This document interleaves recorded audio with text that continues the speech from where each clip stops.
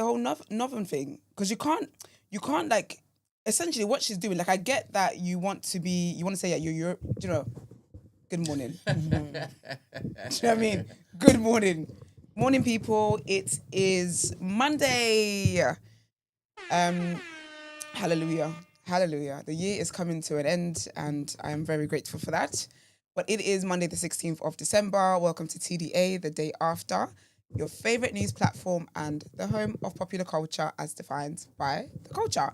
And I am one of your hosts for today. Can you settle yourself? I thought he's trying to find his like. I can just see in the corner of my eye just. Oh, grow adjusting. Grow up, okay. Grow up. I am one of your hosts for today, my own royalty. It's your girl Justine representing the Black Queens in the fitness scene. How you mean? Can we have more energy, please? Especially in that seat. I'm not gonna lie. I don't even have the thought that counts today. Listen, you know that's been my favourite post. Someone said, yeah, Christmas coming up and I don't even have the thought that counts. I've never felt anything more deeply in my life. They call me E-Man, the pro-black activist, TDA producer and news analyst, melanin jam-packed. See, you even have a bit more bass in your voice, man. Respect the chair. Yeah, I think that's... That suits you, man. Yeah. You got vegetation. Because we can't even get used to that, because when Mark gets back, that's not your seat. Imagine, I feel displaced. Well, you'll be just fine, like man. People, so should be used to that. How's everyone's weekends? Yeah, you know, can't complain, man. Love it. Can't complain. Sister. yeah, retweet. Let me just jump in and promote free books, a free book event, and free it's going books to be Christmas held at the Cube. I wanted to do that this year. Why don't you do that this year? As in hold a free book event. No, so go to the Cube. Oh, serious? There are plenty branches, you know. Yeah, I just never got around to it. Next year activity. All right. Well, it's free, and you just have to sign up and get your tickets. And you go there, get some free books, free gift wrapping, cozy hot drinks, courtesy of the Cube, yummy chocolate treats from our friends Tony's Chocolonely. Chocolonely. So childish. A DJ set by Tony Supreme, aka Soul Surge, he's a good and DJ. alcohol-free cocktails from Ecoban's Cocktails. Why do they call it alcohol-free? It's mocktails. I think I've spoken to Ecoban. Well, I don't know if that's his name. I don't know if it's his name. Could be his name. I think it is his name. But he's a very handsome, pleasant young man, and you should be seeing him. I'm not gonna lie. Actually, sorry. That my intrusive thoughts. Don't worry. Continue as you were. Do you know why? Because I did the same thing yesterday. Sorry. Please forgive. That's actually And funny. you're curious now? I'll say after you finish. No, yeah. Now I want you to land. Because you never know what intrusive thought No, was because you know what having. it is? It's rude. So let me just not. It's fine. Yeah. Brent, proceed. And you curious, Emmanuel? Very. why are you trying to tag someone else into your curiosity? Just say you want to know, bro. Do you want me to say it? Well, you've already interrupted me. All right, basically, what I was going to say was when you said he's a very handsome guy, I was going to be like, Brent, I'm not going to lie. After your last description of somebody, I don't know if I believe. Who's the last person Brent said was handsome? No, I said that Sally was handsome. Okay, no, I'm not talking about. I think that's a good. See, that wasn't. I No, but I wasn't good. Sally is handsome though. He is. I know, but I wasn't talking about that. I wasn't talking about okay, Sally. It can't be that. Basically, not the last calm person, down. but basically what I was trying to say is Brent has called someone handsome before. Yeah. Right. And me and you, Esther, we spoke about this. And I was like, Yeah. never mind, man. This is just. Text me who it is though. I need to Do you know. remember recently when we went out, yeah? Yeah. And we were talking about a person that was awkward. Thank you. But I remember, yeah, but I remember... Just one more extra. Yeah, but I remember Brent hyping up. I remember Brent... First of all, don't put the camera on people when they're doing this. You know I'm serious. I remember Brent being a gas man. And I just thought, and then Don't say it out loud there. and I'm on not the this day, I No, just he's thought, definitely handsome. okay, barely. He's Joking. weird. I'm joking. Okay. He's just weird. okay, He's no, definitely it's- handsome. No, I wouldn't. No, I don't. Mm-mm. He's medium fine. He's just a twat. Brent's a bit Drops chilly. him down. Oh, it's chilly now. You know why? It's because of where you're sat. It's because of where you're sat. Can you imagine? You're sat. But don't worry, when Topic of the Day comes out, you're gonna be hot. You're gonna need it, boy. I'm cute. going to be promoting this fantastic motive every single day. Who's this running it? week. Do you know? It is one of our, well, I don't know if she's running it, but it's one of our researchers. Oh, Is it sick. Gin and Gist? Nope. Oh. But she should attend. Because every time I see books, I just always think her. Mm. I'm gonna take the book she gave me on the plane. She gave you a book? Nice. Yeah, remember when she came here? The book about Tamar. Tamar. When I think she said Tamar sounds like a biblical name. it is a bit biblical name, Okay. but it's based. I think it's based on a biblical character, but obviously a bit more, something like that anyway. So I've been saving it for my travels. Beautiful, beautiful, beautiful. Gina, have you finished The Day of the Jackal? Have you finished Lioness? What we saying? Lioness, for me, I'm sorry, my website ain't. It's not really happening. It's So still you- on episode 8. I've tried. I've literally refreshed. I've done everything to try and Why get new. didn't you ask me for the hookup? Because you don't stream, you download. I can basically put it on Dropbox and send you the link. You Oh can my just gosh. click. Sorry, can you? Play. All of this is Can you do hypothetical, me- by the way. Can you do me episode 8 and 9? I mean, 9 and 10. Thank you. Yeah. But finish Day of the Jackal. Ending wasn't what I expected. Wasn't it? Spoiler alert! Spoiler alert! Spoiler alert! Because I'm gonna. Sorry. Spoiler alert! It's a trigger warning. What we're gonna do? Close that is. Is it a big spoiler? Yeah. Do you not go for it? What show is this? The Actually, Day don't tell me of what the- show. No, don't tell me what show. I didn't If I watch think it, I'm my girl. I surprised. didn't think he was gonna kill off my girl. I'm not gonna lie. Oh, okay. 100%. I Well, didn't. And did you see that? if the season's going to continue, which I think based It on is. It how has everybody basically started talking about it, I Yeah. think they would have said, yeah, season 2, you need to keep him alive, innit? No, but I didn't think he was gonna kill off her though. Well, if he was able to just escape willy-nilly, then it spoke to the lack of credibility of her skill set. No, So but someone needed to die. I know. I just didn't. Do you know what it was as well? Especially where like the last time she was home with her family, it's like her daughter really didn't want her to go and all that. Do you know what I mean? I just thought, rah, that's how it goes, isn't it? Well, good punishment, I guess. There, to be fair. Yeah, with a pump fake. Also,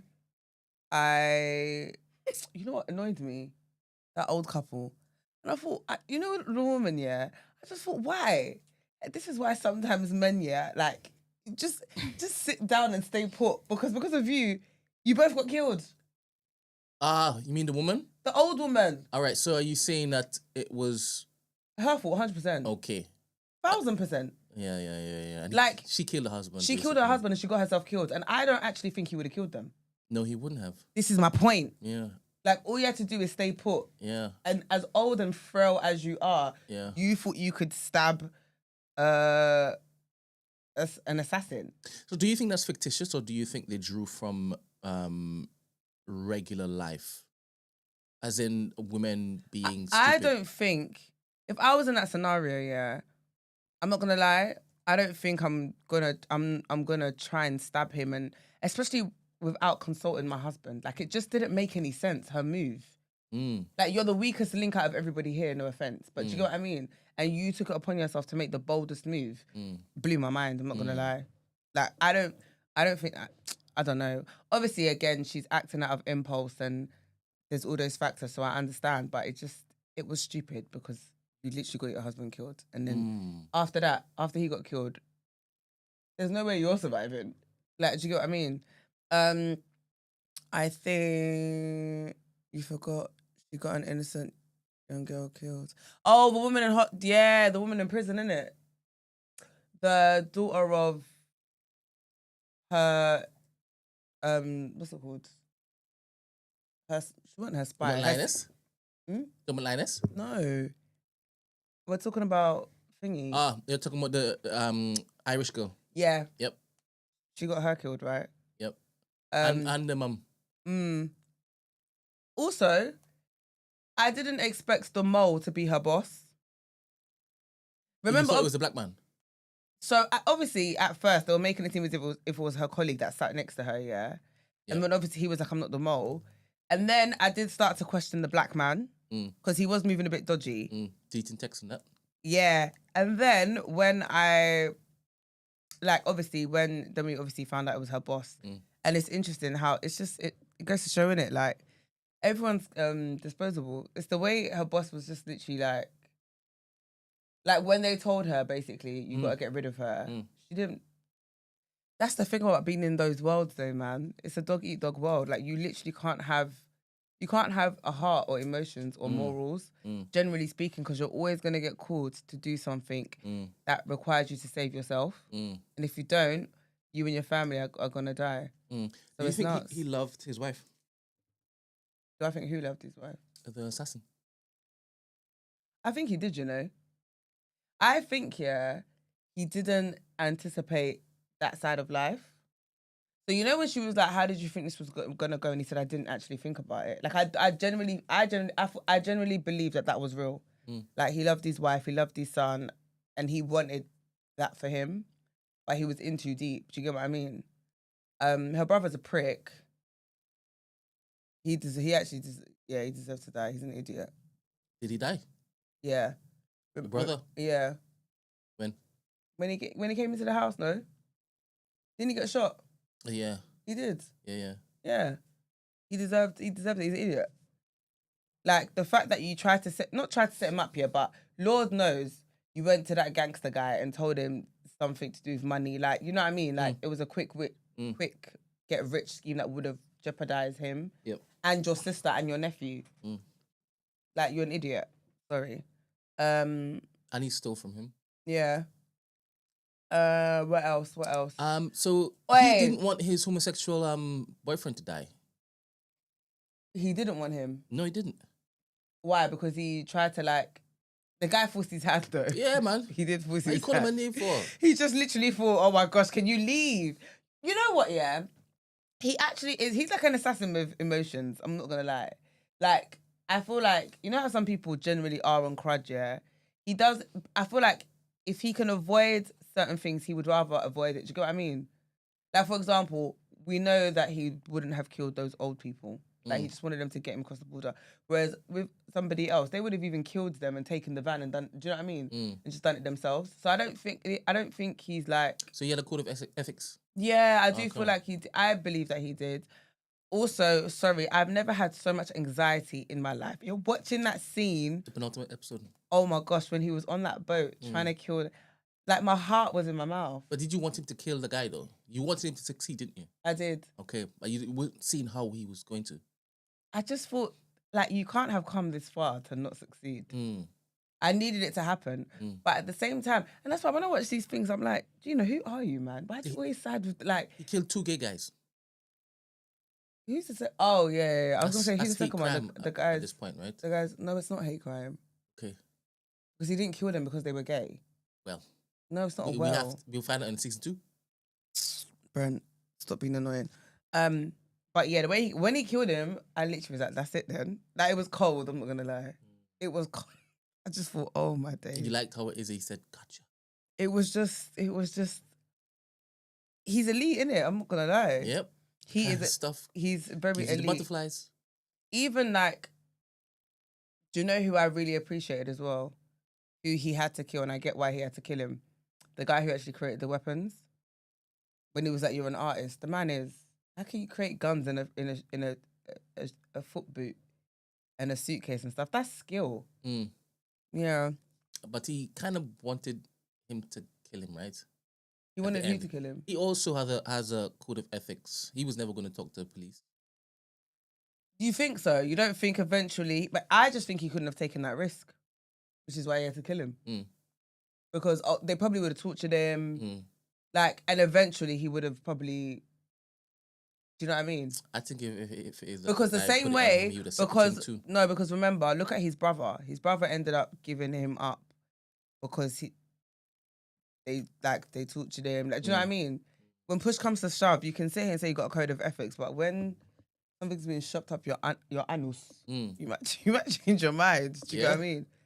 So I think he just couldn't take that risk of him eventually squealing. That's why he shot him. Also, when he killed that stupid man that he was sleeping in his barn. You know when he got away from them? Yeah. And he fell asleep, like he woke up in that man's Yeah. barn. He deserved it though. Yeah. How you gonna shove food, like treat me like an animal? Are you alright? Nah, that was rude. Been a while since he had a plaything. Nah, literally, that was rude. I thought, yeah, you deserve it. But the wife leaving, after she basically forced him to look after her mistakes, her brother's mistakes. That was unfair for her to leave, no? Do you know what I think it is? I think what I didn't understand is I didn't get what she wanted. And I say that because... It's true to life, no? Yeah, like I get, obviously the thing is, yeah, because I was gonna ask Esther this question. As in, women don't normally know what they want; they just think in real time, and then just whatever happens I was gonna is tomorrow's problem. No, I was more talking to the point where shut up. Don't be annoying. So Emmanuel, you've been quiet this whole time, and now you found a voice. I was just listening. I'm spicing up for the topic of the day. Wait, Life of Bodge, the fact that he said he was actually bi because they were gay for a mission is crazy. Listen, when I said to Brent, yeah, I couldn't believe it. He loved that man's mom, that bro. scene rattled me. I just said, wait, is this the you thought he was extreme just gonna length kill you him will go? before he I thought he was going to kill him. But he's like, When he went that far, I said, no. He literally became a gay for a mission. I said, crazy. that love is different, bro. Absolutely crazy. But I was about to say something. Oh, the girl. Do you know what I found interesting? The reason why I say that is because, yeah, when you... You know when you find out something about someone, yeah, it doesn't automatically mean you don't love them anymore. Do you get what I mean? So I understand her conflict, right? So she's not dumb. She knew he was lying. From time she went into that special room in their house and saw all them guns and the different masks and stuff. Like, I think that should have told you who he was. When you opened the door, you saw bare different passports. Like, your man's an assassin. Like, it was obvious what he did for... I think it was quite obvious. But at this point, are you leaving though, Gina? No, but that's what I'm saying. And you can't ask me because, you know, Yeah, you like I'm people damaged. to protect you. I'm damaged. So. Yeah, you always draw for that, but you know it's not about you being damaged. No, because just ultimately, like no, it's not that. Shut up. Just stick by your man, innit? But this is my man and I'm going to stick God beside bless you. him. But I think even when she had that moment, like say it out loud, that intense moment, yeah, which I thought was a really sick scene, yeah, but then when she walked away and was like, now we're getting somewhere, I just thought, okay, like, where's this going? Like, where is it actually going? And even with her saying, oh, like, you know, when he would be like, oh, there's one more job, and she'd be like, oh, and get all emotional, I thought, make it make sense though. Like, you can't expect, I guess, for me, it wouldn't be realistic for me to expect you to completely, like, because I found out now in this moment you're done. Do you understand what I mean? What's the difference between what he was doing in the army and what he was bloody doing for more money? Exactly. The difference is, yeah, I guess it's...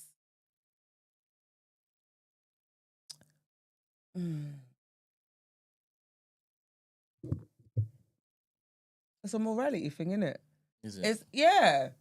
Because it's like, one will be classed as legal for the Queen's peace, isn't it? Isn't that what they say? Yeah, it's crazy how he's just following orders. Take out that person. But that's what I'm saying. It's the one. It's like basic army wage as but well. it's like selling drugs in one country, like over here where weed is illegal, but if you go to LA, it's legal. Do you know what I mean? It's the same thing. No, let me not even use that. Not even selling, but consumption. Yeah, like over here, smoking weed is illegal. Go to Amsterdam or go to LA, it's legal. It's the same thing. But the moral quandary is what I'm talking about. No, but that's what I'm saying. Charlie. Yeah, I don't know if it is people are not going to sleep at night because they aren't able to basically sell weed legally. When your husband's used to killing people, and for cheap. Cheap? Yeah, as in the army, you're getting big boy wage. You're laughing at something else. All right. Yeah, I know. So, Gina, who are you? Why do you always side with answer sandals? No, she was like this before sandals. Believe me. All right. Move on to the headlines. Wait, sorry. Last thing, Black Doves. Ooh. Yeah, I've been on a binging spree, boy. There's more gay in there too. Yeah, there is. Mm. Sam. But that's your favorite guy? I'm not gonna lie, he actually was my favorite character though. I actually really liked Sam. I did. And he had a code. But look what the code did to him though. But you know what I found was mad? Because his dad kept telling him that in this business there's a code, but he killed his dad. Yeah. That's what I didn't understand. You killed your dad, but then you didn't kill that little boy. And he didn't even blink, you know? No, literally. And to be honest, we didn't see know that how was his dad his until father later. treated him. Oh, raised him. Yeah, that might have been all right then. Fair enough. This is what I need. Fair. But you said that you enjoyed the affair. No, I you never. Said love, go where the love is. See, this is what annoys me. I'm just trying to remind you. No, because that's not what I said. All right, fair. Go on. You know, I didn't say that, you idiot. I thought the affair was not stupid, but I just thought, right, you're really riding hard for this affair, you know? Like, to the point where you're, like, to me, you're like, what's the word?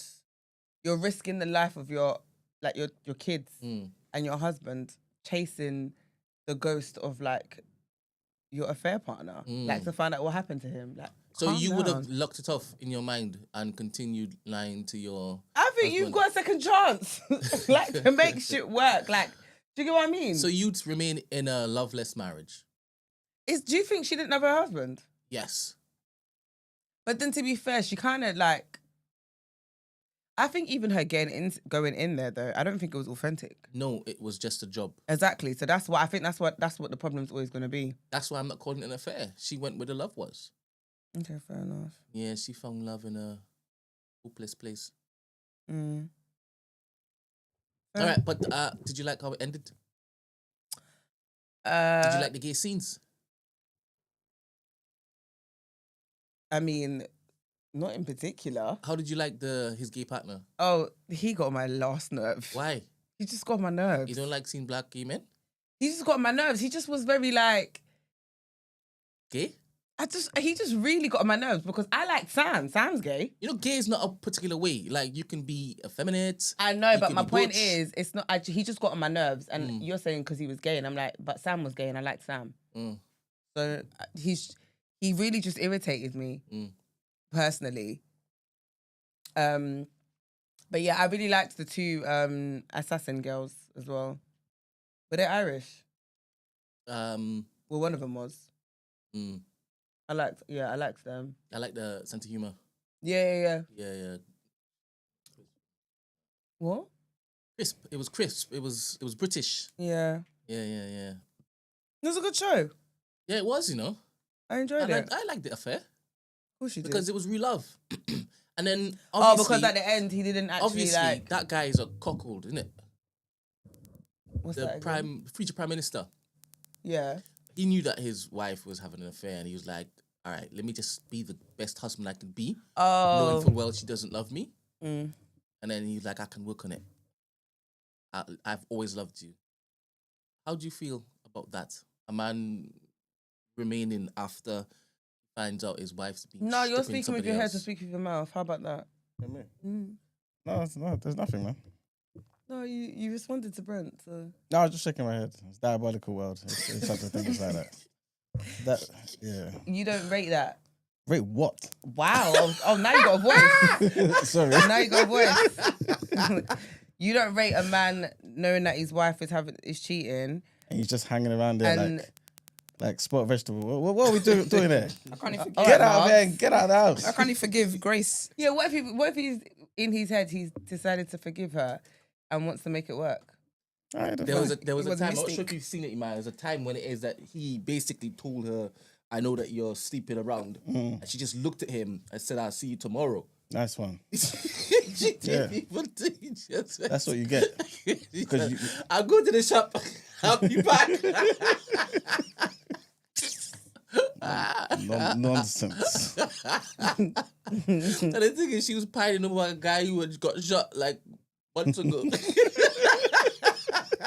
It was. She reminded me of was it Jida? What? Tupac. Yeah. Can you imagine? Crazy, man. It was annoying though. Like I did think, why do you like like the scene, like the scene where they killed the Clarks, and she was just like, "What makes you think you can get away?" And she was just all over. Ooh, that scene. Yeah, that was powerful, wasn't it? I know, but I just It's about revenge. yeah, but I just thought you are about to open the biggest can of worms, over someone who's like, it was really frustrated me. Because I think she didn't think that she was deserving of love and also would find love. And she did. And it was just stolen from her. And remember, she's a big boy assassin. Yeah, but the crazy she's thing like, how is, dare you? but remember, she was also This is what's happened to but me. she was a job for him as well, though. Yes. But she didn't know that until the end. Would you do that, Gina? What? If you were a spy and you fell in love with a man, let's just say it was me, after a while, like, would you basically tell me your secret? I think so, yeah. Oh, I'll tell you mine. I would. I would. Especially if, do you know what? Especially if I loved you and my job would, because ultimately my job puts your life at risk. Do you get what I mean? Yeah. So I think I'd have to tell you. Yeah, man, I agree, man. But it was a good show. Yeah, I liked it. Nothing, no, but... But that You know what that scene black guy killed me? really wanted that Willie, you know. Like he had a whole daughter he had to look after, Emmanuel. I know. And he knew just before he left and became a father, right, to this girl out of nowhere. that his ex was... Brother, he nearly got killed. No, but that, you know when I just laughed, yeah? I just remembered that scene and that gave me the ick. Him hiding behind and just close your eyes. He's like, okay. And he keeping. Next thing you know, the guy's back and he's at his door. Killed like, me. You're not coming in. And then when he's close the door, he's like, Oh, gosh. It's diabolical, man. only for him to send a message saying, I miss you. I want Willie.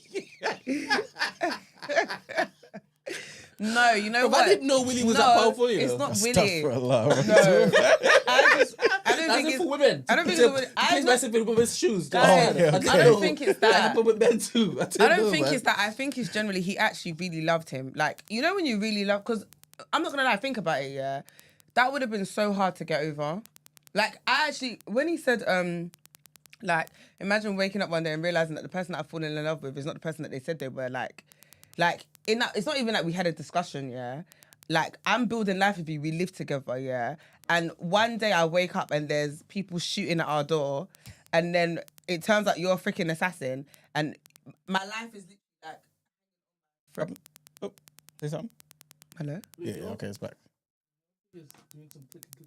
Yeah. Oh, my life is hanging. Pull out your Yeah, put it on, episode there and put it put it back in, please.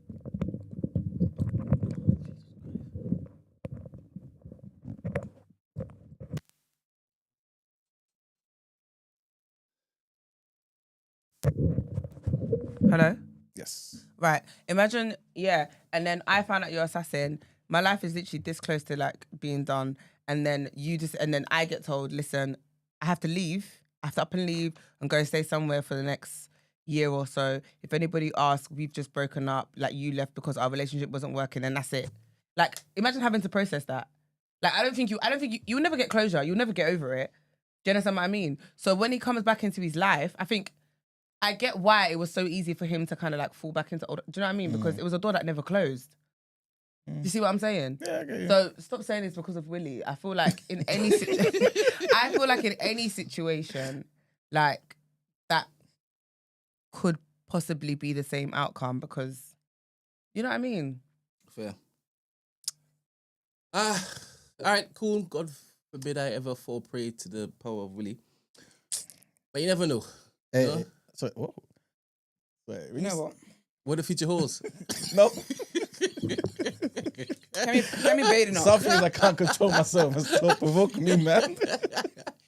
Can we bait it knock? Yeah. So,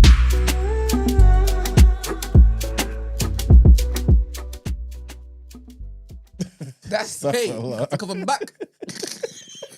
that's what you thought was a great way to end What that have you segment. learned about Kemi? Because she's been stirring up Good. whole She nest. should. She deserves to be cooked.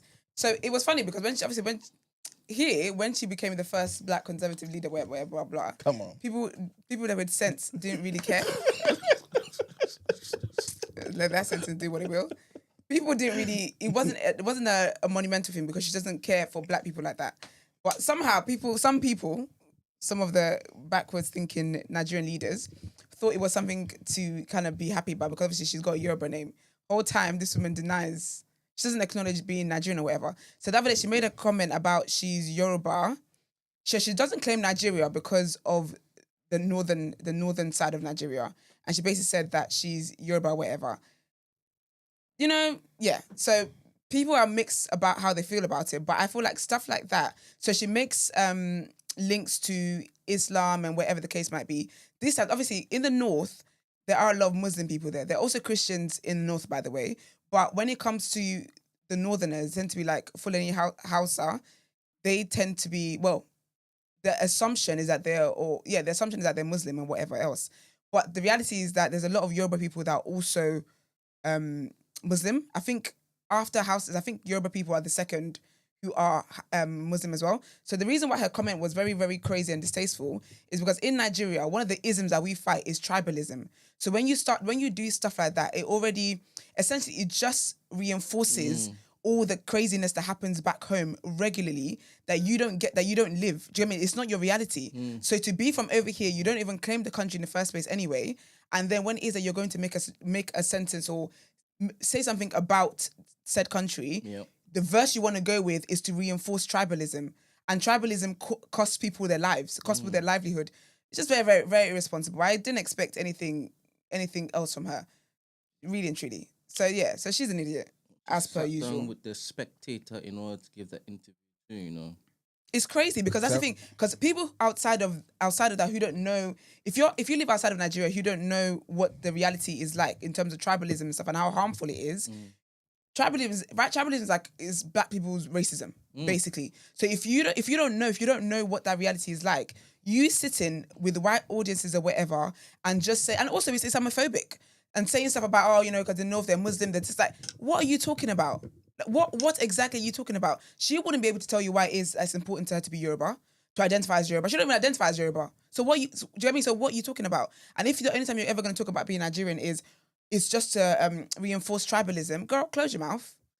Then again, all them leaders that was talking about, one of our own, serves them right. Because look what you did. You know what? I'm trying to like her. I want to find the quote. Because I feel, I have to defend her. Yeah, because she said the word Yoruba. It's not because of that, It's because... And she's conservative. What she's saying is a fact, right? There's so many different ethnic groups in Nigeria. We don't share the same values, ethics, names, languages, mores, folkways as all these other people. We don't.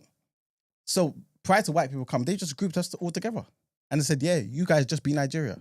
And she's saying, wait a minute, we beef with the guys in the North all the time. All the time, based on tribes. Yet you want me to identify as a country or a citizen of a country that they do as well. We've got nothing in common. It's the same as, look at the people in Scotland. Every now and again, somebody will come out and talking about, we want a referendum. Why? Because they want to separate from the rest of Britain. They're Scottish, but they identify more as being Scottish than being British. That's all she's saying. Kemi's thing is not rooted in historical anything, because this woman, again, but for her name, no one would know that she's of Nigerian descent. She doesn't care for Nigeria. She made that clear. I can't remember what it was that she said a couple of weeks ago about Nigeria or something like that, but she made that very clear. So her stance, I feel like you're giving her way too much benefit of the doubt, but her stance is not one of taking in what the history is, because what's the significance of that? Okay, yes, there's a northern part. You don't want to identify with Nigeria because of just the northern part. Why just the northern part? Because if anything as well, there's Biafrans, no? Yep. And they also, some of them want to be separated as well from Nigeria as a whole. So why is it just the northern part? And again, when you then bring up that and you bring up religion, sometimes it's about, you need to know who your audience is. You're speaking in a country that is Islamophobic. You're speaking in a country that, do you mean you're speaking in a country with Islamophobia, and then you say that, and then you don't think that they're not going to understand the history you're talking about. What they're going to hear is, that's that's the area you feel that's the region that you feel like the Muslims reside, and whatever personal beef you might have with that. At the end of the day, yes, you might say that okay, yeah, we don't all have these things in common, but what we do have in common is being Nigerian. What we do have in common is the struggle, then is the inflation of the entire country. What we do have in common is the poverty of the whole country. So you can't see it. You can't say that because you want to be separate we don't get on with Northerners, that you put all the Northerners in the same group. That doesn't make sense. We had the last president was from the north. Yeah. So what are you talking about then? But imagine all the time that we've been talking about the issues with Nigeria. A lot of the time is because we then say, look at Buhari. He's Fulani. So a lot of us feel like he was one of the people, just like many of the other presidents before him, who showed favoritism to his own tribe. This is the reason why they like to vote for certain people who are part of their tribe, because you feel like you're going to get some sort of favoritism. Things be a bit better for your particular tribe. You know what I'm saying? But that tribe does that though. The reason why the last election was horrible, was ridiculously horrible, was because the older people, again, who have the same tribalistic mindset as her, that's very, very harmful, ended up voting Tinubu in because they felt like, oh, he's a Yoruba man, he will do well for us. He was the governor of Lagos State, and essentially, and basically favored Lagos State or whatever it was. So the people thought that, okay, yeah, if we make him the president of the whole country, then that would help us. Again, all of this ignorant is an ignorant thing to say, and it's still rooted in tribalism. Because outside of you saying you don't get on with these people, your people, your president or the current sitting president is from the same tribe that you're at, and he's been branded and he's been renamed and nicknamed T-Pain because of all the nonsense. It was so funny because T-Pain was trending, and then T-Pain in America thought it was him talking about, oh, I'm coming to Nigeria soon. He said, that's you. We're talking about the man that's causing us pain. Do you get me? So she can't sit down and try and have a high sit on a pedestal talking about these people, when your people do the same thing. People are doing worse. I get that, but it's just like us when we've spoken about it. And I hear what you're saying, because obviously I'm assuming that you're basically saying she's not saying it from the same place as us. She's not, because she didn't claim Nigeria 2 weeks ago. No, but she was basically criticizing Nigeria as a whole, right? And we've done it and we'll do it again tomorrow. But I hear what you're saying, because obviously you're seeing it as, well, this woman is just someone whose allegiance is to the UK and not necessarily Nigeria. Yeah. But I'm just taking what she's saying on what she's saying, based on the words she's saying. Let me read it out for the people who don't know, right? She said, I find it interesting that everybody defines me as being Nigerian. I identify less with the country than with my specific ethnicity, Yoruba. I have nothing in common with the people from the north of the country, the Boko Haram, where Islamism is. Right? Being Yoruba is my true identity. I refuse to be lumped with northern people of Nigeria, who are our ethnic enemies, all in the name of being called a Nigerian. Everything she said there is a 100% fact. That's got nothing to do with the white people coming and making Nigeria and putting us all together and everything. That is Islamophobia, and that is tribalism. No, but she It's Islamism. Yeah. So she's basically saying anything to do with Islam. No, she's not saying that. That's not fair. She's talking about extremism. That's why she spoke about Boko Haram. But don't you think that's dangerous? Half of Yoruba people are Muslims. Did she say, you just read it just now, did she say Islamism? Yeah. Did she say extreme Islamism? She said the Boko Haram, where Islamism is. She's specifically talking about Boko Haram. Read it again. Did she say Boko Haram after, or was it before? Where? So she said read before. the whole thing she said. All right, she said, I find it interesting that everybody defines me as being Nigerian. I identify less with the country than with a specific ethnicity. I have nothing in common with the people from the north of the country, the Boko Haram, where Islamism is. Being Yoruba is my true identity. I refuse to be lumped with northern people of Nigeria, who were our ethnic enemies, all in the name of being called a Nigerian. They were our ethnic enemies. We had wars with them. Thanks for clarifying that. Do you think she could have just said Boko Haram? Yes. She could have said that. She was very specific. She knew what Islamism Yeah. is now. And remember, she sat with the Spectator. Yes. And you notice that particular publication, that outlet, is crazy Islamophobic and any phobic, right? Okay. All the isms. So her saying Islamism as opposed to just leaving it as Boko Haram, because remember, she chooses her words very, very carefully. She can speak for herself. She's an intelligent woman. She speaks to whatever she wants to communicate. So she could have been very specific. What do we define as Islamism first? So that we see what it is. In my mind, anything to do with Islam. Yeah. Islam any practicing Muslim. Tell us what ChatGPT says. Islamism? Yeah. So that we can operate off from a you know place what where she's we've got done, yeah? a commonality. What she's done is the same as when Western people assume that anyone that's Muslim is a terrorist. I hear what you're Because saying, she could have but said Boko. She's a smart, intelligent woman. You can't give certain people. You can't give them the benefit of the doubt. She knows exactly what she's doing. She could have just said we're Boko Haram, and that's it. But you said Boko Haram in Islamism. People who are Muslim see them as extremists. Boko Haram kill Muslims, because they feel like you're not on the same extreme that we're at. Have you got it, Brent? I've got it. Islamism refers to a range of political ideologies that seek to implement Islamic principles in governance and public life. that's what's happening in the north by force under Boko Haram. That's what's happening. Yeah, but you know, like just said by force now. But yes, by force. What this is? Are you saying it's innately negative? and oppressive? I'm saying that she's added that part with the Boko Haram by being specific about Boko Haram. All right, so you're saying it's Boko Haram Islamism. That's what she's saying. So as in not the type of Islamism that I'm a fan of. It's the type. Brent, I'm not saying that she's a fan or not a fan of it. The reality is probably in a family there is loads of Muslims there. Every Yoruba person has Muslims in their family. Half of our population is Muslim, right? She's been specific saying Boko Haram. They are forcing people. They are taking people's children. They've bombed up people. They've gone into churches and killed people. It's a fact. Including Muslims, by the way. Including Muslims, yeah, 100%. But that's because they're forcing people to adopt the extreme Islam that they are pushing. Yes, this is what they're doing. Yeah, but when you then say the North and then you bring in Boko Haram, you make it seem as though the entire North is made of people from of Boko Haram. That's harmful. But that's what I'm saying is that you need to know your audience. You know the audience you're speaking to. You know that you're speaking to people who are for the most part Islamophobic. You need to be intentional about how you choose your words. I understand that historically there is friction between between Yorubas and between Northerners or whatever the case might. I understand that, but she don't strike me as someone who's been there recently to see what's going on, boots on ground. She don't strike me as someone who's cared enough to even see what that relationship looks like now. To be honest, she doesn't strike me as that. People who are Yoruba, people who are Igbo, voted Buhari in. Yeah. They voted this northerner in. So when she makes this ignorant statement in such a flippant way, all that does is it reinforces tribalism, and it's just very harmful.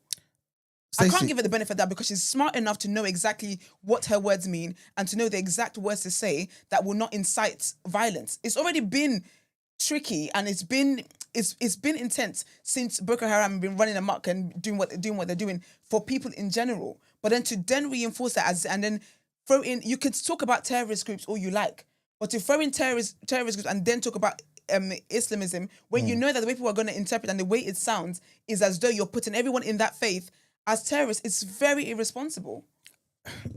I think it's because of who it is. So I guess I don't think so. I promise you, I have the same conversations with white people, black people who just assume that all Muslim people are terrorists. I have the same conversations with people my age or older, older generation or whatever, who have tribalistic views. It's not about the fact that it's Kemi Badenoch. It's the fact that it's a harmful conversation to have. It's not the fact that she's the messenger, because at the root of what it is that she said, the issue of what she said is not that it came from her mouth. It's that what you're saying is that it's Islamophobic and it's tribalistic. That's the problem. So it's not the messenger at all. People aren't just finding, when you say it's the messenger, it's as though like people are just finding something to hate on. There is something there to blatantly hate on. She's giving us something to hate on. All right. I know with regards to Nigeria, right, and Yoruba people, on a lot of things, me and you agree, right? So I'm seeing it as cool. I think it's partly because of who she is, and because we know the type of person, the certain things the type of things she said, over the years and whatnot. People in the chat, for example, firstly, call up, yeah. Secondly, saying I'm being contradictory here, trying to bring black people together, but in the same breath agreeing with Kemi, who was using her platform to stoke Islamophobia and tribalism. I'm very confused. You shouldn't be confused. Just do a tiny bit of research about the interaction between Fula people and Yoruba people. Go back to the late 1900s and you understand where there's no bringing people together. Just as recent as a couple of years ago, we were talking about Fulani herdsmen going into Nigeria, raping our women, stealing the land. What are we talking about here? People are talking about stuff they don't know. This is basically what's happening. So I'm not talking about Esther because obviously we spoke about this on the show many times, right? We're on the same page. I'm just talking about what people are assuming Kemi's saying, and they don't have the back knowledge, right? Nigeria didn't exist 200 years ago. There's 250 different ethnic groups. We're all different ways of life, different belief systems, different traditions. Everything is different. Can we get along? Sometimes we do. Personally, I've said this many times, man. Just like I'm pretty sure a lot of the Igbo people in the chat or just in the world who are listening, who are not listening, a lot of them want to have Biafra and be alone. Because they feel as though Igbo people don't get a fair shake in Nigeria. We've never had an Igbo president, for example. They feel like that's on point, right? Okay, what's this? This is crazy.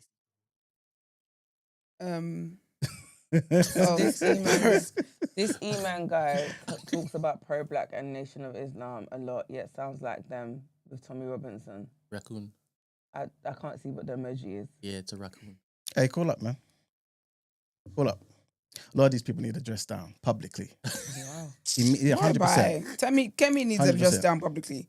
As a matter of fact, you and Kemi need to dress down publicly. No, because to me, it coming from a place that makes sense. Again, if not for white people, there would be no Nigeria. Why do I have to identify something that they have given me a label of? I don't have nothing in common with these people. We've tried to make it work since 1960. If it's going to work, let's stay together. If it's not going to work, let's split up. We've got people right now talking about Oduduwa Nation, that we should separate. Let's Yoruba people be by ourselves. Kemi's echoing the same sort of sentiments. I get that she might have, she could have maybe articulated it a bit better. It seemed like, okay, maybe she was trying to take a jab at Islam, whatever it may be, right? Is it me that's clicking? I get that. You're having people who've never commented in the chat. Just come alive. Yeah. Call up, man. Okay, let's have the conversation. Good morning, Chijoke. Morning, guys. Good morning, man. How are you? Morning. Yeah, not too bad. I think Eman, I understand what you're trying to say, but I think you're trying to spin a positive on what she said negatively about Nigeria in general. Okay. Because I don't think I've ever heard her say anything positive regarding Yoruba land until recently. Okay. This is a person that came and basically said her short time in Lagos was horrible. Mm. So I'm trying to see how you can possibly then spin it so that she can look good based on this one particular statement. She's never said anything positive about Nigeria. Any part. Okay, so watch this, yeah? If I said everything that she said, would you agree with me? In what particular sense? Everything that she said. If it came from my mouth and not Kemi's, would you see it as different? Would you take it as different? I'll call you tribalistic. Yeah, I would say no, but I would say if you said that, it was dangerous to specifically talk about people from the north. Bearing in mind, there's not just one tribe in the north. I've got family in the north who unfortunately have had to, be very careful about what they say and what they speak about. Yeah, but we both know. We know this is not accurate. Again, I've said this many times before. Nigeria is made up of about 250 plus different ethnic groups. But people typically speak about 3 or 4 ethnic groups in all of Nigeria when they're generalizing. They say the Yoruba people, they say the Hausa people, they say the Igbo people. When she's talking about the North, right? Typically, she's not talking, at least I think anyway, she's not talking about the other groups. She's talking about those who make up the majority in terms of the Fuller and the Hausa people.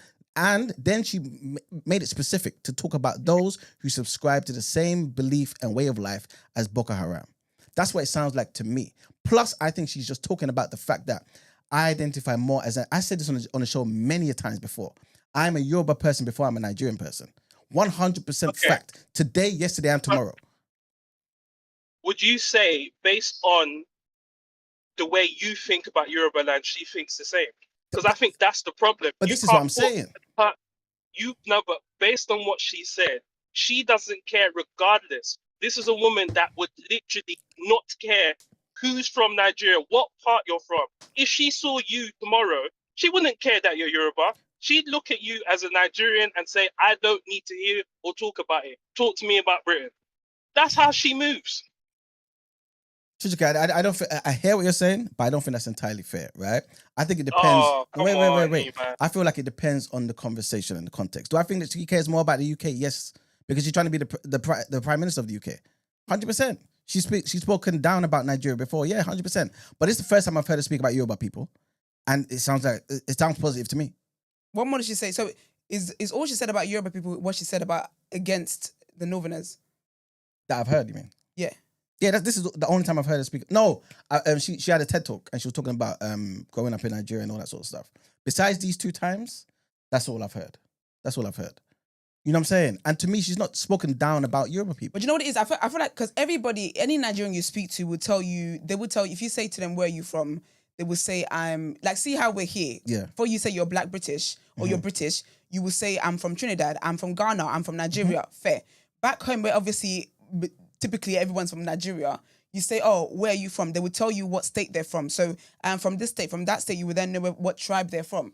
That's absolutely fair. Like, there's nothing wrong with her wanting to be Yoruba before she's Nigerian. There's nothing wrong with that. Yeah. The issue is when, though, you say you're Yoruba before you're Nigerian, and the reasons why you say you're Yoruba before you're Nigerian is then to give Islamophobic and then be doing up tribalism. That's the issue there. You're essential, and that's why I say that I don't think this benefit of the doubt, she doesn't deserve it, because I don't believe she knows the history in the way that, let's say, even you would know, because it's not coming. The reason is not because, well, you know, they said the colonizers came and they're the ones who put us together, and this is blah blah blah, and this is why they want to separate. And this it's not It's not a productive conversation. It's based off that mindset that has come from back previous generations of tribalism, of we're against each other, when really the reality back home is that people are actually, all these different tribes are working together to create a better Nigeria. That is true. So when you are not even you don't even live there, you're not going through the struggles that they're going through, and you're on the opposite side in your comfort society, in your comfortable society, saying, oh yeah, we're all separate. But then the people back home are like, actually, what are you talking about? We're trying to this is what we've spent so much fighting against this whole separatism for us to come together so we can actually be productive with our country. It is very, very problematic. When it was NSAS, it wasn't NSAS Yoruba, NSAS Igbo, NSAS Hausa. It wasn't that. When it is that these protests are happening, it's everybody coming together, regardless of their differences. So people back home are being intentional about coming together, regardless of our differences, regardless of the difference in our cultures, our languages, whatever the case, religion even. Let's come together so that the bigger picture here of having a better Nigeria, then we know what we're doing after that. And then you're sitting here, you don't claim the country anyway, and then the one time you do, you're basically trying to cause division that people back home are working and have died to sort out. It's very ignorant and it's crazy. Okay, so I feel as though, again, right, it's because of who it's coming from, because of the fact that we've heard her in different settings. So we kind of feel like, okay, cool, this is not coming from a positive place. So I hear that. No, but I promise you, if you said the same thing, I would have the exact same response to it, because all the points I'm making are not, they're not to Kemi specifically. Yeah. It's about what Kemi said. Okay. So anybody that says the same thing that Kemi had said, regardless of whether it was my mum, whether it was my auntie, my uncle, whatever the case is, I am telling them the exact same thing. That what you're saying is Islamophobic, and what you're saying continues to cause division, and it's tribalism. And tribalism is dangerous. So it's not the messenger. Issue, is it more okay? So let's just say I said the same thing, but I took out Islamism. Mm-hmm. Would that be an issue, or would you still say it's the tribalism thing? If you say you have an issue with, I don't see how you can have an issue with Northerners just because of Boko Haram. Okay. Because Northerners have an issue with their region because of Boko Haram. Because Boko Haram are in there terrorizing the natives of Northern land. 100%. So I will question that still. But the reality is, it's kind of like, this might not be the exact same situation, but it's just like people who are pro-Palestine. They have an issue with Israel, right? Mm-hmm. And they know that there's certain pro-Israel people, or just Israelis, I should say, who support the plight, or at least have some empathy for Palestinians. So they're not necessarily talk about them, but there's enough people who are on the pro-Israel side that is causing the Palestinians a lot of heartache and pain, right? So that's what they will be referring to. I've said many times on the show before, especially, let's just say, probably 2 years ago, at the height of the whole issues between the Fuller herdsmen, I should say, and Yoruba people. And I've said many times, I support Oduwa Nation. If it is that Yoruba people want to separate, let's separate. Biafra people want to separate, let them separate. If Yoruba people and Biafra want to do a whole southern Nigeria, Obviously, I know there's more tribes down in the south, but obviously, again, I'm just generalizing here. But if we wanted to do a North and South Nigeria and it's going to work for us, let's do that, because there's certain things that we just don't see we just don't see the world in the same way. So Islam aside, the fact is they are different tribes that have completely different ways of life. Completely different. So whenever we have certain laws, whenever we're trying to campaign for certain things, whenever we're trying to push certain political reform in particular areas, we have to consider everyone's opinion, and that's not a bad thing. But it becomes a bad thing when it's 250 different opinions. How do we make everyone move together in one direction? Well, it's hard to do. Don't get me wrong. I understand what you're saying about because I remember one time I was watching what's the former governor of Lagos? Is it Fashola? Yeah. I remember watching him one time, and he was basically talking about the same thing you just said. Yeah. It's time that we put the tribalism aside and let's see ourselves as Nigeria first, X, Y, Z. I understand where you come from, because at the end of the day, since 1960, we've been one. If we keep going back and forth, we're going to have issues and we ain't going to get to where we need to get to. I fully get it. But sometimes when you're sitting there and then next thing you know is on the news, there's full of people coming down and they're taking people's land. The police ain't doing nothing. The president ain't saying nothing because he's full of too. Then you start to think, wait, what's going on here? Just like the Igbo people said, wait a minute, what's going on here? People are criticizing our people. They're coming here, they're doing this, that, and the third. I understand why you would want to leave. And so even if she's not even talking about cessation and trying to leave now, she's basically saying, I'll be honest with you, I identify as Yoruba people, a Yoruba person first. And that's how I see it. Yeah. You know what I'm saying? And again, she could have chosen her words better, not mention the whole Islamism thing. I get it. But to me, I was just taking her words as what it is. She's a Yoruba first, and Nigeria is a failed state. I identify more as Yoruba. It's just crazy because tribalism is exactly why Tinubu ended up being in there, because the better candidate to be president of Nigeria was definitely Peter Obi. But then here we are, because he's Igbo, here we are, there's people trying to do tribalism and think, I'm going to vote for the Yoruba man, I'm going to vote for the Yoruba man. And now the Yoruba man is fainting every other day. You don't even know if he's alive or not. Absolutely spending money all sorts, made his children and his sons-in-laws and whatever, give them all positions in the political thing, because again of this mindset of, he's my tribe, he's gonna go there and do this, and that's not the problem. Like, I'm not against the idea of separation. I can understand why they want to separate. I can understand why the Biafrans want to separate. I understand that, and again, there is a lot of different tribes face different things at home. I understand that. But I think that it speaks. I think we spoke about this last week, where I said how people the word I hate so much, in diaspora, feeling like they know better than people that are back home. People back home right now are all banding together regardless of their tribe. They've seen so much, been through so much. Prior to NSAS has definitely shifted the air. They've been through so much, and their focus right now is coming together on how it is in Nigeria. We can sort this out, and then we can do everything that we need to do afterwards. We can absolutely do that. Right now, it's not like that's the plan. That's the way they're moving. But then someone who isn't boots on ground, who said the last time she went there, it was miserable for her. You're not experiencing the daily life. You don't understand what the reality looks like for people. How bad the situation is for people right there. And you sit here from your comfy place, and what you're doing is perpetuating Islamophobia that the West already feeds into. Is dangerous. As a party leader, it is dangerous. And there's absolutely nothing wrong. I'm Yoruba before I'm Nigerian. Yoruba is literally my personality. There's nothing wrong with that. However, if my only reason for saying that I'm Yoruba before I'm anything else is because I don't like Igbo people, I don't like the Northerners, I don't like all of that stuff, that is harmful and that is bad, because that is what has caused a lot. That's what's contributed to a lot of problems that we have today. And we can't move forward with such a mindset. My thing is, you can't have denied your country for so long, and then the first time, the one of two times you open your mouth is to cause harm. That's terrible. That is terrible. I hear what you're saying. Demi says, based on this view, does Iman consider himself a Pan-Africanist? Not criticizing, just curious. 100% I am. 100%, but I don't believe that we should be forced together because of white people. People, again, you guys need to know the history. Go back to 1884, 1885, when white people came together and said, let's divvy up Africa into these particular partitions. I'm going to take this, you guys take that. I take this part and you guys take this. They went back there and they scattered everything. They put people together who didn't want to be together. Not necessarily because there was beef between them, but just because they are separate. that's it, because they're separate. They have different ways of life, different languages. The way they name their children is different. The way they get married is different. The way they bury the dead is different. Every single thing is different.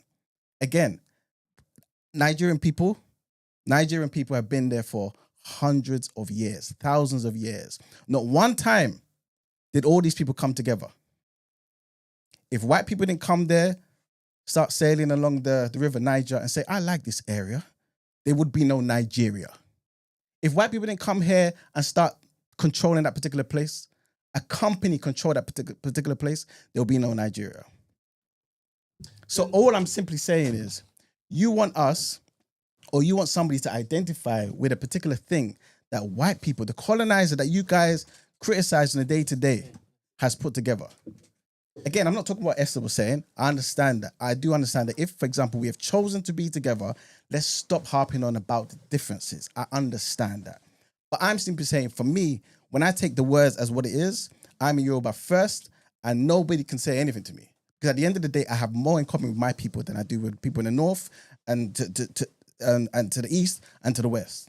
Yes, no, Yoruba people were in the west, but you get what I'm trying to say. You get what I'm trying to say. Good morning, Christy. Morning. BOE, made Christy arise before the topic of the day. No, she needs to save her voice from her slumber. Listen, the thing is, I love this is where me and this is where me and Iman have a point of contention all the flipping time, because to say that this woman is now all of a sudden a representative of being Yoruba is actually laughable. It's so laughable that you would actually, because she said Yoruba, you're jumping for joy right now, and I don't know why. You yourself have said this is the first time she said it that you've heard her say this. So if this is her first time, why has she? If she's so pro Yoruba, why has she not said this before? Why has she not come up with these kind of conversations before? And if she's so pro Yoruba and I'm Yoruba first, she didn't even marry a Yoruba man. Please, she don't give a heck. She don't care. So to me, it's very disingenuous for her to come on this on such a big platform again, purporting that she's some type of savior for Yoruba people now all of a sudden. And the same history, Iman, that you're talking about, 100% agree. The same history you're talking about, yes, but the same history that you're talking about, she will champion and say the colonizers saved Nigeria. So what are you talking about? She would even say the colonizers made Nigeria a thing. She's called it such derogatory names and all this stuff. The same colonizers that you're speaking of that brought everybody together, she's championing them. What are you talking about? The way that for example, the way that the Malians, Senegal, I've been sending you stuff. All those French Africans are even divesting from French imperialism. Do you think she would even want Nigeria to divest from Britain? Do you think that? But Christy, she would not. She would be champion British. She would be champion British to continue what they're doing in Nigeria, to have a stronghold. So to say that, because I'm Yoruba, she mentioned it on a whim, because it purports her agenda. It's really disingenuous, and that's what I don't like, is the disingenuous in her statement. And then she'll bring people to be like, oh yeah, let's champion everyone online championing what she's saying. This time she doesn't even represent being Yoruba at all.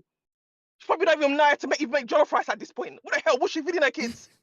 You see what the thing is? No, you see, Christy, I hear what you're saying. Yeah, I hear what you're saying. She's not the history that you're talking about. She is not for, because if that was the case, she would have mentioned that many times in her conversations. She has not mentioned it once. What is she mentioning it for? Her concern is UK. Let's be clear. Yes, we know That's this. her concern. What do you expect her to talk about Yoruba Nation about for? Okay, so in the point of this conversation, what was the point of her mentioning that she's Yoruba? Because somebody said that she's Nigerian, and she said, "Wait, don't just call me Nigerian. Identify as being Yoruba first." Is it the first time that she's heard someone call her Nigerian? It doesn't matter if it's the first time. But the thing is, you are Nigerian. Like, all the semantics aside of what you prefer of your Yoruba before you're Nigerian, blah blah blah blah. You are Nigerian, girl. You ain't white. You're Nigerian. If you ask a Turkish person, I don't know. Let me never even use them.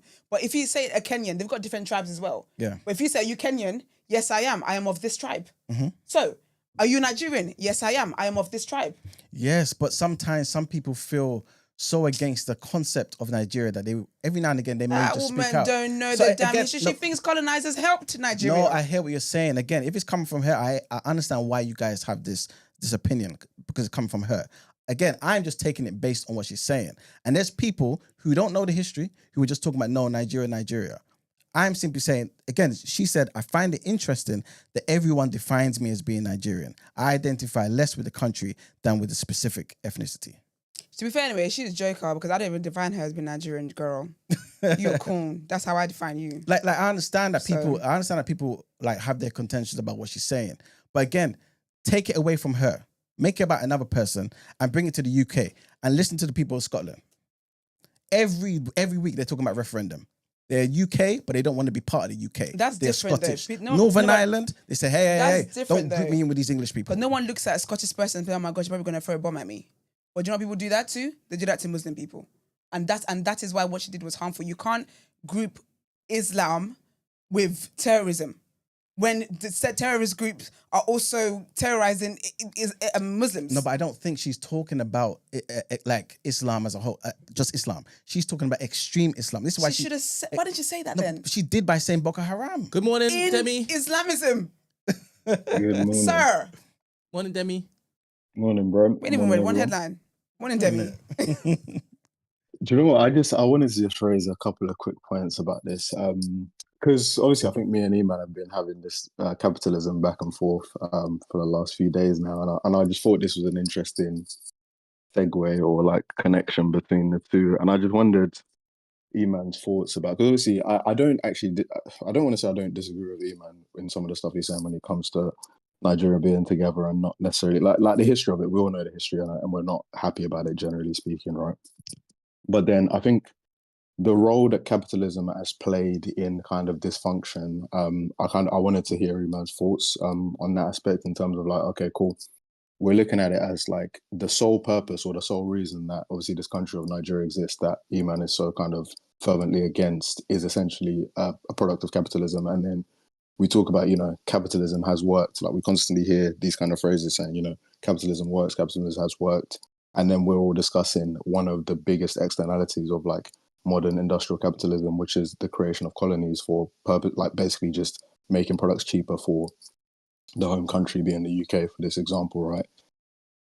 Can we in the same breath say that capitalism has worked specifically for Africa or specifically for Nigeria when we're like 100 years down of the creation of this fake country, all for one specific purpose? There's a bunch of people in poverty and the UK has profited massively, and as a direct result of capitalist endeavors, like can we still, like as Africans, be confident to say that capitalism has worked? Like that's the question I want to ask.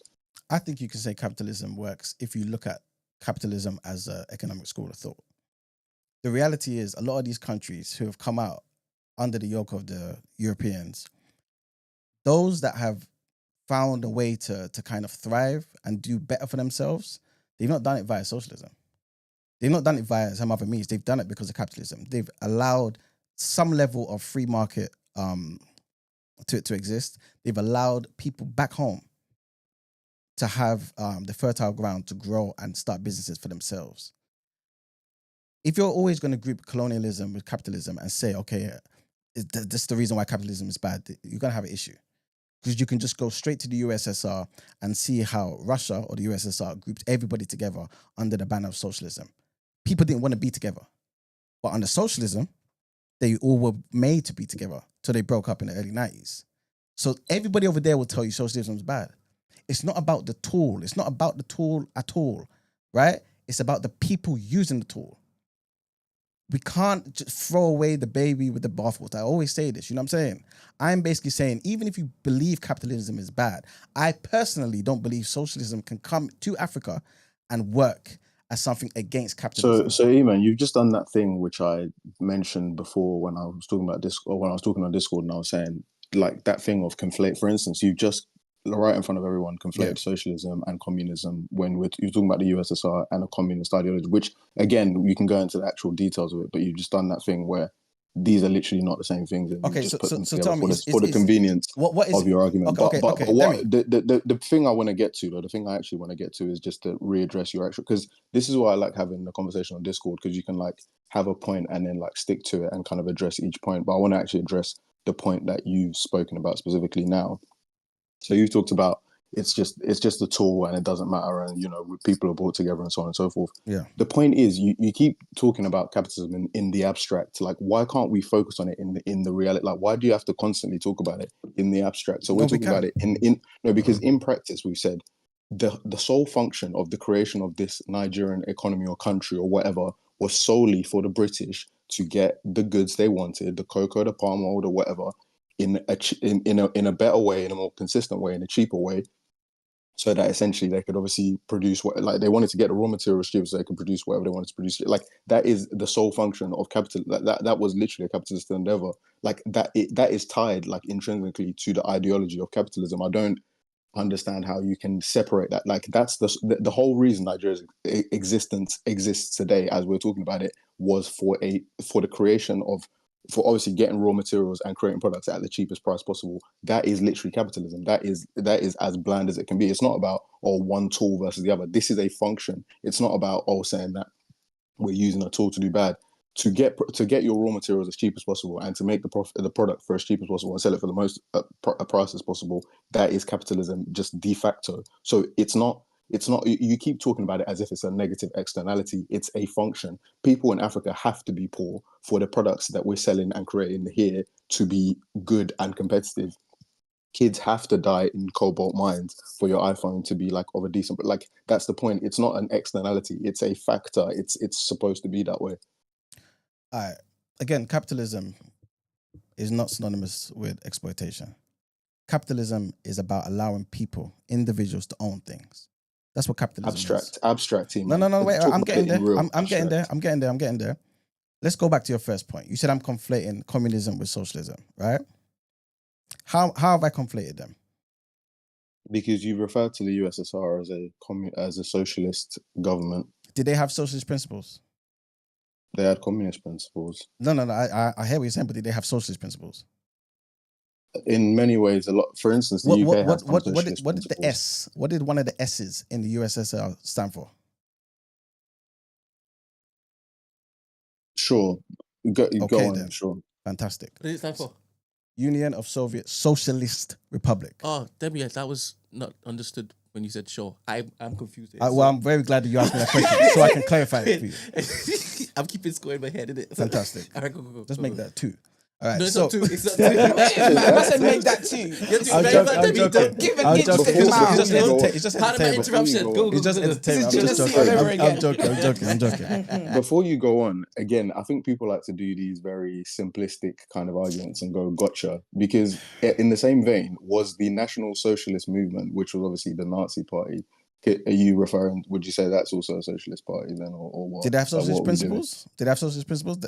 Well, if they had their government formed for long enough, that's not a serious, like, intelligent argument. You're just pointing things. No, you're asking me a question that I asked you basically, and I'm asking it the same thing back to you. Did they have socialist principles? Did Hitler believe in having the government control the means of production? Again, that's not necessarily. No. You can say that part afterwards, Demi. I just want to answer the question. That's not necessarily what socialism. That's not necessarily what socialism is. What's socialism then, Demi? Because I don't want to argue about 2 different things. Then, what's your definition?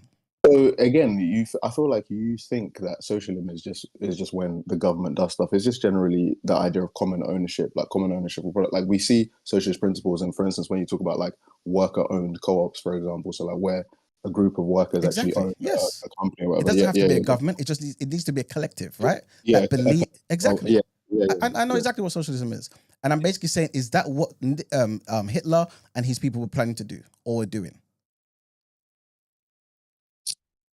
They put socialists in their name for a reason. You brought up the point. I didn't even make the point. You brought up the point about the Nazis. Yeah, but I'm telling you that just because they've got socialist in their name doesn't mean they're kind of carrying out socialist ideals as, you know, to the letter or whatever it is that you're trying to imply. Demi, the reality is this, right? Every nation There's no nation under the sun that's going to be purely one thing. There's a spectrum. You and I both know this, right? So every nation is going to use different things that they think is best for them.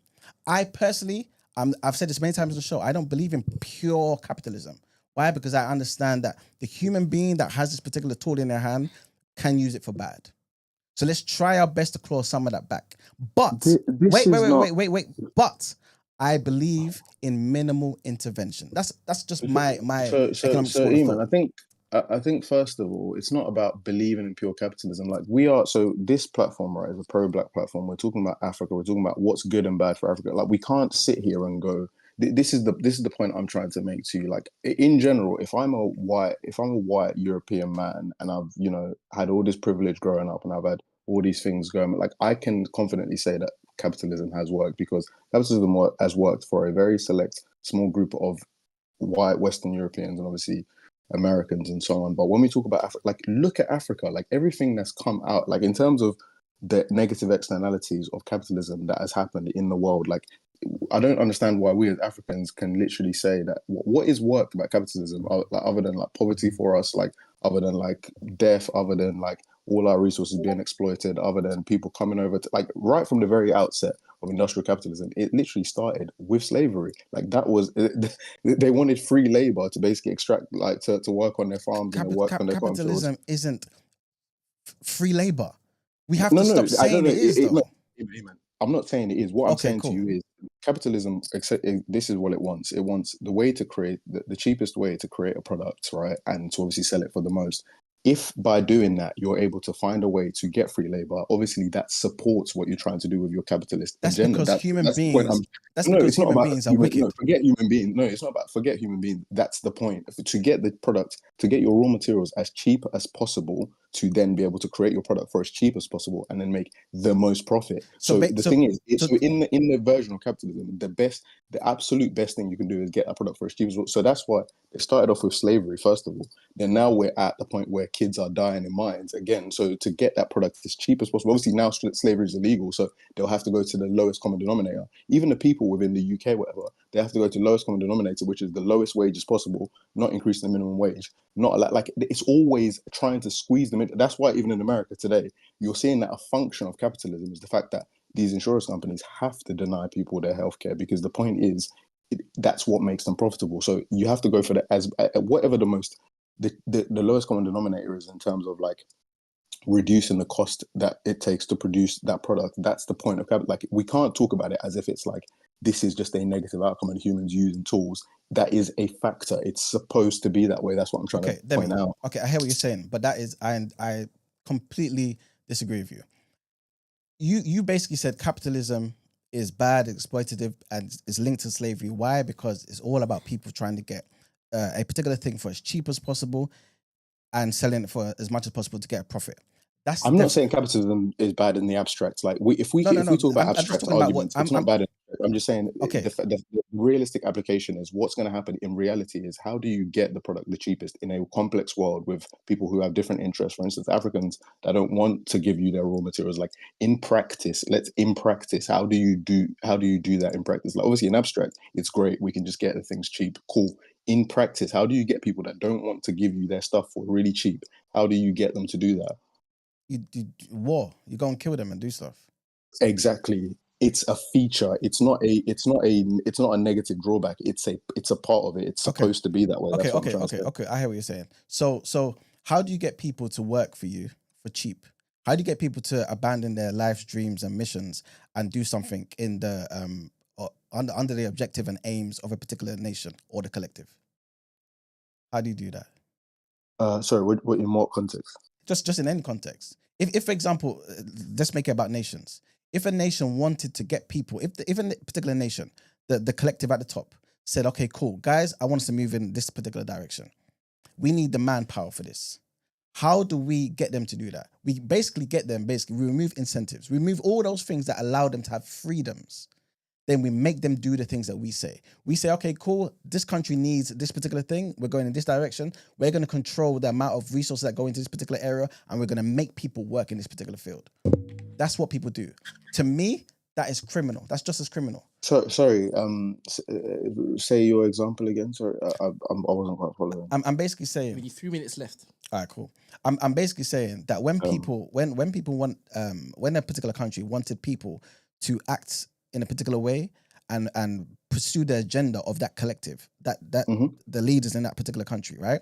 They would remove the freedoms, the things that allow you to have freedom, the ownership, to be able to control what you do and want with your resources, right? Your self-interest, removing your ability to pursue your self-interest. They would remove Mhm. all of those things and they'll sell you this nonsense about let's be together and let's move in a particular direction. Similar thing Okay. I'm glad you mentioned the whole Nazis, because that's exactly what Hitler was doing. Okay, Eamon, Right? Wait. I'm glad you. That's what they were doing, right? So first That's of what all, I happens think with socialism. let's be frankly clear, and everyone listening to this call, right? You can do your own research in your own time, and just 10 minutes of googling will help you find that. Obviously, National Socialists, which is the Nazis, have nothing to do with socialism or communism. You can do that in your own time. So I want just to make that distinction that we're not going to be like having a serious intellectual discussion and say the Nazis were socialists. That's obviously not true. Now, to move back onto the previous point which you were talking about, which is the idea of, let's say, community versus individuals or what and so on. I believe that a lot of African culture, so I'll take Yoruba culture for example as being a very collective. I think a lot of African cultures generally are more collective than they are individualistic, i.e. putting the needs of the collective usually above the needs of the individual. I think that's how we worked. I think that's who we were before kind of this whole system came about. Like if you look at a lot of our cultures, a lot of our traditions, it's about, there's a big strong emphasis on family and like making sure that you do your family proud. Like there's a big strong emphasis on like connection with your elders, making sure that you look after the family, making sure like even I remember reading one like research paper by this Yoruba professor from the one university in New York, and they were explaining that obviously like what Omoluabi is, like just like somebody that's a good person and does well like within like that. Omoluabi is like the general like Yoruba concept in it, but they like looked into it kind of in a very like long detail and looked at how that concept, as in putting the needs of the society and the needs of like the common before yourself basically, and that was kind of the general principle behind it. And that's something that I feel like whether it's us Yorubas or like other Africans in general, like we have a collectivist nature. So then I don't see why you're painting collectivism the way you just did in your example as a bad thing. Okay, Demi. I generally don't see collectivism as a bad thing, especially in the context of our history. Okay, so because of time, let me wrap it up like this. Let me tell you why. I said this many times before. African people, black people, we're socialists. If you want to say socialist, right? I'm just saying it. No, I think we're communalists. Like that's what we are. I wouldn't call us communists. I'll call us communalists. You know what? Thank you for that correction. We're communalists, right? By nature. I've said this many times before. I said if we were to be like that back home, return to how we was thousands of years ago, right? The village raising the child, fantastic. If we start to employ socialism that Marx gave us, that Engels gave us, that you saw. Again. Wait, Demi. My critique of capitalism doesn't then take you to I understand. A natural progression. I hear what you are saying. Wait. What I'm trying to say to you is we have to look at this on the spectrum, right? You're saying that the thing that happens over here with capitalism is bad. You're saying by its very nature, innately, right? You're saying this thing is an evil thing because it's about exploitation. It's about trying to get things for minimal cost and trying to exploit and get as much profit as possible, right? So let's look at the other side of the pendulum. We're going back across. You don't have to go all the way to the extreme, but we're going back across. That's all I'm trying to do. Okay, so wait. What I've done is I've given you examples of what I'm saying. Okay, listen to what I'm saying. Again, Demi, listen to what I'm saying. Your point earlier about us being communalists, right? I agree with that. I've said it many times on the show, right? But when we're taking on these other perspectives, especially the Eurocentric views of certain things and bringing it back home, it's not going to work. Number one. I'm not taking on any Eurocentric. Demi, Sankara is listen to what I'm saying. Sorry, please, listen to what I'm saying. Just let him finish because this is getting grating. Yeah, listen to what I'm saying. Secondly, like I've said many times before, to me, capitalism isn't inherently bad. Socialism isn't inherently bad, right? It's about the people involved. When we had a communalist type of approach, right? There was still, I guess, obviously from tribe to tribe it would vary, But if there's still something that allows people to be the individual, right? To thrive and do their own thing, I think that's a beautiful thing. But you have to look at the way of the world back then. It was completely different. I'm simply saying that these economic schools of thoughts, to me, they're guns, essentially. Would you, like I said this last week, if you put a gun right here and told nobody to interact with it, that gun's not killing nobody. It's the human being that takes it and misuses it. Right now, if there's a war going on back home and one side's got guns, you can't go there as the opposition and start talking about put the guns down. You better have a gun so you can protect yourself and then do something for yourself. That's basically what I'm trying to say. I'm saying that if you're saying that the current state of affairs back home is bad, we need to use the most effective tool to repair things. And I'm saying I don't believe that's socialism. I don't believe I'm basically saying you need to allow the individual to be innovative. That's all I'm basically saying. You need to create fertile soil for the people of the land to decide for themselves. If you let the government do things for the people, we will get nonsense. How do I know? Because look at the governments in Africa right now. They are taking the money for themselves. They're talking about, yeah, we got this project. Let's go and build this dam over there. Let's give the money here. And they choose. Along the way, everyone's just squandering the money. You don't get no dam. Let's fix the roads. How many times have you gone to Nigeria or gone any African country, right? And had to do all of this stuff around potholes. We've got the money to fix it. But when the collective gets involved and does it, there's an issue. Let an individuals come together with a particular aim and objective. They will fix the issue. Why? Because profit is at the center of it. Profit's not a bad thing. When have you ever started a business and said, you know what, I'm doing this for free? We need to stop that stuff, man. Okay, cool. So I've understood your argument, and I think there's like a quick response and a long response. I think I'll just give the quick response here because I think Brent is ready to. Thank you. No, do you know what? This is the thing, right? But I think I really like discussing with you because I think you have really interesting viewpoints. I like to really engage and kind of test my own views against what you're saying, and a lot of things we actually agree on as well, which is why it's sometimes baffling to me when you come out with some of these takes that you do, because I'm surprised that where we both agree on the premise, your conclusion just goes way different, but everyone's different. So that's good. Mm-hmm.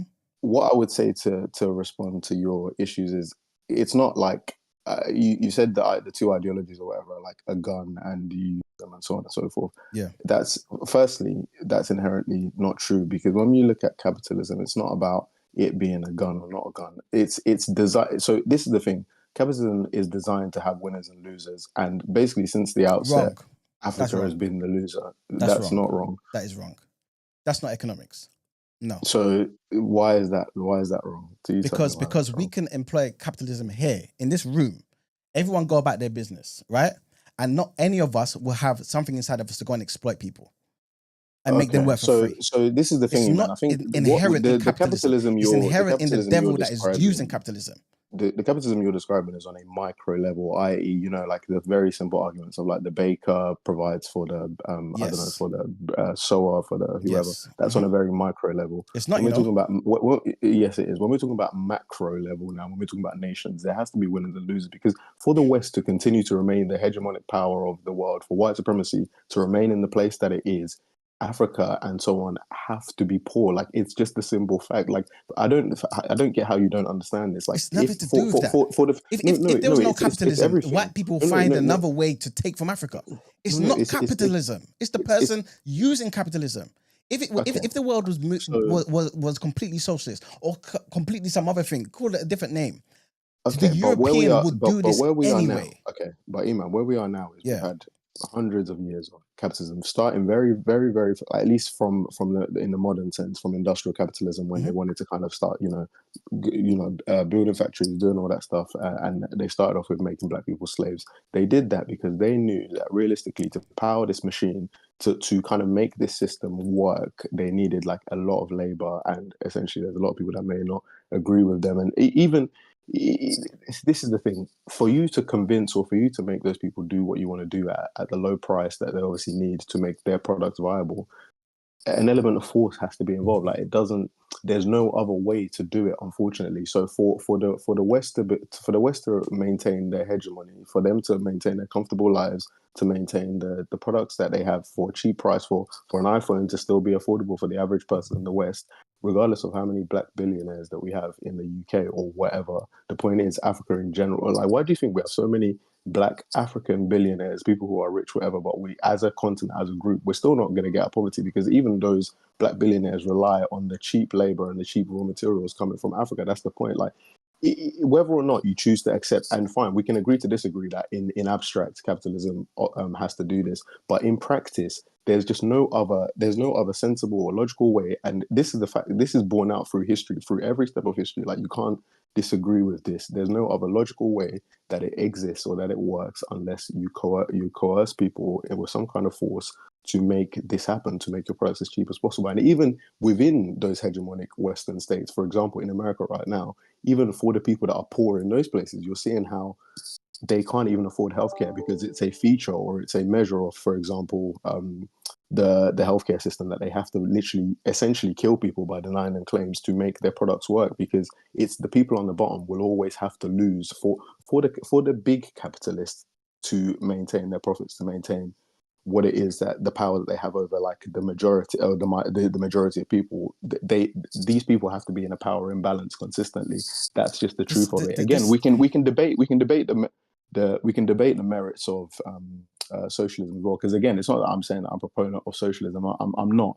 I'm just not. I can't with good conscience be African in the context of the world and think capitalism is a good thing. I just don't think that's a logical conclusion. Like I said, final word, please. Thank you. Last word. Sorry about this, guys. No, you're not. Yeah, but make it like a short word there. Don't No. It's make just your final word 5 minutes. all I'm gonna say is this, yeah. I forgot what I was even going to say. Thank you. That's a Thank shame. you, Debbie. Okay. Going what? Can I just have, Sold to the highest bidder. Thank you. Waiting on the headlines. That one. Oh, We gotta guess. wait. Let's wrap up here. No. Wait, Sorry. Debbie, It's just because. Do you know what it is? It's just because obviously me and Eman have been kind of silently going back and forth on this for a little while, and I just wanted to at least get some of these points across today, because otherwise I don't know the next time I'm going to. Yeah, because you go on Discord at you when he knows you're working. I feel you. Exactly. No, don't say exactly. Today I got exactly. time. I got a bit of time. It's a shame that we don't have the time. If we had the time, then we would have gone all 12 rounds and I would have won on points. Listen to what I'm saying to you, yeah? I don't think so. No, 100% I would have. Anyway, you can't convince an African that capitalism has been good. All right, you're saying all this stuff again. This is like some of the misinformation that you guys are spreading. You can't, in good conscience, be African or be black or whatever it may be and be a capitalist. I've said this last week. No. That's not what I said. What'd you say? Not what I said. Tell me what you said. No, that's not what I said. What'd you say? No, you can be capitalist because we have many black billionaires. No, you said you, right? Doing great. No. I said you can be capitalist and you can be black and African. You can be, as in you can. That we have many black billionaires. We have Jay-Z. We have all these billionaires. What I'm saying is you can't convince an African that the ideology of capitalism has been good for Africa. That it is impossible. It's impossible. It's not true. It's not true. All right, that's fine. I personally, I'm not necessarily trying to say that whole thing has been good for Africa as a whole. The reason why it's been extremely bad. No. The reason why I'm saying that is because the people that you were using capitalism and exploitation and imperial, all them type of things, were European people who came to rape, steal, and kill. They came to pillage. That's all it is. I'm also saying though, however, if us as African people who have our own agendas in our hearts, in our minds, to make Africa better, use the same system where we allow the most innovative people amongst us to grow using the by the way, wait, that's basically what I'm trying to say to you. And also for those people who think capitalism is anti-black and all that other nonsense, people who've never studied economics in their life, right? Again, I'm just going to read what I said last week. This is coming from Marcus Garvey, one of the fathers of Pan-Africanism. One of the greatest black men that ever lived. Wait. I'm glad you hear me. Let me make sure that other people hear me. Let me know what to do. Wait, one second. Brent, let me just read this. Let me just read it. Because these men, these black men, Let me say the word. crazy. Brent, let me just read this. Mental, you know. Word. Let me just read this last quote. Capitalism is necessary. My friend. Wait. Capitalism is necessary to the progress of the world. And those who unreasonably and wantonly oppose or fight against it are enemies to human advancement. That's coming from the great Honorable Marcus Mosiah Garvey. Thank This you ain't so coming much from for no the word so European. sweet. That's- It's That's a what I'm that's saying. wonderful. Not the I- word so That's all I'm wonderful. basically trying to say is that capitalism inherently by itself is not an evil thing. Has it been used for bad? 100%. We're on the same side. I'm just saying that for us, if we want to progress Africa at the quickest rate, in the most effective way, so that people can have freedom and we can have the Africa we want, we have to use that same thing because socialism isn't going to work. That's what I'm trying to say. Cool. Can I Thank just you give a so last much for the response to word that, so please? sweet. Brent, I beg. Can I just give it? Brent, is Brent allow me? No, to- you're no, allowed no. to say your parting I won't say words, sir. anything 'cause- after. I won't say Yes, anything thank you after. very much. Are you my sure? parting word. No, so two things. Cool. Marcus damn Garvey it. agreed with capitalism. I think See, you're giving too No, much. I'm You're innocent. giving I'm too innocent. much. You're giving too much. No, but you know what it is? I would've No, but pressed I've got that button such a lot. for Demi. No loop. I give Right, up you my know word what? of respect for You Demi. know what? You know what? Fine. I can see. So no word to on be road. fair, I She's- did Nah, put tomorrow this all I'll on. I'll Go on, copy and Demi. paste it tomorrow. Go, Debbie. I did put this all on. I did put this all on Discord. Yeah, but you right? know Yeah, you but you man know you just man So, don't read that part, man. So, Don't so worry. that's why. So Brent, you can understand. That's why I had to call. Cool. But just to kind of finalize my point again, I don't think it's fair for Eman to conflate innovation and capitalism as well, because I don't think there's other ways for innovation to happen. Like for instance, most of the innovation we've had when it comes to the internet, for example, like the development of the internet came through actually government funding. When we talk about space travel, when we talk about a lot of pharmaceuticals, when we talk about even SpaceX and Tesla and so on, receive a lot of government funding, because we realize that a lot of these massive projects that we do as societies do actually need collective spending, and a lot of the time they do end up doing that. So first of all, in terms of innovation, capitalism isn't, or capitalist ideals isn't the only way to fund that. Even when you think about all the exploitation of Africa, when you talk about the original companies that came through and so on and so forth, it was government spending in a lot of these ways that kind of built all these companies that came to Africa to exploit. So innovation isn't directly tied to capitalism necessarily. And then two, Marcus Garvey supports capitalism. Great. Most of the other Pan-Africanist people, let's say, don't. So I don't know. It's kind of like apples They all and looked pears. up to Marcus Garvey. So you're not I'm gonna not say sure if anything? that. That's a Then that fact. doesn't. But then that doesn't If we mean can that allegedly they you say this is facts. supported, first of all, you can't say that's facts. No, True, no, that's first of all, Hello, no, hello. We're no. not doing Do you this. know This what? is so cheeky. I'm reading the headlines. Please. Let me press the lock button. this off now. Let's go to Thank you headlines. very much, Demi. Thank you We very were much. in here. We've been in that line. We've been here. Thank We you very read much, one. Chijoke. Thank you very much, Christy. Thank you, everybody. And POP, we even hold got down. into the bloody juice of the You know what I'm session saying, today, man? Come on, guys. What do you mean? You reprehend know black what we're men. saying? Come You on, in your man. down way, you don't know Before what I you were saying. sellotape your mouth together. The audacity. Maybe you do need to sit in this chair, because you sit in that chair, you're taking Oh, the I piss. blame you. He's looking for himself and Marks in that chair. Bro. Bloody hell, mate. We're already in the headline. We are. There's All nothing right, to press, cool. All bro. right, cool. First headline, guys. First. I'm surprised you even have saliva left to read the headlines. All right, so ministers are under increasing pressure to act after an alleged Chinese spy became a close confidant of the Duke of York and reportedly met two former prime ministers as MPs threatened to name him if the courts do not. So the former Tory leader, Sir Ian Duncan Smith, accused a weak Labour government of not wanting to be seen to criticise China, while the shadow Foreign Secretary Priti Patel said that the public deserved to know the full facts behind the case, warning we cannot turn a blind eye.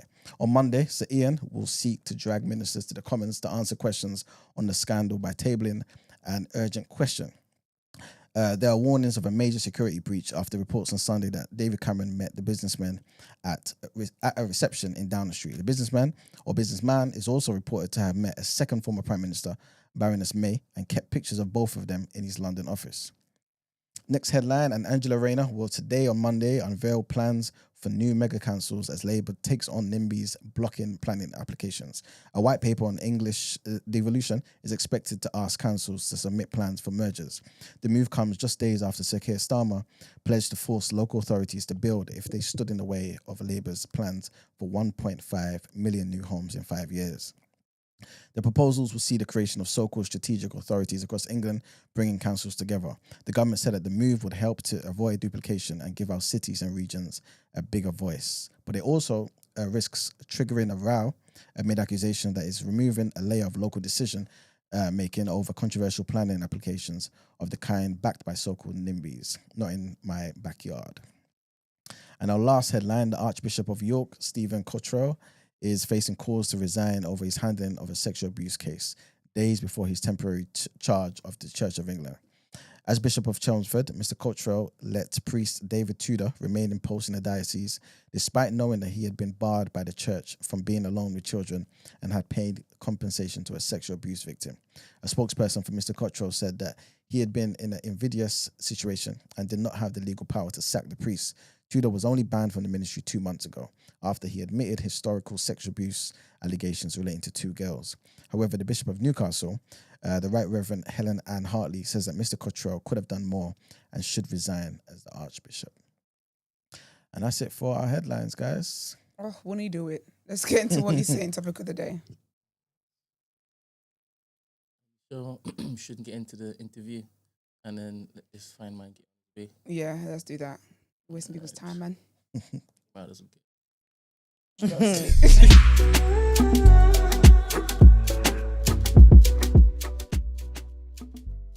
Yes, we are. We have a lovely guest with us. Sorry, sir. In an ideal world, we would have been, kind of in your segment, but I'm glad you got to, get a glimpse to what it is that we do in here anyway. Good morning. How are you?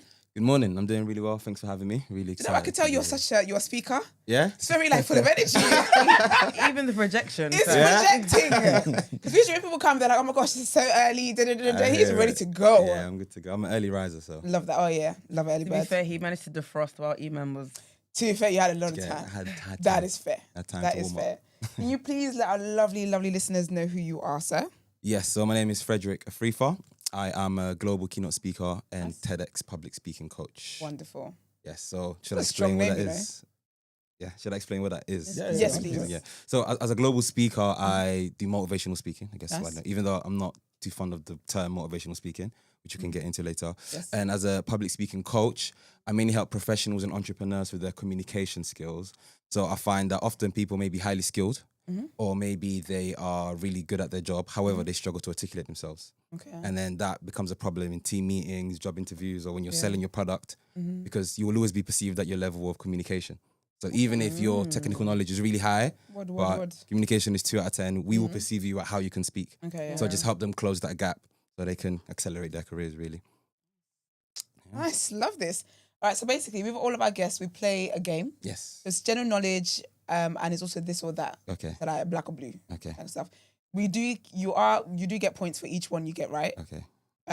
You got a minute to answer as many as you can. Okay. If you don't know any, just say pass. Okay. And it's over 140 beat. But you just have to say the answer. So the more you answer, They're better. exactly. Thank you very much. What was the highest score ever? With Sace, wasn't it? Yeah, Sace. What did Sace get again? Like 32 or something like that. Something like that. Yeah. Win a minute. Out of what? Child, it's possible. In a minute. As in, out of how many? No, but out of the No, it's not possibility. out. Yeah, There's no it's just It's not out of something it's a like cumulative rapid fire. numbers. yeah, So there's no overall. yeah. Every preference question, you get 1 mark. Oh, really? Yeah, Okay. but Okay. every proper The general knowledge one. general knowledge, you get 3. Okay. Yeah. Yeah, so those are the ones really you need to get. Okay. All right, lovely. Everyone ready? Start with Gina. Okay. I'm just gonna search. Yeah. Oh. No, Gina, me, you. Okay, cool. Yeah? Brent, are you good? I am ready. Are you good, Frederick? Let's do it. Lovely. All right. 3. Oh, hold on, wait, I'm not good. My bad. Okay. Oh, there we go, I'm good now. All right. 3, 2, 1. Pancakes or waffles? Pancakes. What is the largest organ in the human body? Pass. How many time zones are there in the world? 20. Religion or spirituality? Religion. What is the square root of 144? 12. Name a lead singer in Drew Hill. Pass. No, Books or movies? it's not about you. I know it. Books. What is the boiling point of water in Celsius? 50. Who was the first black person to win an Oscar for a supporting role? Will Smith. Black or African? Black. What is the fastest land animal? Cheetah. How many continents does the equator cross? Yeesh. 3. Fiction or non-fiction? Non-fiction. What is the tallest building in the world? Burj Khalifa. Who was the first black actor to win an Academy Award? Denzel Washington. Knowledge or power? Knowledge. Who wrote the novel Things Fall Apart? Pass. How many months are there in the Gregorian calendar? Oh, pass. God or evolution? God. Wow. Yeah. Didn't even know that, to be fair. I mean, That's you harder didn't than get I thought. a lot of right. But in terms of like the you passed too many though. Do you think Yeah. so? In my opinion, yeah, man. You think I so? had no I don't know what Gregorian means. To be honest, the it's normal just calendar. a normal Right, calendar. Ah, Yeah, It's a trick question. Ah, Trick okay, question. okay. When all else fails, just say what you think you know. Fair enough. You Next got time. you got the continents one. You got it right though. Yeah. Okay. Did you guess that? Yes. Yeah, Yeah, did yeah, well yeah. with that one. What else was there? You got the cheetah right as well. Yeah. The tallest building? Burj Khalifa, Khalifa, you got okay, that yeah, right. that's well. Square root I of tried. 14412, you got that I right. tried. Yeah. Yeah. How do you not know who a lead singer and I knew Drew Hill I is? knew that's where you're gonna I go. don't You know know? what You don't know who Drew Hill are? How old are you? 28. So Still not good enough. yeah. Because Nah, I know but- Cisco. Because you're not I'm that 29. far. Yeah. We're in the same neighborhood. You don't know who Drew Hill? No, Drew but Hill so are? the context though is that I was born in Italy and I moved to the UK when I was 12. My girlfriend's from Italy. Sit down. He doesn't have a girlfriend. way. She's white though. You say she white though. Yeah. You stop Yeah. this. So, I but, started so, something yesterday, so I'm continuing. so for context, Well, you don't know I Lord's Day. don't know a lot of things in the culture because I moved. Okay. Do you get it? That's in so Italy, they don't. interesting. Yeah. What you did in So Italy? what was you listening to? Oh, so you're Ghanaian Italian. Correct. Oh, you're like Come Isaac. on. There's so many of us. He's like, who? Isaac, Beverly's husband, Isaac. Shut up. Isaac is Italian. Fluent in Italian. No way. There's a lot of Pick us. up Isaac there. It's a community. Macaroni and egg. Finish. Oh, no, yeah. No word, you know. Macaroni and egg. Oh my gosh, that's funny. No way. So what age Yes. did you leave Italy? So 12 years old. Ah. Yeah. What's it like? What was it like growing up in? Are you fluent in Italian? Yes. What was it like growing up there? Did you go to Ghana in between of you being Yeah. okay? So to my understanding when I was a child, Yeah. was that black people lived in Africa and Yeah. white people lived in Europe. Okay. Because I was the only black kid in my school, in my area. Really? Yes. But then I'd go back to Ghana and then everyone's black. And it wasn't until I moved to the UK that I realized, oh, There's black there's people here too. here, yeah. Okay, so what was that like though, being the only black? Did you know about your blackness? Yes, I was made aware of it by society Mm. because people would act weird around me. Really? Yes. But at the same time, it's all I knew. Okay, But, I get you. yeah, so I knew yeah. I was different, but I just thought this is life.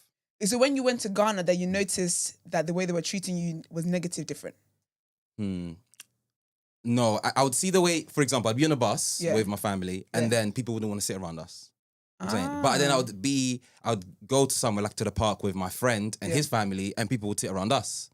So then I was like, Okay, so okay. you started to make the distinctions because when like, it's is all it- black. Is it because I'm black? Are you racist? Okay. Yeah. That's so interesting. Yeah. That's a nice. Ghanaians really travelled though. Oh, there's loads of Ghanaians in Italy. Loads. There's a massive I didn't community. know that. I know about the Dutch because Akuya's Dutch. Yeah. I never knew about the Italian side Yeah, of things. there's a lot of them there as well. And you're just Nigerian Ghanaian. So boring. You ain't got no range. Range. Okay. So why is it that you don't like what you do being called motivational speaking? Yeah, it's a good question because I don't necessarily like to motivate people because I Okay. feel like motivation doesn't last very long. It doesn't. Discipline does. Exactly. So I try and create action. Okay. I try to change the way you think so that even when I'm not here, when you don't feel motivated, you can still do the things you want to do. Okay.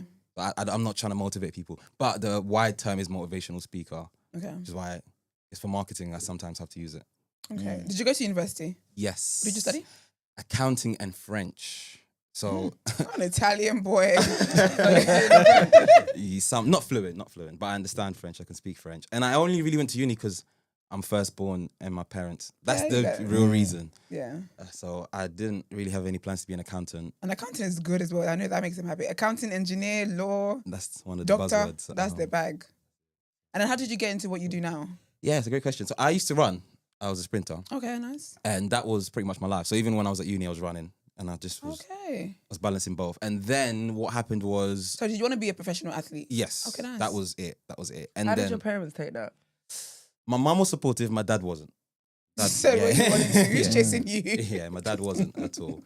Dad just didn't understand it. I think people don't understand things that's just not law, engineering. Like they don't understand. What do you mean you just want to run? Yes. Like, why? Yeah. Like, why? Yeah, dad wasn't on it. But yeah, I did it nevertheless. And then I balanced it with education just to make them Okay. happy as well. Yeah. And it was going well. In 2018, I signed my first contract. Nice. And things were going well until 2020 when obviously it was COVID. So I got COVID and then I got dropped by my sponsor. Oh no. So then I kept trying on the athletics realm, but then I had to just get a job. So I've gone from kind of training full time to working as a delivery driver and training at the same time, which was incredibly difficult. So my performances started to decline. And I was driving the van and I remember thinking, I thought I'd be running. So I need to do something else in life. And at the time, one of the things I struggled with the most was speaking. Okay. And then I thought, okay, I think I need to work on this. I started to get into personal development. So at the time, the world was opening up again. And I just had a desire to speak in schools. And I thought I'd reach out to primary schools around my area, also so I can practice. Because I just know the best way to get better at something is to do it. So then, I started speaking in primary schools for free. And then one school said, oh, we have a budget. I said, Nice. oh, all right. They usually don't tell you they got a budget. You know what I mean? So they said, oh, we got a budget. And then, I kind of stumbled into this life. And then I got primary schools, secondary schools, universities, colleges, corporates, and we're here 3 years later. Did you have to start up a company or something before you could approach the primary schools? No. So I didn't. I would say to the primary schools, but I had something to speak about because of my running career. Okay. So I go to primary schools and say, hey, I tried to be a professional for ages. It took me 7 years to sign my first contract. I had to be resilient. I'd love to talk about my story to your students about resilience and do it for free. And I reached out to a lot of primary schools, like over 100. Oh, sick. And you said yes. What is it with accountants and running though? Yeah, because Oh, I'm yeah. lovely. He runs as well. Yeah. And he's Where's he Ghanaian running as well. from? What are you just sitting Ghanaian? there? Who? He's Ghanaian. Oh, yeah, he is. Oh, I thought he was Who? you know the sprinter, the accountant. Eugene. Yeah, he's gone in. Eugene. Oh, is it? You know he's gone in. His friend Kwame called about it. His friend is, but I thought he was Ugandan or something. He's gone in. Six together. Really? Yeah. He's gone in. Maybe I just He forgot. definitely's gone in. Maybe I just forgot. Okay, He's big in him up. Eugene. Come Yeah. on. You know how many? You know our people. Okay. Yeah. So what did personal development look like? Like, what was the first steps to making yourself a better public speaker? A great question. So for me, I stumbled across YouTube videos. Okay. I was driving the van, 6-hour shifts, and I just needed to burn the time. So I listened to podcasts and stuff, and then I just saw this YouTube video that was an hour long. I thought, okay, this is cool. And it was Jim Rohn, and he was talking about, his main thing was that he believed everyone has skills that can pay the bills, in a sense. So he said, if you keep developing on certain skill sets, then you can build a career out of these. And then that's when I started to kind of dig deep. And I didn't know what I was good at, apart from running. And I was good at speaking to friends, but I'd get very anxious speaking to bigger crowds. So then I just Googled, can you get money from speaking? And then I saw you can be a radio host, you can be a speaker, you can be a podcaster. And then that's when I started digging the rabbit hole of speaking. And a lot of the things... You ain't being the charges, you know. Charges of what? That just you and that iPad, you'll be going through things every time it's in your possession. Why are you looking at me? He's gonna link it to the seat. I know he is. Sorry, Frederick. No worries. So, yes, for me, a lot of the things that I learned or the things that I teach were self-taught. Yeah. I did invest in a few programs, but they were rubbish. And so a lived experience is mainly how I got better at speaking. So do you actually believe that everyone has those skills to actually pay the bills? I believe everyone has skills to pay the bills, but not everyone wants to or should do it. Well, okay, tell me the difference between the wants to and those that you feel have the skills but shouldn't do it. Because skills can pay the bills, but it's a hustle. Okay. And yesterday, for example, I linked a few of my guys, and they just don't like hustling. They're happy to go to work 9 to 5 and go home. So that's perfectly fine. So I'd never want to impose my lifestyle upon people. Of course. But more so, the people who my message resonates with are people that are unhappy with where they are. Like me, when I was at Sainsbury's doing the delivery, I knew there was more to life. I didn't want to do delivery, and in that situation, I believe that people are probably already sitting on assets that they have, which are the skills that they can potentially use. Don't you think it's a sad thing where people have all the skills they want, but there's no fertile ground, there's no conducive environment for people to pursue those things? But then don't you think that also links to like Capitalism and socialism. Oh, Yes. yes. Shut up. I think it speaks to your character though, because like you said,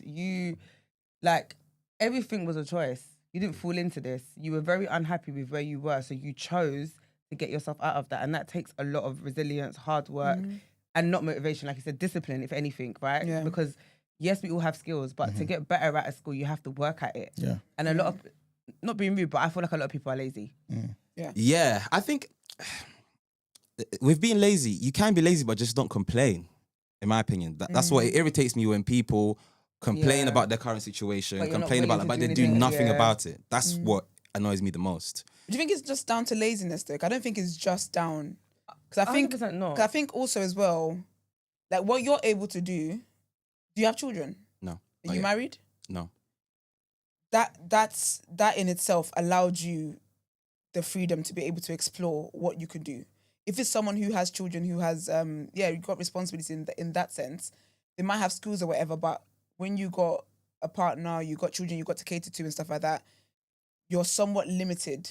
Yes, of course you can make sacrifices and whatever, but it wouldn't be as easy as it would be for you. It wouldn't be, do you know what I mean? They can't just get up and get it. In the way you would be able to. I agree. I don't think it's easy regardless. So it wasn't easy for me. I don't think it is, but yeah. But I agree that people will have more challenging situations. Yeah. And it doesn't mean it's impossible, but it just means that you've got to make more sacrifices, which I know it's easier said than done. Absolutely. But it can be done because I've worked with people that have children that are married and they've made it happen. I did degrees with people that had children, actually. That was really cool. Go. Let's babysit their kids. So cute. Yeah. So I get you. What was it that made you... So what ages were you going to primary school? Because how do you talk to primary school kids about resilience? Them kids are annoying as heck. And all they care about is what show they're going to watch, what snacks they're going to eat. So what about kids at that age made you think that was like a good age to go and have that important conversation with? Very good question. So my end goal was to be where I am now, like a global speaker. And I thought primary schools would be a good entry point for a number of reasons. Number one, there are lots of primary schools in the country. Like 16,000 primary schools. So I just thought... babies, word. You know what I'm trying to say? So I thought as a market, there's lots of them. Even if I speak at 10% of schools around the country, that's still a lot. And then the second thing that I thought as well was that there wasn't much thought going into it. I just thought there are lots of primary schools. Let me start from primary schools. Okay, yeah. But my message in primary schools was keep moving forwards. Okay. So I would teach kids to keep moving forwards no matter what happens in their life. And I would just use my life as an example. Yeah. So I'll show them one of my races when I'm behind over 300 meters and I'm pausing it. I'm like, okay, so there's 100 meters to go. I'm losing the race. What do I need to tell myself? Keep moving forwards. All right. Then I play the race. Then they win. They're like, hey, excited. Yeah. Right. So when you're struggling in maths, what are you going to do? Keep moving forwards. That's really nice. And that was the message in primary school. So I made it age appropriate for them. Was it just primary school? Did you speak in like secondary school kids as well? Initially, it was primary school. So 2021, I had only spoken in primary schools. Okay. And in January 2022 was the first time I spoke at secondary school. Okay, and how was that? What year? Because year 9s are the worst. So I'm laughing, because I feel like that teenage, even like college, like those very impressionable years, it's not a hardship, but it's like they judge you. It's even from what you're wearing, from the point you walk into that building. You don't even go here. They are literally looking at you like. Now that's my favorite audience. Really? Secondary school. What age? What year though? So when I first started, it was year 11. Okay. Yeah, but college they need is that, sixth boy. forms. Yeah, and college and sixth forms are my favorite audience because I like the challenge of. Yeah. Because they're looking you up and down thinking, who is this? But there are things you can do to prime them even beforehand. So what I do, for example, is as they're coming into the hall, I'm playing music. Or I'm playing instrumentals. They do duck. You know what I'm trying to say? I'm so done. So they're like, he's cool, he's cool. 100%. So literally just the other day, I was speaking at sixth form and I was playing, I think Heady One, both instrumental. And they're walking in, they're like, it's going to be good. That is... Because then they trust you. 100%. Psychologically, they already trust that, okay, he gets it kind of thing. No, it's good. You're catering to your audience. That's important. Which I think is really important. Playing drill. Instrumental, man. Instrumental, no lyrics. Okay, that's interesting. Yeah. Can I, do you know what though, yeah? I think, you have an advantage. Okay. Right? And I think, it's not a bad thing, by the way. Yeah. But the reason why I'm going to say you have an advantage is because I think I have an advantage. I'm going to say you have an advantage. Everyone in this room has an advantage. I say that because... I don't know what I'm thinking, but God. No, because I feel like... You know how I always link stuff to like exercise and gym and stuff, yeah? I feel like if you're a person who is able to commit to that side of life consistently, then I feel like you're able to like tackle anything. 100%. Because I feel like it's transferable skills. So you being a runner, the amount of drive is just even to, because training, I can imagine how intense that is. I'm not surprised basically that you're able to like, that you're where you are and you've done that transition because you possessed all the skills just based on how your life was going anyway. 100%. I think all my friends that come to me and say they want to do better in life, I say just be consistent with the gym. That's a great starting point because I think consistency is just a muscle, and you just exercise it in the gym. When you have 10 reps and your mind after 7 says, allow it, but you keep going, that's the same muscle that you use when you're reaching out to schools, you're doing emails, and your mind says, go on TikTok, but you're like, no, I'm going to continue. So I totally agree with you. Yeah, I think athletics played a massive role in my life. I feel like I've had to be Frederick the athlete before Frederick the entrepreneur. Do you know, if my gym life isn't really making sense, I feel like I found out all my illies, when I say illies, as in like physically, emotionally, spiritually, all of them linked together. If one is suffering in one area, it affects everything else. So if I'm slacking on waking up early to read my Bible and pray and stuff like that, it affects the gym. I don't know what it is. It's as if like, because again, it's discipline to do that every single day. Yeah. So it's like once I start to allow myself to slip in one area, that's silly behavior. And it's so crazy because in discipline, it's so quick to slip into that, but the discipline is hard to build back up. Absolutely. Never thought that. Yeah, interesting. I think so. But I also say in your case, it would be having days off is also okay to not beat yourself about it, and then just next day jump back on it. Yeah, I'm trying to not beat myself up about things. How do you speak to somebody who has imposter syndrome? Very good question. I believe, from my experience, that imposter syndrome is just inexperience in disguise.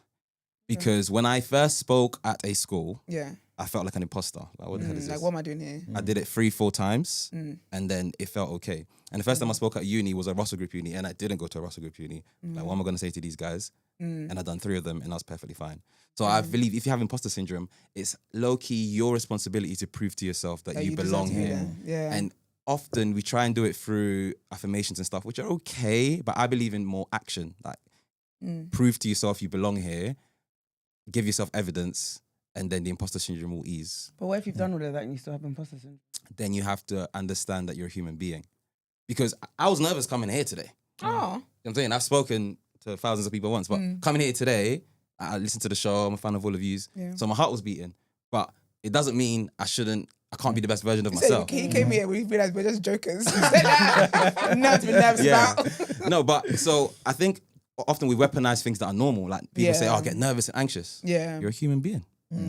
So that doesn't mean, I often say that confidence isn't lack of nerves. Confidence is when you don't let the nerves get the better of you. You can still do things despite of being nervous. So in the Olympic final, everyone's nervous, but they're still going to try their best. They have to, yeah. So that's what I would say to someone who's struggling with imposter syndrome. Does that help, Gina? Do you know I knew? Wait, what's going on? Say something. Because when he said it's a lack of experience, I'm like, Gina, an experience. I know. So you're speaking from. But the thing is, when he asked the question, I knew he was asking for me. And the thing is, what this mofo does every single time somebody comes into the studio, he always uses me as like a guinea pig. Leave me alone. Let's talk, Gina. It's not what you say, it's all right. You do your thing in front of huge crowds and you do it. Okay. And you feel like you suffer from imposter syndrome. Yeah, I think what I was saying is I feel like it's got worse. I feel like when I first started my career and stuff, I was so fearless. Like, not fearless, I had nerves and stuff, but I feel like I was just so much more ballsy. Like, I don't know when I became such a serial overthinker. Like, I can't even tell you where it came from. Can I guess? I think what usually happens is as your profile increases, the stakes are higher, the expectation is higher, so you get more nervous. Yeah, I think that's what it is. But I'm like, I really want to go back to like my early days where I just didn't care and I just, do you know what I mean? Whereas now, and the thing is, the good thing is though, one of my favorite quotes is feel the fear and do it anyway. Yeah. So I still live by that. So as much as I overthink and whatever, I still get shit done. But I think what annoys me is the process I have to go through prior. It's very taxing. Got it. Because I know I'm going to do it anyway. Yeah. Right? But it's like, why do I have to go through like this every time kind of mental, it's Charlie, I'm just a girl. No, I hear I'm tired. I hear it. So like, it was easier before because I just... You know what? I think that's one of the costs of success because your career is accelerating, which is amazing. And then one of the things that you didn't potentially think about at the start is the bigger I get, the more nervous I will be because the stakes are going to keep getting higher. On the speaking side of things, I tell people to try and focus more on the delivery of the message rather than the opinions of others. Because your brain can't necessarily do both. So if you're going into, let's say, a speech and you're thinking, oh, what are these people going to think of me? Am I going to fumble my words? Then that's what you're going to focus on. You're going to be really nervous. Mm-hmm. You should try instead focus on how am I going to deliver this message in a way that these people will understand. And that you distract yourself from how nervous you are because you're focusing on other things. Right. Also, I get why you were more nervous coming here. So I get really nervous in intimate settings as opposed to like a big audience. So if it's a big audience, I'm not as nervous because I'm blind as well. I can't even see. Me too. Me too. I'm short-sighted. So I can't even see your just see faces. bare bodies. Yeah. You're just outlines at this point, so it's fine, yeah. But when it's an intimate environment and I can like see you, Holy Spirit, it's too much. Yeah. I don't want it. literally, I'm like my anxiety for like an intimate, it's long. Literally. So I get it. Yeah. But I think nerves are normal. I get nerves all the time. You saying that you need to know your audience and being more concerned with the delivery and stuff.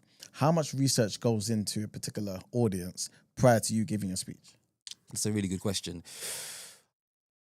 A lot of research goes into it.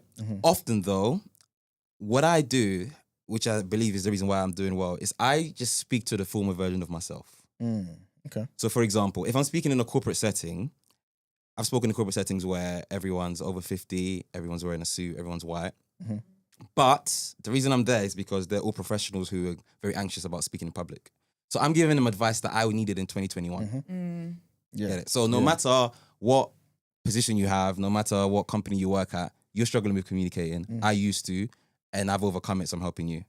When I'm going into colleges, I'm speaking to the 16-year-old version of myself, what I would have needed to hear it when I was 16 years old. So when I'm up and down the country, I'm speaking to colleges where it's just white kids, and I'm talking about my lived experience in Italy and all of that stuff.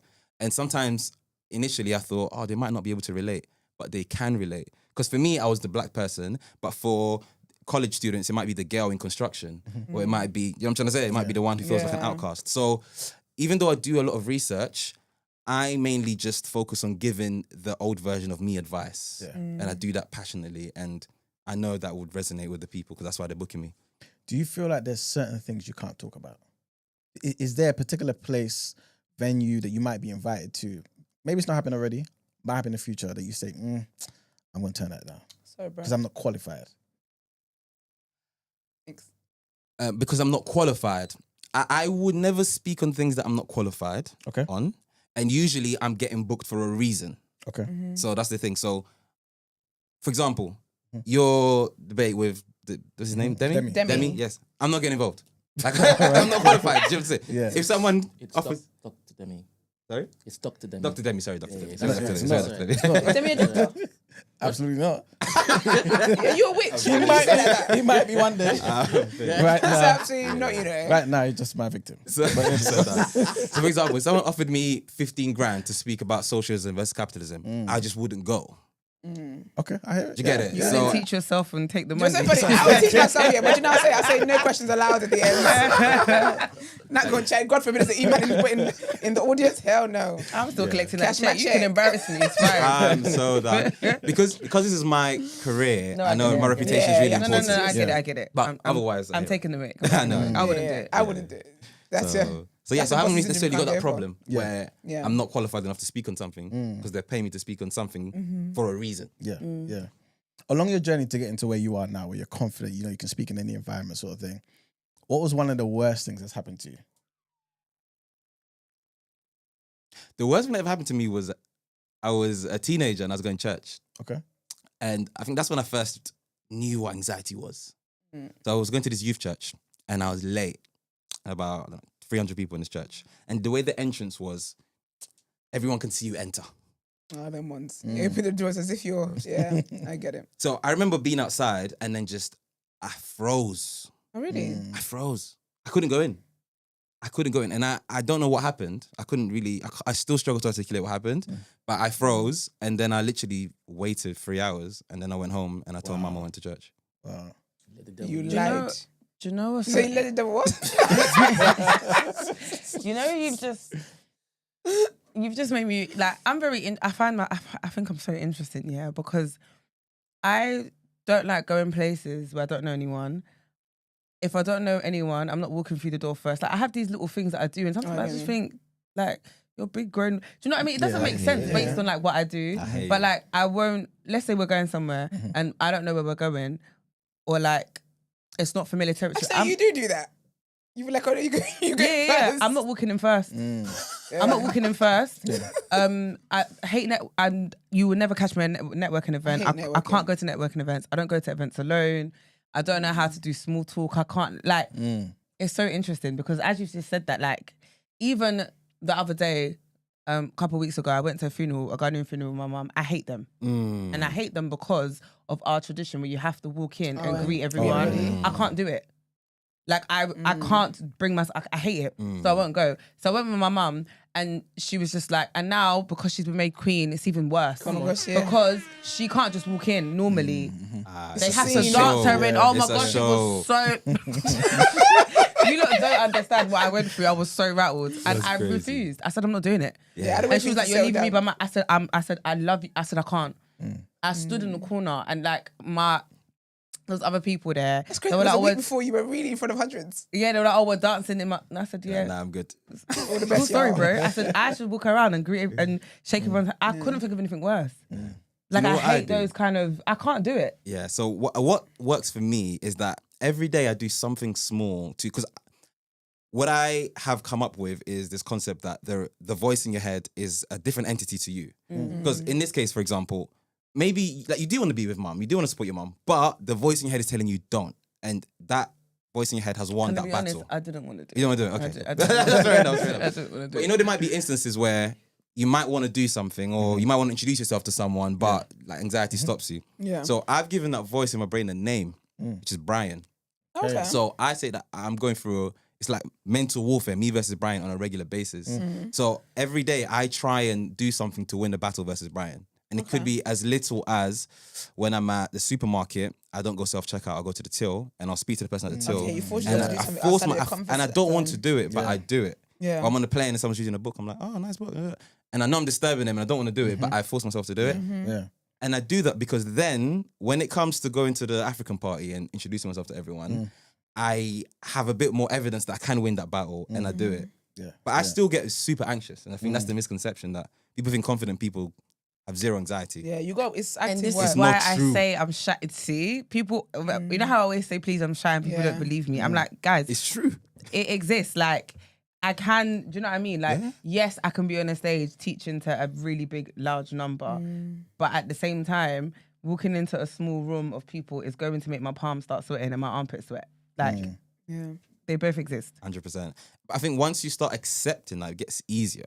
So when you get annoyed about it, it's difficult. But if, for example, Gina's like, alright, cool, this is how I am.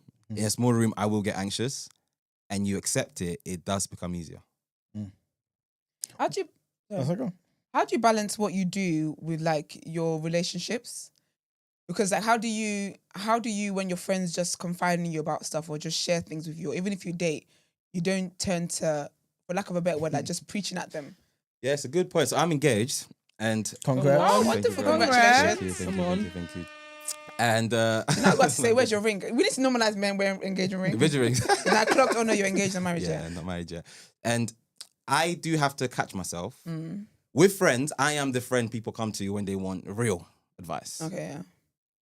Because I'm not really going to sugarcoat things. I'm going to tell you, this is how it is. And I guess, in my relationship, in life, I try to not judge people by my standards. Okay, I have incredibly high standards of myself. Yeah, doesn't mean that everyone else has that as well. So it's a balance. It's a dance. I'm still figuring it out. But more time, my friends know when they come to me, they're getting the real advice.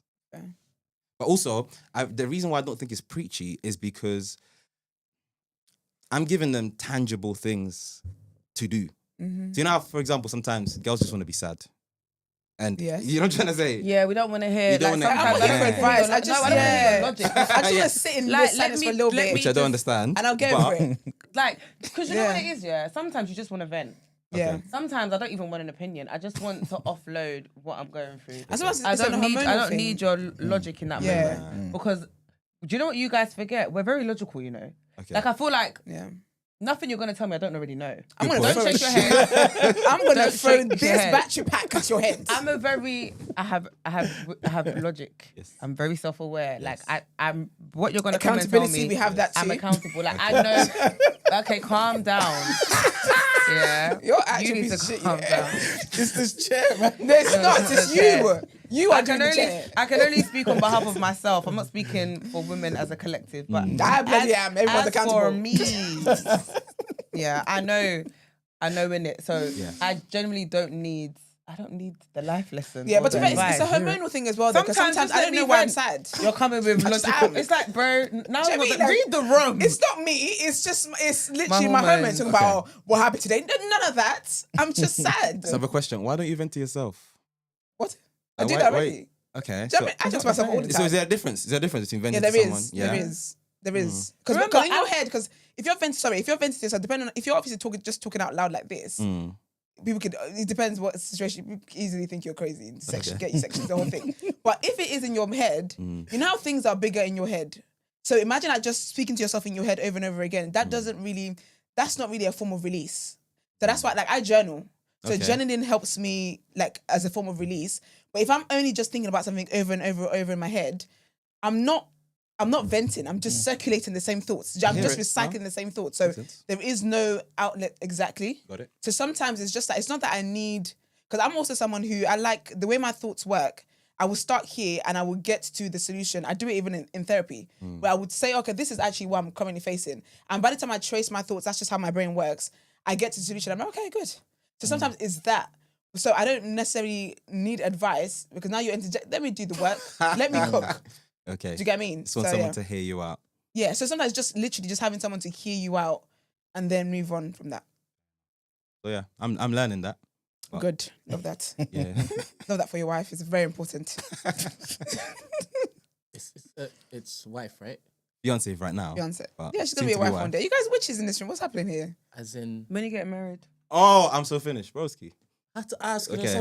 Oh, You no. said we were talking No, about no, can no, you no. be Okay, gay the and holy fiancé. the other day, innit? Okay. I said a man will be a. It's What's a woman, please. I didn't even think of. Yeah, bro. But a man will still be a fiance, no? I thought Beyonce was. Fiance is not. in this chair? No, Because because you know, like French, you add an extra E when it's for women.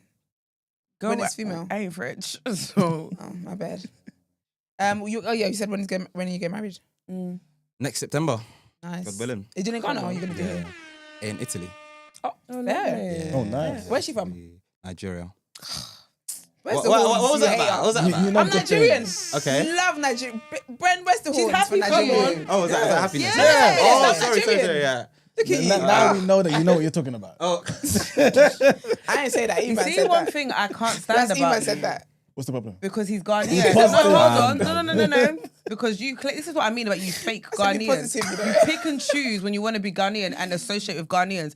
Because he's Ghanaian, you didn't want to say, because I'm Ghanaian, I know that you know what you're talking about. Had he Face your front, man. Face your front. Because had he said he was a white Italian woman, you would have taken your cap off. yeah. I wouldn't say anything. Answer Everyone that. be free. You know what I'm saying? I hear it. We already see in the world right now via video that everyone likes that, so it's fine. You know what I'm saying? Oh, wow. It's Okay. fine. Okay, in the pudding. Okay. Love this. You know what I'm saying?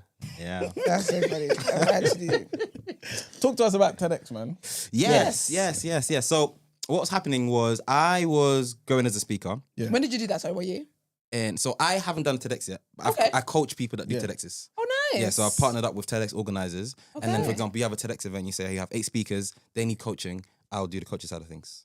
You know, sorry. I like people that think of. Like DWE, Up in there. your favorite rapper's rapper. Yeah. Your favorite speakers. Because I like, speaker. Come on. there you go. Because I like when, because you know, sometimes I feel like I talk about it when it comes to like creative stuff. Yeah. People want to be the one in front of the camera. You want to be, do you know what I mean? But then there's the people that are really making the magic happen are the ones behind the scenes that you don't get to see.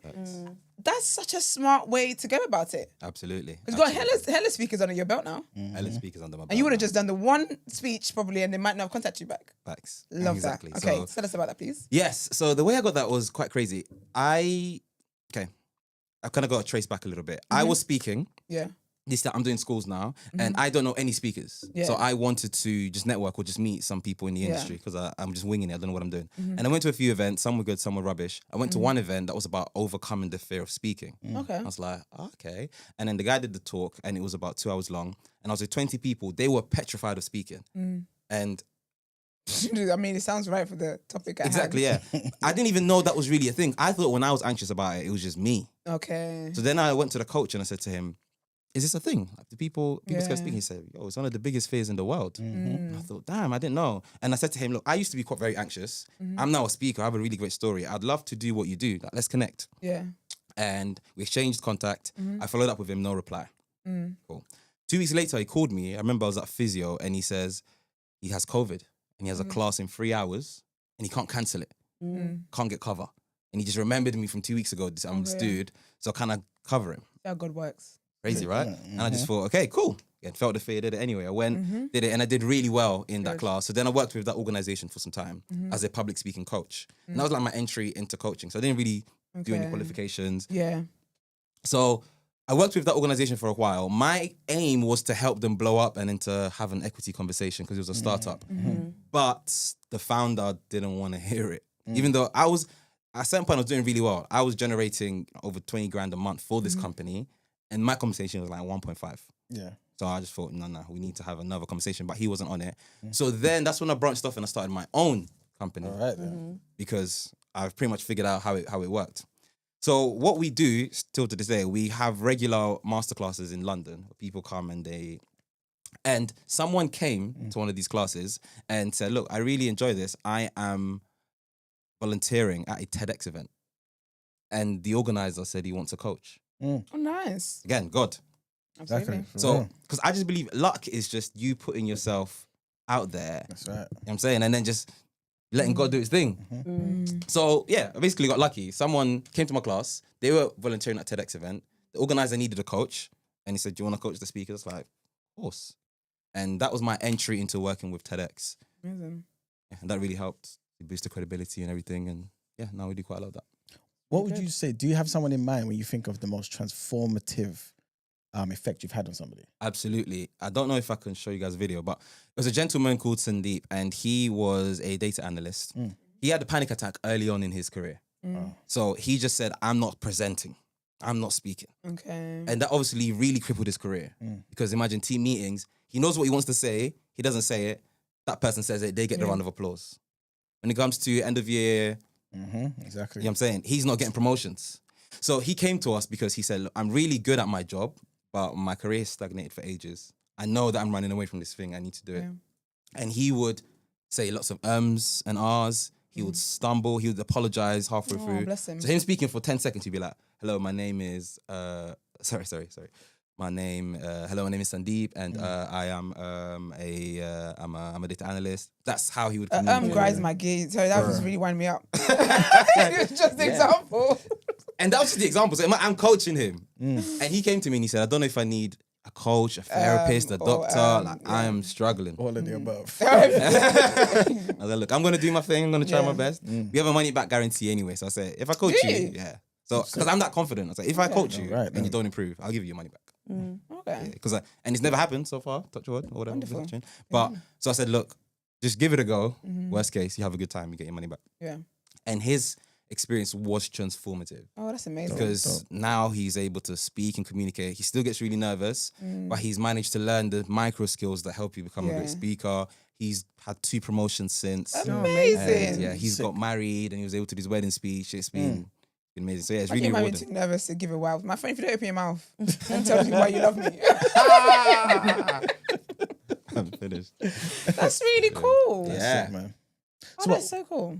Like, is it like a course that people sign up to? Like, did they get you? Did they get some people that work under you? Like, was it? Yeah, so I Believe in Greatness, which is the company, we do programs. Cool. So once a month, we'll do programs for these professionals and individuals, and that's a boot camp. But with some individuals, I also work one-to-one. Okay. Because the program, for example, we do boot camps that over a weekend, Saturday, Sunday. Some people might not be that flexible. Yeah. Okay. Or I get some people that, for example, are a bit more in the limelight and they don't want to be seen to be training or mingling. Like they are maybe coaches themselves and let's use Gina for example. She'd come to me and be like, look, I don't necessarily want people to know that I'm being coached, so let's keep it on the DL, and I'll do one-to-one sessions with them. Okay. So yeah, that's the two ways that really work with people. And it's basically you yourself basically that's doing it, or do you have like other people? Yes, no, we got a team now. So there's Okay, 5 cool. of us. I believe in greatness. So when you do the boot camp, it might be me, it might be someone else. Okay.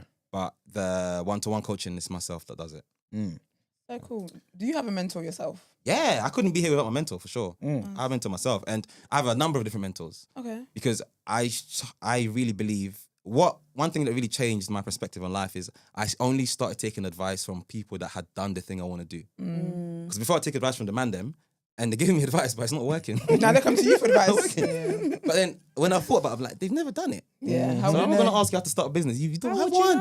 Know? So you're telling me what you would do. Yeah. You know how to do it. Yeah. So then I said, okay, if I take advice from people that have done it, I need to meet people that have done it. Yeah. So then, so I have a number of mentors that really help me. That's really cool. So a TEDx talk is just the same as you basically standing on stage giving a presentation. That's why it's that you're able to, that's why you're able to say that you've done this particular thing. Because you said you don't look to take advice from people who haven't done it. Precisely. But people are like taking advice from you, the TEDx stuff. Yes. Even though you haven't done it. Even though I haven't done it. But So it's what the same type of principles. because what they're coming to me for is, again, when I'm working with professionals, they're very highly skilled. Yeah. They are very good at the job, which is why they got the opportunity to do a TEDx, but they're mad nervous. They don't know how to write a speech. They don't know how to engage an audience. That's what I'm helping them with.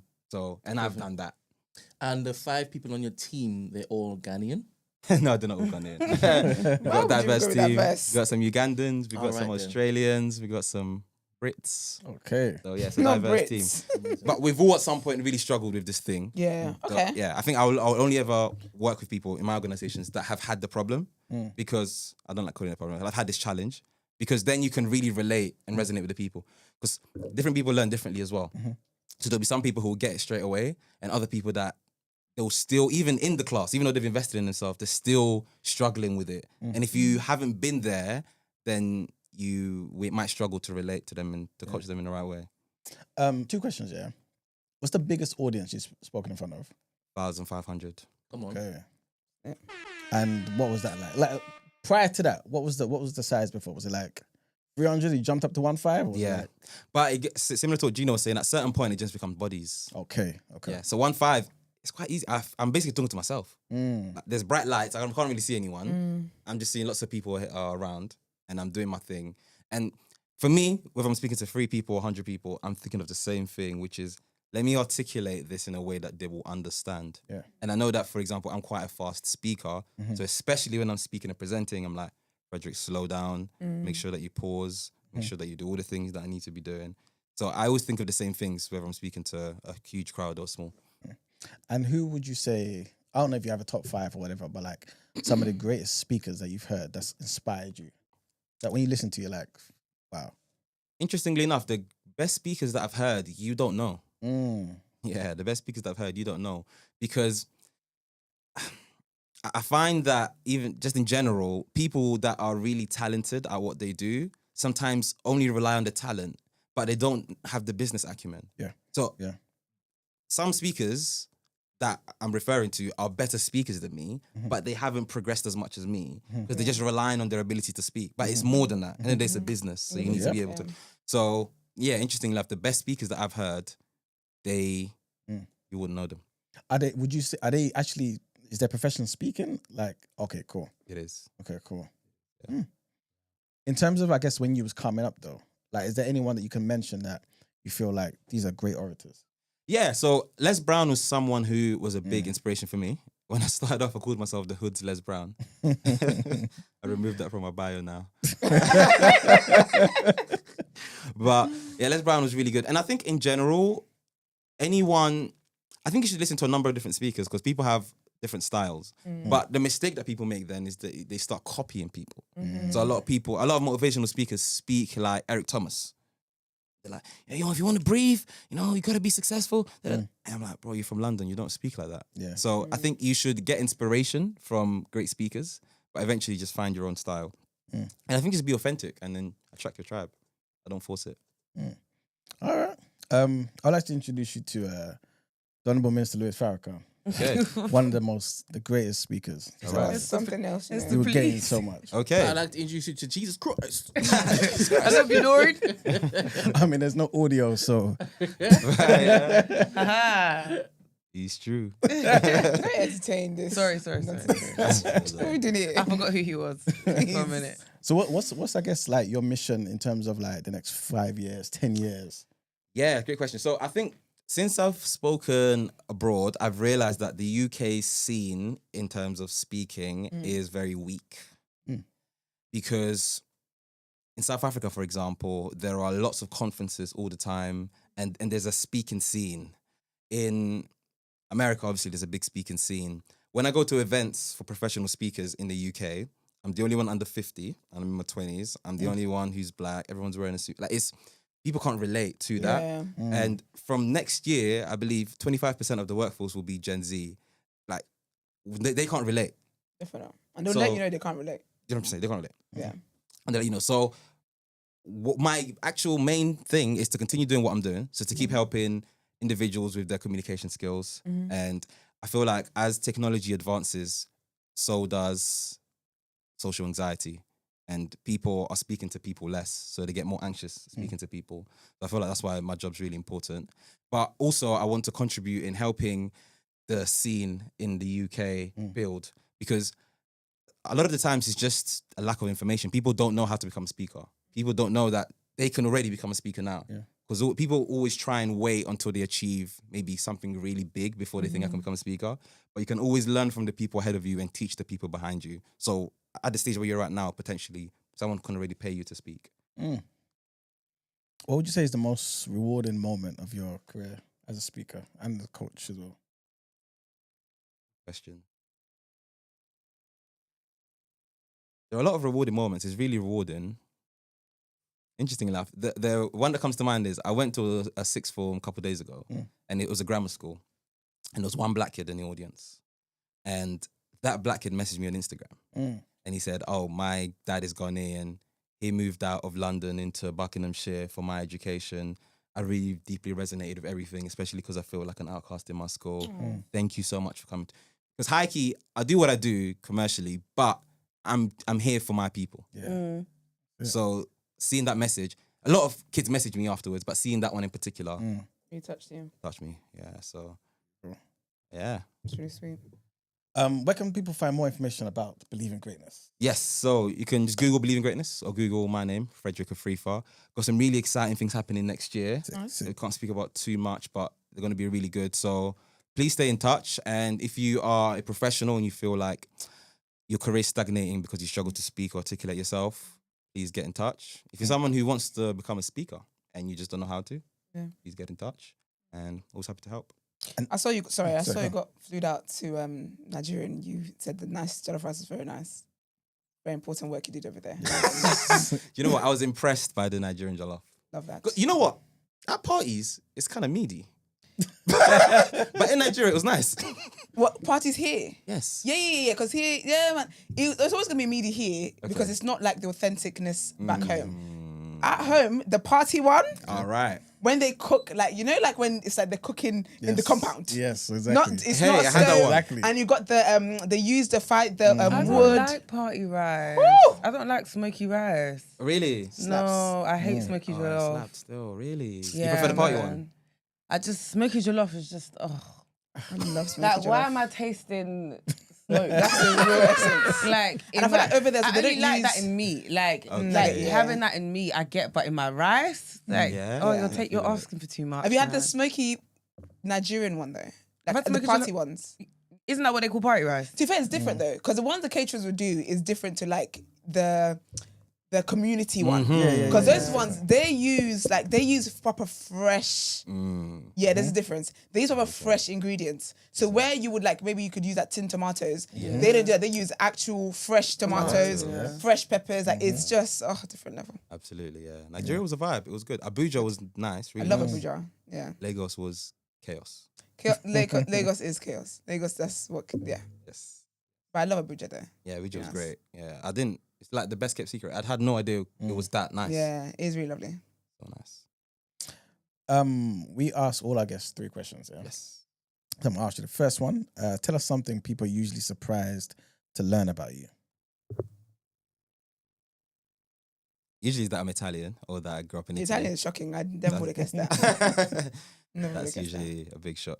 Okay. Sorry, can you say what you just said in Italian? La gente di solito non capisce che sono italiano. Hey. Right. Bella. But like Brent. You said Brent. That's so cool. What would you say is your biggest life lesson? My biggest life lesson is that no matter where you are, no matter the connections you have, if you want to and you're willing, you can achieve great things. Nice. Yeah. I hear that, man. And our last question is a question that basically we get our guests to ask. And that means you'll be answering the question by the previous guest. Okay. And so you're going to ask a question for our next guest. Ooh. Right? So the question for the previous guest is, if you could click your fingers and change one thing in this world irrevocably, what would that be? It's a tough one. Tough one. Click my fingers and change one thing in this world. War? Okay. So all wars will cease, basically. Yeah. Okay. That's it, man. I like that. Yeah. And what would your question be for our next guest? Yes. When was the last time that you felt proud of yourself? Okay. Cool. Beautiful, man. Frederick, thank you for coming, man. Appreciate it. Thanks for having me on, guys. Thank you so much. Keep Thank doing what you. you're doing for the culture.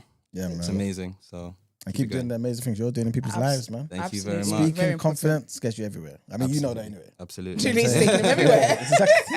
Absolutely. It's got me here. This is Amen. it, man. Hallelujah. That's Thank you good. so much, guys. No problem. All right, you guys are gagging for it. Let's get into what you say in the book of the day. I'm going to toilet.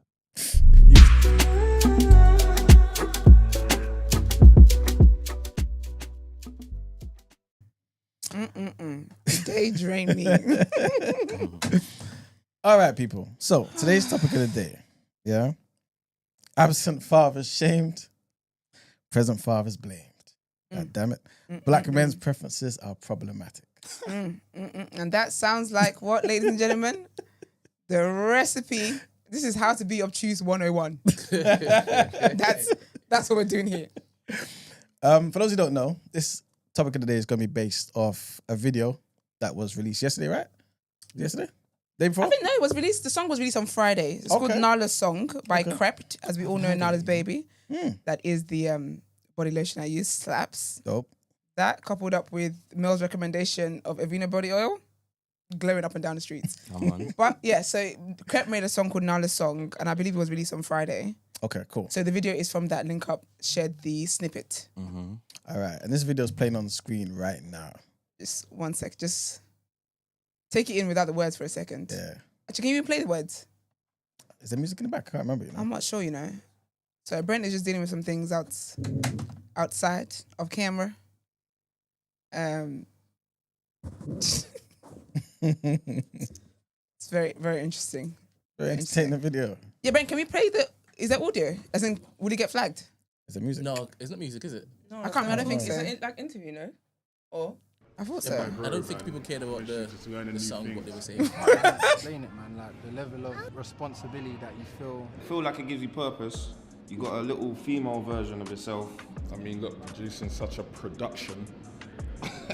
Seeing your own mother in your child. I'm a general sensitive person anyway, but see when you have a daughter, bro, it brings out a different side of you. A daddy-daughter relationship, when it's nurtured properly, it's a special thing, man. Even when their personality comes through and they start talking to you, telling you things they think. Yeah, man, this is the best thing that's ever happened to me. The hardest part,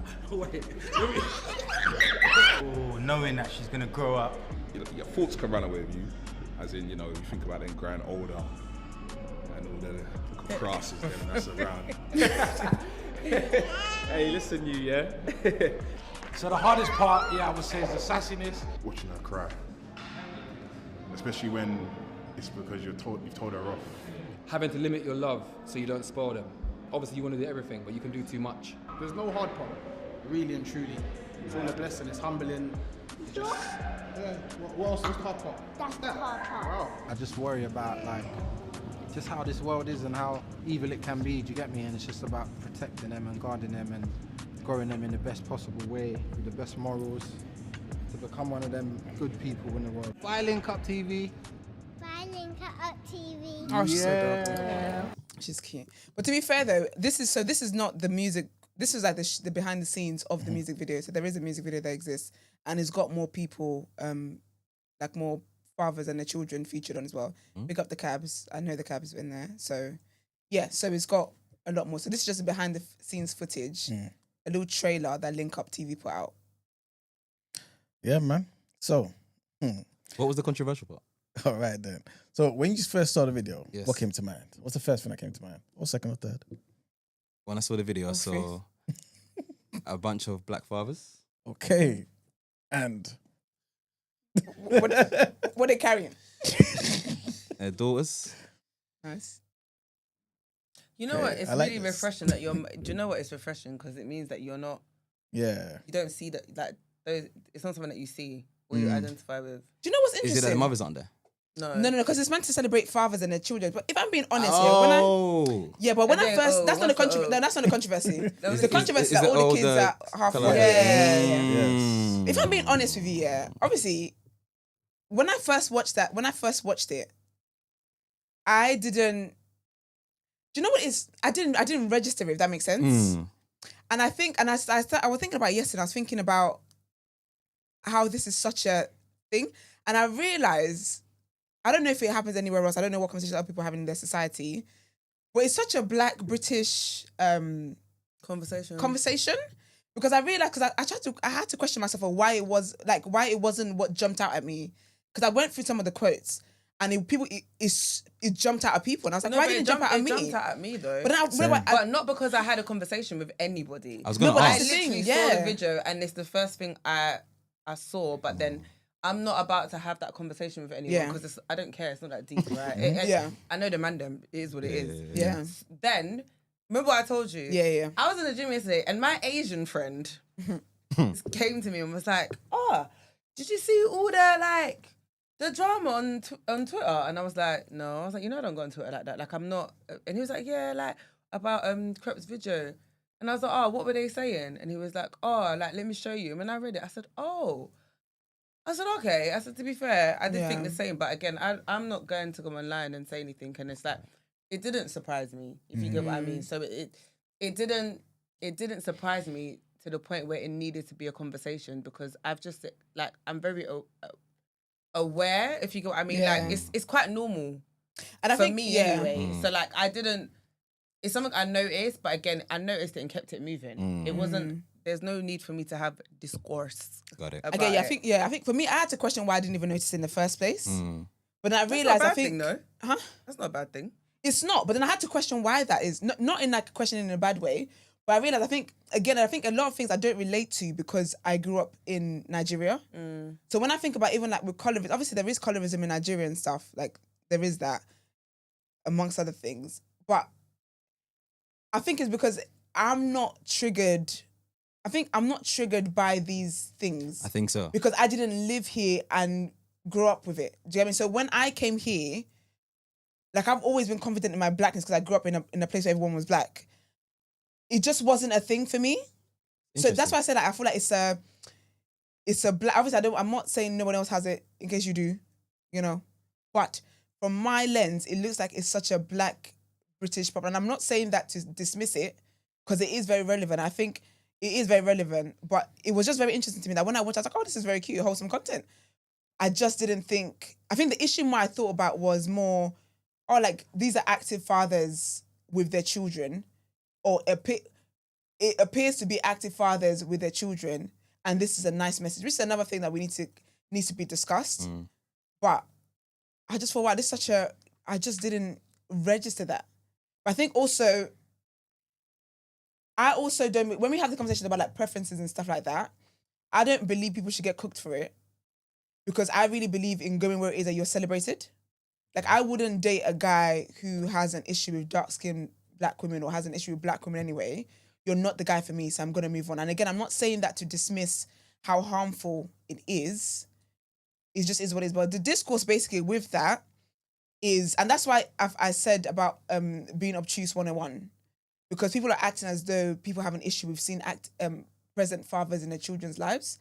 And it's not that. It's that people who have grown up here, who have dealt with colorism at the hands of black men growing up, as in dark-skinned women, is something that they've always talked about. And whenever they've talked about what the experiences are, it's been actively dismissed and said, oh, you guys are making up things and blah, blah, blah, blah. So for them, it's like, when we say that, and then also like masked around, it's just my preference. But then the language that was used when it was that people were, and the joke is, it wasn't even just black women. That I actually saw more black men pointing this out than black women. I saw more black men doing the memes, like, making jokes. It was like, oh, the man like, really love, like... They love, do you know what I mean? But where people were saying, like, I guess the idea is people are going to assume that it's black women being bitter and like whatnot. And again, like Esther, in the comments, I saw a lot of black men like making jokes and cussing them. And saying, oh, the man them love slow bunnies and this, and that, and it being a thing. So, and I think that's part of the problem. I think that's part of the black women's problem, where it's like, when we say something, our experiences are always invalidated, and you say we're lying, you say we're bitter, we're just miserable, or whatever the case is, and you say it's just a preference. But this video here, and obviously when you watch the full video, there are dark-skinned black women in there. Sorry, Brent, I'm going to read that comment in a second. But there are dark-skinned children in there, because obviously the mum and dad are dark-skinned, blah, blah, blah. But it's like, when we've said these things, you've dismissed it and said we're bitter, we're this, we're that. But here's exhibit A of this preference you don't speak of so much. Okay. And it's like, it's blatant. So when we say that you've always favoured lighter skinned women, and you called us ugly and you said the things you said, you dismiss it. But here it is, proof in the pudding that you did do that. But I think also, for me, what was so interesting was the language people were using to cuss black women, because they assumed that it was just black women criticizing it. Okay. And it's like, you're saying things like, oh, these bitches, these hoes, this, like, you're saying very horrible language to insult them, which again is justification of what they were saying of how they've been treated. But Demi said, if I'm being honest, as a black man over the age of 25 growing up in the UK, it was peak for dark-skinned black girls, let's be real. The hate they got translates directly to this discourse, in my opinion. And that's what the discourse is about. The discourse is not about, it's not that, oh, active fathers or present fathers are being shamed. It's that we've always talked about the experiences of how it was that we were insulted and abused for our skin color. And you just said we're being dramatic, we're miserable, we're being too emotional. All it is preference, and we don't, whatever the case is. But then here we are now with a video that's been put out, and the majority of the cast are lighter skinned children, because obviously you are with lighter skinned women. And the issue again is not just about you being with lighter skinned women and leaving it at that, is that you must put down dark skinned women while you're at it. That's how I was like, that's why it's been interesting seeing people act as though, oh, what's the problem? And I think that's why I said what I noticed was the fathers with their children and praising that. And I think it's a good thing to do. I believe parents should be praised for having children. Raising kids, child, is a hard work. Parents should be. But I think in our community, the expectation of men being there for the children is so low, is so much in hell, that when it is that we then see a father, it's like we're gonna have a carnival to celebrate this. But it's like, and again, I'm not saying that fathers shouldn't be celebrated. I'm not saying that at all. But it's like, we have to look at why it is that we get so excited and just so excited, because it's not something that is quote unquote normalized within our community. And so the issue is that we need to start normalizing this within our community, so it doesn't become that. Like, I can't remember who I was talking to the other day, a while ago, and I was saying how, like, the difference between the support that a single mother gets and a single father gets. When it's a single mother, it's like, oh, you're the mother, you be able to, like, it's just dismissed, like, oh, you get on with it. But when it's a single father, because we don't see fathers around so much, it's like they have all the help. Like, they're more likely to get so much help, because it's like, oh my gosh, oh, do you need help? Like, the people that with their own children will put their children to the side. The women will put their children to the side and be like, oh my gosh, we're helping because, it's a single father, blah, blah, blah. And again, I'm not dismissing what it is that single parent fathers go through, or even just they do that. I'm not dismissing any of that. But for me, that's what I felt like the conversation that should be had should be, where it's like, why is the bar so low, and why is it so much crumbs in our community? No, why is there so much nothing in our community, that when it is that we get crumbs, were just over the moon to be like, oh my gosh. Do you get me? Yeah, but that's because of history though, isn't it? Yeah. That's because of history. And I think where that generation was in between, where maybe the generation above us, there was nothing. So then we're the generation that is trying, and that's why it's looking like a champion. But then the generation after us, potentially, they already have examples, so it's not going to be as big of a deal, potentially. But I do think also as well, because if you watch the full video, there are, dark-skinned children and stuff like that. So it does bring up the question of why it is in the trailer. It's only certain kids that are featured. Kind of like, I guess not rage baiting, but like clickbait. Absolutely. Yeah, because almost. Wait, so is the main... Good morning, guys. Ugh, not you. Sorry. I'm joking. Morning, Saleh. No, I wasn't joking. How are we today? You're good, Saleh. How are you? It's already been a long. This is our resident speaker. Our time is fast spent. I'm very well. I'm just confused with what's going on with this one, to be honest, because, as I'm thinking about it, I remember Marx has told us that he is fully black, so he is not mixed race, but he's light skinned, and there are many black people who are the same. Why when I saw that video yesterday, I saw it on the Discord, and then someone even tagged me. I can't remember who it was, and they said they wanted to know my thoughts. I didn't understand what they were talking about. I really didn't get it. It was just a wholesome video, and that was it. Why is it the case that we're looking at? Why are people looking at the skin color of the children? Why are we looking at that? Do you feel like people are purposely doing it, or do you feel like it's just right there in front of your face? Because the thing is, I saw the link pop up in the Discord. Yeah, I went to it. Obviously, it came up on the what do you call it, on X, right? Yeah. And I think at the time, I can't remember what I was doing, but basically, I didn't have the volume in it. Played it 1, 2 seconds, 3 seconds. I started laughing.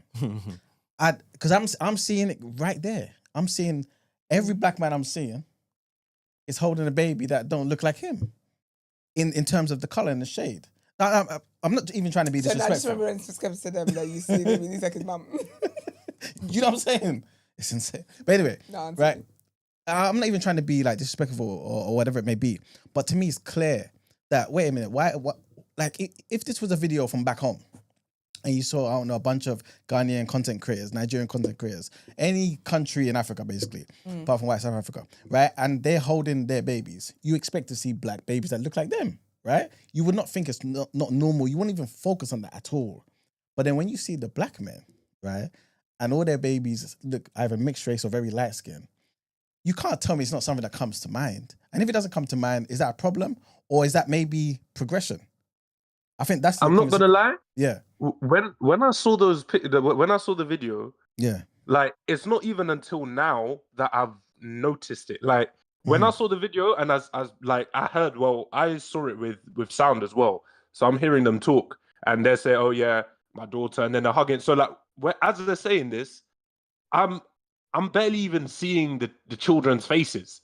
I'm just seeing a child in their hands, but it's kind of almost blurred to me. It's not on my mind to be thinking about the child's skin color.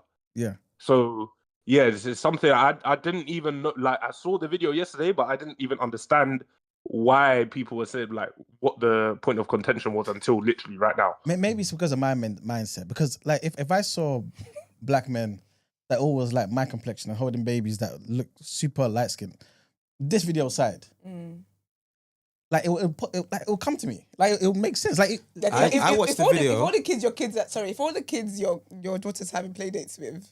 Thank you very much. Yeah, Thank you very much. I watched the video live and I didn't notice it. Yeah. So I noticed more so what you were saying. I noticed a bunch of men with their daughters. And then when I later thought about it, then I saw it.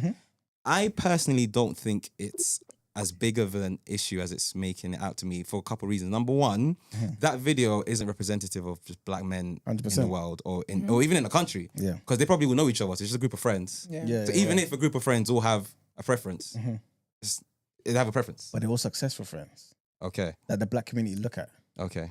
And so we're seeing these successful black men who are doing certain things in the public. And all of their kids, not all, of course, there were other people whose kids weren't like that. I'm definitely generalizing it. But obviously you guys get what I'm trying to say. Yeah. But I have a super light skin or they were evidently mixed race babies. Okay. You know what I'm saying? Do you know what you just said? Actually, maybe I think that's also adds to why it is that with these conversations, I don't know how to describe how it is that I feel about it. But I think that I still see this as like a minority. I agree. Like women, people that interracially date. But I think it's because, again, of where I grew up. Yeah. I grew up in like the struggles we have in Nigeria. Of course, we've got patriarchy, we've got misogyny. Absolutely, yes, we do have all that stuff. However, though, I repeatedly see black men choose black women. Yeah. Do you know what I mean? So I feel like that being my foundation.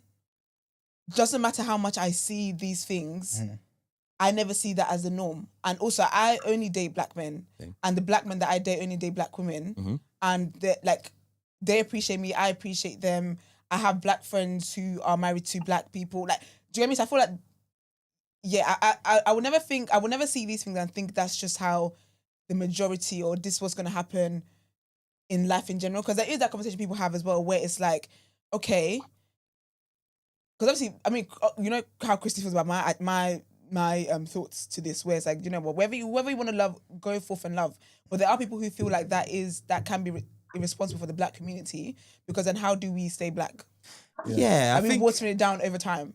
Nah, yeah, I think that definitely is exaggerated. And also, as someone who grew up in Italy, like I see black people. Like, of course, there's colors, but we're black. Like, we're all part of the black community, in a sense. So I do feel like these conversations are not that helpful, because people are gonna like what they're gonna like, and more time, if regardless of the color of your skin, we're all part of the same thing now. And what do you mean part of the same thing? What's the same thing? Part of the same movement. Are we not all? We're black. So we're all black in a sense. Okay, so cool. the children of these black men, they're also part of the community. Yeah, but I think we then will now go into the area where it's like, okay, cool, all of us are black. Yeah. But then in society, when we want certain roles, when we want certain this, that, and the third, when it comes to favoritism, when it comes to just treatment, we still live in that world where the light skin seems to be more favored. So if that's the case, that means these black men are always going to produce black children, regardless if it's a black woman or a white kid.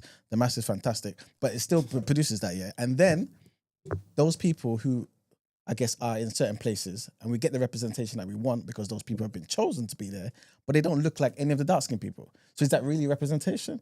Or is that, do you get where I'm coming from? I do. And I think that's where people have certain gripes. You know what I'm saying? The colorism that is there. Do you think we will ever live in a world, though, where all the black people are going to be light-skinned? Like, that are representing us? No. Yeah. But it's not necessarily if Christy's about... alive, she will be.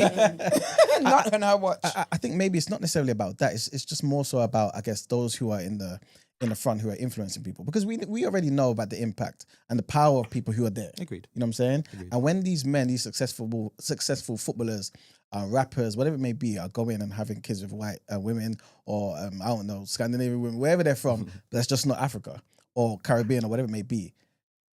It's like it sends a message to black women. You know what I'm saying? That maybe they're not good enough. Why is it that when you wasn't successful, you had me, but when you became successful, you got them? Are they the prize as well? And then the children, you know what I'm saying? The complex is there and everything. You know what I mean? I want to see the full. So Levandre says, let's just keep it a buck. Enough dark-skinned men find it difficult to see beauty in dark-skinned women. They can love dark-skinned women, but struggle to see their beauty. Is that you, or is you speaking for? I disagree, man. Dark-skinned man. Right? You're saying there's a lot Is that of me? dark-skinned I disagree. men. And That's the easiest thing I've done in my life. And But that's the thing, though. But that's it's you not can't. you, It's but not you. It's not about you. Yeah, but what I'm trying to say is though, But then- like, yeah, sorry, sorry. go on, no, go on. But he's speaking to the guys who would justify them. Yeah, doing that basically. Do you know what I mean? And so there are a lot of black men who don't think that way. Yeah. There are a lot of black men who love dark-skinned women, and do you know what I mean? Like, there are, and I do believe these things are a minority. But again, when you think about, and I feel like this was what it was that made the women talk about is when you think about who they were suffering colorism at the hands of. Okay. It wasn't just light-skinned men. Yeah.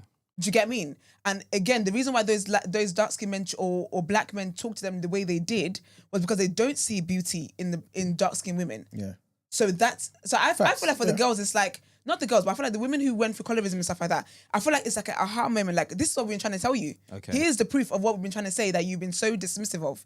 And then when you hear the way that they're being cast, I'm like, oh, you know how these black are so bitter and so this and so that. And I even saw a few exchanges where they're like, oh, you're so miserable and this is why you're always going to be single. And the girl's like, I'm married.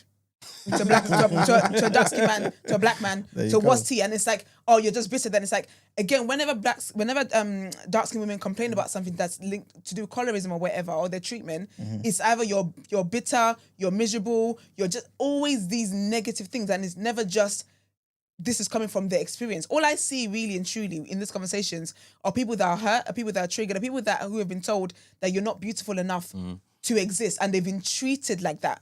And if there's no acknowledgement of how it was that they were treated, how do you expect them to move on? We're going to keep having these conversations because there's no acknowledgement of, do you know what, actually, yeah, we were very horrible to our black sisters. We never should have treated you like that. You're right. And then, do you get what I mean? So if we don't have that progressive conversation, how are we going to move forward? You just keep gaslighting them. And then you act shocked that they haven't moved on, or you act shocked that when they see something, they wanted to call it out. Of course they will, because again, they're seeing this as, can you finally see it now? And it's like the joke is they're never going to see it. The people who don't want to see it are never going to see it. And that's the thing. So that's why it's like a never-ending battle, really, because you're trying to get approval from people that aren't necessarily going to give it to you. Yeah. They don't care. You know what I'm saying? They don't care. Hey guys, I have something to say. Morning, guys. Morning, girl. How are you? Period, girl. So this is not going to be. It's not going to be long, but I just wanted to say, that representation matters, and if anybody studied English, media, or marketing, naturally, when you see that clip, like the 3-second clip or whatever, you do naturally observe. You're like, oh, they're fathers, yes, and oh, they're all light skinned, yes. I think the issue stems, and it makes me worried for the younger generation of like secondary school kids, because let's be real, I do think it is a minority, but when you're like the typical UK rapper, a majority of them do say in their music, light skin this, light skin that, light skin this, light skin that, right? When they have their music videos, a lot of the lead girls are light skinned, right? So that already shows, oh, this is my preference, right? And we already know how the media impacts and how important representation is. Even if, your preference is light skin, having a brown skin, a dark skin girl in your video, that helps. You know why? Because let's be real, there are young girls that are 13, 12, 14 looking at these videos, because at the time, that's all you're really interested in. Just like, oh yeah, the little rappers and, the boys in your class and all that stuff. So they do take precedence. So it's like, you're going to naturally, that's like the little systematic racism or colorism already starting, like, oh, I'm not even good enough because none of the rappers, like, none of the girls look like me. They just look either mixed or they're exotic or they just don't look like us, innit? But yet, we are big consumers of rappers. We will be there at their concerts shouting their stuff. We're like, oh yeah, representing them. But at the end of the day, when you see a video like that, I'm not gonna lie, when I did watch the full video, I was focused more on the father side and the aspect of what he was saying. But for that clip, naturally, you don't really see a lot of mixed race people or light-skinned people together in general. When you go in a room, there might be one black person, there might be like 3 black people, 1 mixed race person, the rest white. So naturally, to observe, you are going to, when you see a bunch of light-skinned mixed race children and darker skinned dads, you are naturally gonna be like, oh, okay. And some people it will trigger some people and they will take it too far. Like, I have seen a lot of negative stuff, and then some people will just be cool and educated, and then some people are like, oh, I can't see anything. Okay. But naturally, representation matters. So I get confused when people are acting like they can't see what we can all see. You know what I mean? So that's just my opinion on it. Sally? I've got a question though. So is it the case that we know for a fact that every single one of those children in that video, their mothers are white? Is that the case? No one said every single one, the mother is white. No one said all the kids in the about whiteness. It's not about that though. Like, so I don't think that's not even what we're arguing. So it's not a case of every single child's mother is white, and it's not a case where there were only light-skinned children in the video, because that wasn't the case.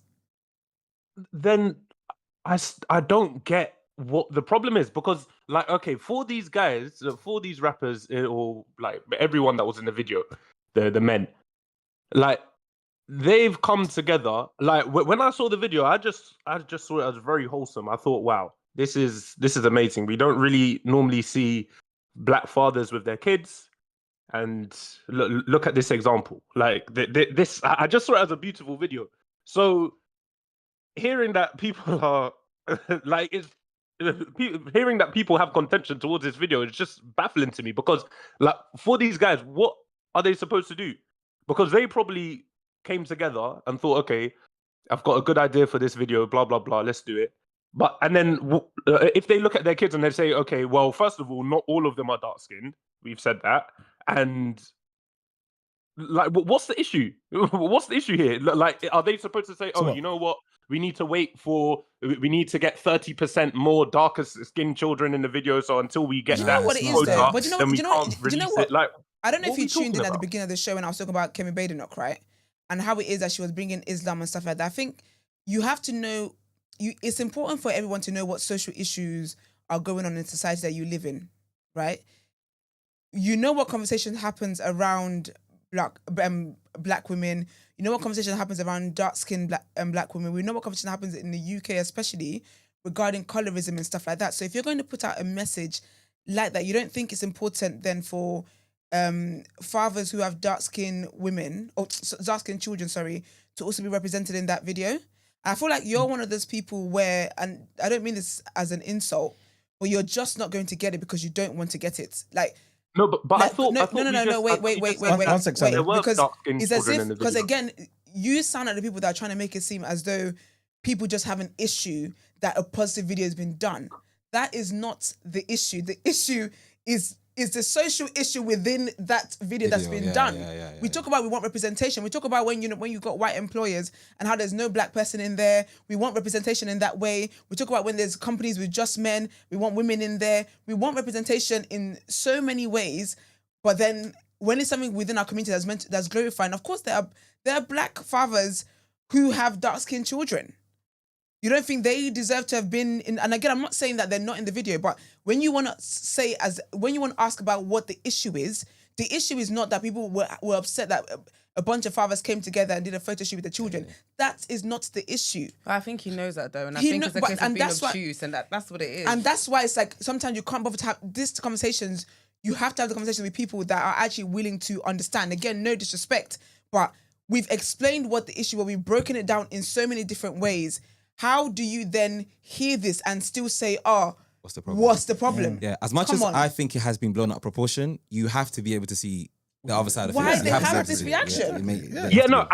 I can see the other side of things as a reaction. However, like I said, I didn't understand.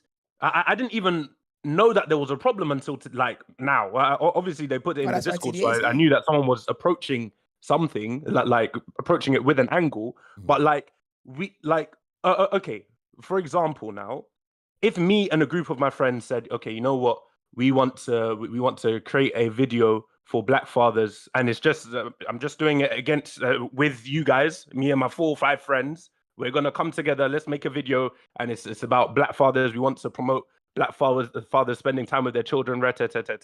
We do that. We record the video when we're doing it with our children. We're not going and finding actors and blah, blah, blah. And then when we do release the video, it just so happens that majority of the children in the video are light-skinned. And that could be for whatever reason. So for example, if Margs as a child was in that video, he would have come across light-skinned. No one knows the color of his parents, but they're both black. But it just so happens that majority of them are light-skinned. There is dark-skinned representation in that video. However, this wasn't the reason why we were making this video. The reason we were making this video was to show black fathers with their children. So part of the issue as well. Wait, but please let me finish. So I can understand. Let me finish. I can understand why people would or people noticing that, but then in noticing that, they should also notice that, you know what, this isn't I've missed the mark. Because this video wasn't made for this purpose. The purpose of this video is what do you expect them to do as someone who is they've used what they could within their realm. They're not necessarily going and looking for dark-skinned children, because then that's a completely different video.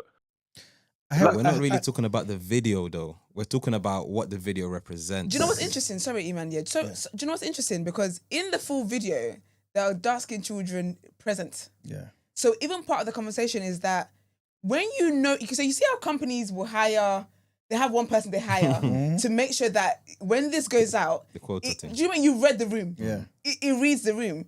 Again, when we know the conversation that happens with UK rappers, when we know the conversation that happens with black rappers and footballers, and that use some, they get successful and they go white or they go lighter skinned, or we know these conversations over and over. So it's like part of the conversation that's been had online is you put this trailer out. There are dark skinned children also in this video, but they didn't make the cut for the trailer. So part of that again. So I no one's saying check. We have 4 fathers with light skin.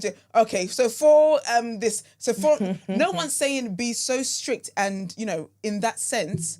But again, if we're going to be arguing about representation in every single thing, because of the social issues of that, because of racism, right? Why is it then when it is that we can have representation due to colorism, we're not going to do that? I also agree with you. The only thing is though, it seems that the general consensus is that they did it with ill intent.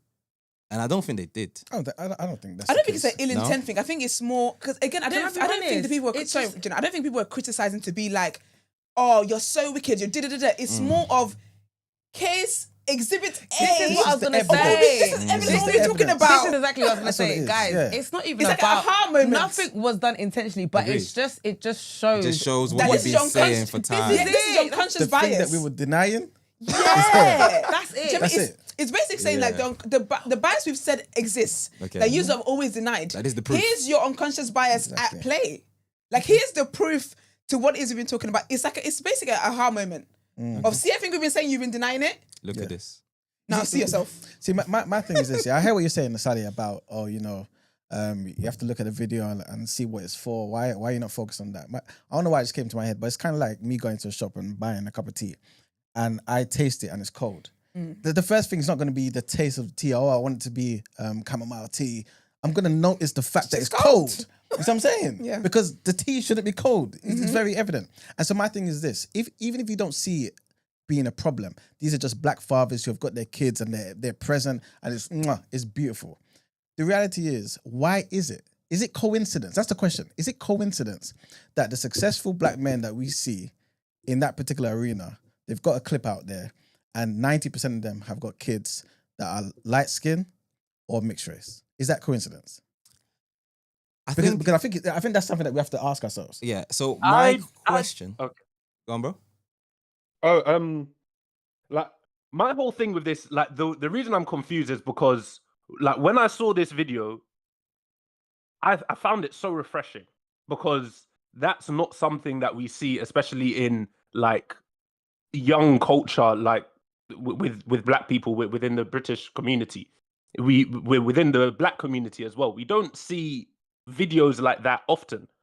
So like, as I'm hearing people like complaining about it, I'm just thinking like, for those guys that went and stood up to try and do a good thing for their community, it's like they went to try and do a good thing and now people are throwing tomatoes in their face. Like they can't win, because if from before this video came out, people would be going around saying, oh, black men, black rappers, they don't do enough. We don't see enough of them with their kids. Okay, now they release this video. Now, their kids are the wrong color. It's like, let the people just live. But let them Sally, live. They're trying to do good. With my analogy, you're basically saying be grateful for the cold tea. That's basically what you're saying, because you still got tea. You got beverage. You know what I'm saying? What would you want them to do? That's their children. It's fine. It's not a problem that's their no one's saying that. Literally, that's not could the have been focus. not any of those guys, just other black guys, right? The reality is we've been speaking about colorism for the longest while. Black women have said X, Y, and Z. A lot of us black men have said it's not X, Y, and Z. Then we've seen the most successful of our black men go out there and display X, Y, and Z. That's all it is. It's not an indictment on those particular men. No, I don't know none of their personal life. No one's talking about any Not of that. interested in none of those things. I respect the fact that they've come together and that they're present black fathers and they're so proud holding their beautiful daughters. Mwah, beautiful, more of it. It's just that the evident thing was the kids don't look like them or their siblings or their parents. And is it coincidence that 90% of them, their kids don't look like them? That's the question. And if it's not coincidence, let's talk about it. If it's coincidence, then beautiful Britain's just a beautiful integration country, and there we what go. we It's complain not a about. racist land. Yeah, but let's not act like it's not there. And that's my thing, because we can't talk about like, essentially what it is that people desire is representation of black beauty in these things. Like the black girl whose hair doesn't slick, you know, as soon as you put a bit of water in it, blah, blah, blah. Like, it's representation. We can't say we want representation when it comes to white people and whatever, but then we say we don't want, but then we argue against representation even within our communities, because even within our community, there's been many conversations, again with the UK, about how it is that music videos and whatever, you only see one type of girl there. You only see a certain type of beauty. Again, it's about the beauty that is portrayed. Do you get what I mean? Yes, I understand it's a positive thing. Personally, it's a positive video, is that no one is calling them shit fathers. No one is saying they don't deserve to be there. No one is saying any of that. It's just that a representation of darker skinned women, especially knowing what that has been like for dark skinned women in UK, would have been nice to have on there as well. And again, it turns out there's some in the full video, but it would have been nice for the trailer that goes out, that goes viral. It would have been nice for that beauty to have been put on that stage as well. Would you get me? Like, for me, I just think this is a conversation about representation. That's fair enough. I think they dropped the ball on that for sure. Yeah. But I also think that it is a coincidence, and I think it's a vast minority. And I think generally in society we need to not stop, but we need to allow looking at these people that are in the limelight and thinking that they represent everyone, because they really don't. They don't. Yeah. So even if there are a lot of athletes, a lot of footballers, a lot of artists. When we say a lot, it's like 15.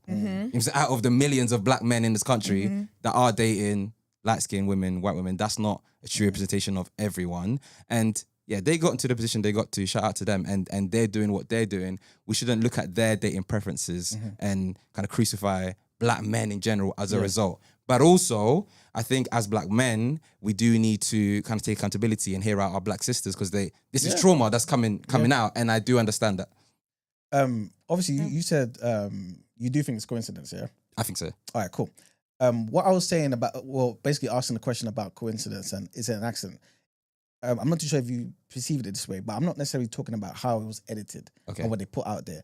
I'm asking the question of, is it coincidence that the successful black men that we see, the footballers, the rappers, the this, that, and the third, right, go out there and their wives don't look like them? That's the question I'm asking. Why is it that? I know, again, it's just a snapshot. It's just a clip, a 1 minute clip. I know the picture, you know what I'm saying, that Ben put up there. But why is it that seems to be the case? You know what I'm saying? It's an interesting question. So from my perspective, that's not all the kids, by the way, because all the light skinned kids that we saw in the clip ain't in that one for some reason. Yeah, it don't even look like it. So I have friends, for example, that I've come up in athletics with, right? Yeah. And before they blew in athletics, they had their preference. Yes. Once they blew in athletics, they still had their preference. Okay. And they're still dating their type. Okay. I like darker skin girls. Whether I'm successful, whether I'm popular, that will be my preference forever. You know what I'm saying? So that's why I do think it's somewhat coincidental, and I don't think we can look at the fact that, are they going for light-skinned women because they are successful? Because in my opinion, I don't know them, but in my opinion, you don't think that's... I don't think that is a correlation. Yeah. Do you think it is a correlation? Do you not feel like, not with the light-skinned women, but if we're going to white women, do you not feel like that's linked to environment as well? Yes. So it might not be a preference, but based on the environment and the circles that you now are associating in. Agreed. Like, you get what I mean? I hear that, but every now and again you go home. So when you left the environment, you know what I'm saying? You go and find something. So there was a video that I saw the other day, and it was a guy in America, a black guy, right? And he's a runner, and he goes to run clubs. And he was like, the title was "People Ask Me Why I Go to Run Clubs," and he's pushing this narrative of go to run clubs as like the new dating thing, right? Yeah. But it was interesting because every woman in his video is white. There is not one, and he's got a lot of followers, and it was killing me because he used the DMX song, yeah, and it was and obviously he's got all the names, but people in the comments were making me laugh because they were like, there was no Linda, Letitia, Shana, like you're using the wrong song. They were like, everyone was like, use the wrong song. That's funny. Right? And then in the comments, they're like, Becky, like they just, and then people are like, rah, like, do you not run with black women? Like, and it was, the thing, it was interesting because when I was watching the video, I did think like, is there no black people where you are? Because every video, like I said, he's got like 100+ K followers and it's all about his running club and there's different women in this, but every woman is white. Like, or it's dabbing up all the tens. You know that trend that went around? Oh, yeah. Like where you dab all the good looking people in. Right. I just thought there is not one, like, ain't there some colour up in there? That's like, crazy. Not even not even racially ambiguous. I'm talking hardcore, like, I just thought, wow. See, like, I hear that was so interesting. And then some people are like, yeah, but it could be based on like the area that he's from. Thank you. It could be based on the area that he's from. Please get your handheld mic. You're the ones from Amazon Literally, that does like, just give me an earpiece. Just hold it. Yeah, it could be like the area that he's from. And then there was other like white people like saying, oh, this isn't fair. Like maybe these are the only people that like he's around. And then some people are like, oh, you're making it seem as if black women don't run or they're not into like exercise and stuff. And it just became a whole thing, like race conversation. Obviously, he knows why he's doing it because the more people comment on his stuff, the better his engagement is, the more he's gonna fly in it. But he's playing the game. But it was interesting because I was literally flicking through his page and I thought, wow, like black women. Like it was just I just thought, wow. I want to read some comments that I saw like on Twitter, yeah. And tell me what you guys think. Do you think it's exaggeration? Do you think like it's accurate or whatever, yeah? Someone says that video isn't a surprise to me because evidently someone is propping up those stats in the UK census. Probably most of the Caribbean heritage too. So this person obviously just saying there's mainly Caribbean, whatever, right? But basically saying the video's not a surprise because obviously we're seeing more and more mixed race families and whatnot, right? So this is obviously representative for this. Somebody else says, sorry, 1 second. If someone did put up a census, why you look for it? Someone did put up a census thing that did show that the mixed Caribbean higher than African or something like that. I don't know about that. So somebody says that's why I'm not with the whole I don't care who they are with, just as long as they don't bash us. We should absolutely care about systemic colorism and how that affects romantic partnership. Christy, that you? What do you guys think about that? I think that, okay, so how can I even say this too tough? I think that I've seen situations where in a generation, in a family of like black mother, black father, how over time through the generation, the only original black there is the mother and the father. Okay. So as the children are happy, like, do you get me? Like as it's going down and down and down the line, for lack of a better word, and I hope it's not offensive, but the black is fading. I hear it. I think so. There is that. My perspective as well is maybe it's exacerbated because I grew up in Italy, but that we are such a small minority here. And because, for example, aunties will want you to go and marry someone who is Ghanaian or someone who's African or whatever. And my thing with these aunties that I say to them is, look, you came to Europe, so what do you expect? Do you get it? You get, like, we're not in Ghana right now. Like, what have you given? So if the man if man are dating a Hispanic girl, English girl, it's like we're in Europe now. It's not just black people here. So that's why I don't think we should quote unquote police or whatever who people are dating, because that's their own prerogative. I think we can still advance as a community. Yeah. Regardless. I agree with that because I feel like because you can be married to someone who isn't black or whatever and you can still do a lot for the black community. 100%. So that's also my stance. But I think in moments where I do see the black fading in a family line, it does make me occasionally think. But then again, because that's not the majority. Yeah, exactly. So that's why I can't be like, oh, people shouldn't. I don't believe in that. I believe that people, because again, it's what even Gina brought up, where it's like, it's about proximity, it's about where you've grown up, it's about the, like, say for example, you grew up in Italy, right? Facts. If you had never gone back to Ghana for whatever reason there is, and you end up with an Italian woman, Probably be dating why them too, would man. I look at you and be like, oh, you're such a coon? Facts. This is the area, this is the environment he's. But then if you grew up like, and you're strongly black, you're proud of your heritage, you teach your children that. For me, I don't have an issue with that, because my thing also, and people might just think this is, false equivalency, but I see even within the black community, people that don't care for the black community. They don't care to teach their children the language. They don't care to teach their children where they're from, all that kind of stuff. So I'm not then going to sit down where I know that I can see a mixed race family and I know how proudly African they are, how proudly Caribbean they are, and how they know their history and how much they pour into where they're originally from. Like, I just don't think it's really, I think ultimately it always comes down to the individual. It comes down to us as individual, not a family, not a group of friends, as an individual, to keep our history alive, to do what it is that we can do to keep our community going, to keep our history alive. So I can't place that expectation on other people. And also as well, people deal with different things. If there's a black woman or a black guy out there who felt like, who never met black people that were nice to them, that were kind to them, and then they end up dating somebody else from another race and that they found love there, I can't project how I feel onto them, because perhaps it's because of their experiences that they've then found love elsewhere. It's not right for me, who's only ever dated black men and who black men find attractive and who dates men from back home or whatever the case might be, to be like, oh, why didn't you go back to Ghana? I can't do that. It's not right. I know that firsthand. So I know someone who, he's dating a white woman now, Yeah. but his experience with black women were negative, Yeah. for whatever reason, and that did affect his confidence. So even when he'd be on dating apps, like, he would find a black girl attractive, but it's like, what if they say this? How much she's gonna perceive me? I'm not like your typical black boy or whatever. He's a bit nerdy or whatever. So that affected his likely, and then now he's with a white woman, but that's because of the trauma he experienced with black. So you can't go to someone like him and be like, oh, be with a black person. I always say that for me, my thing is just, as long as you don't put down your people, I don't, like, go where the love is.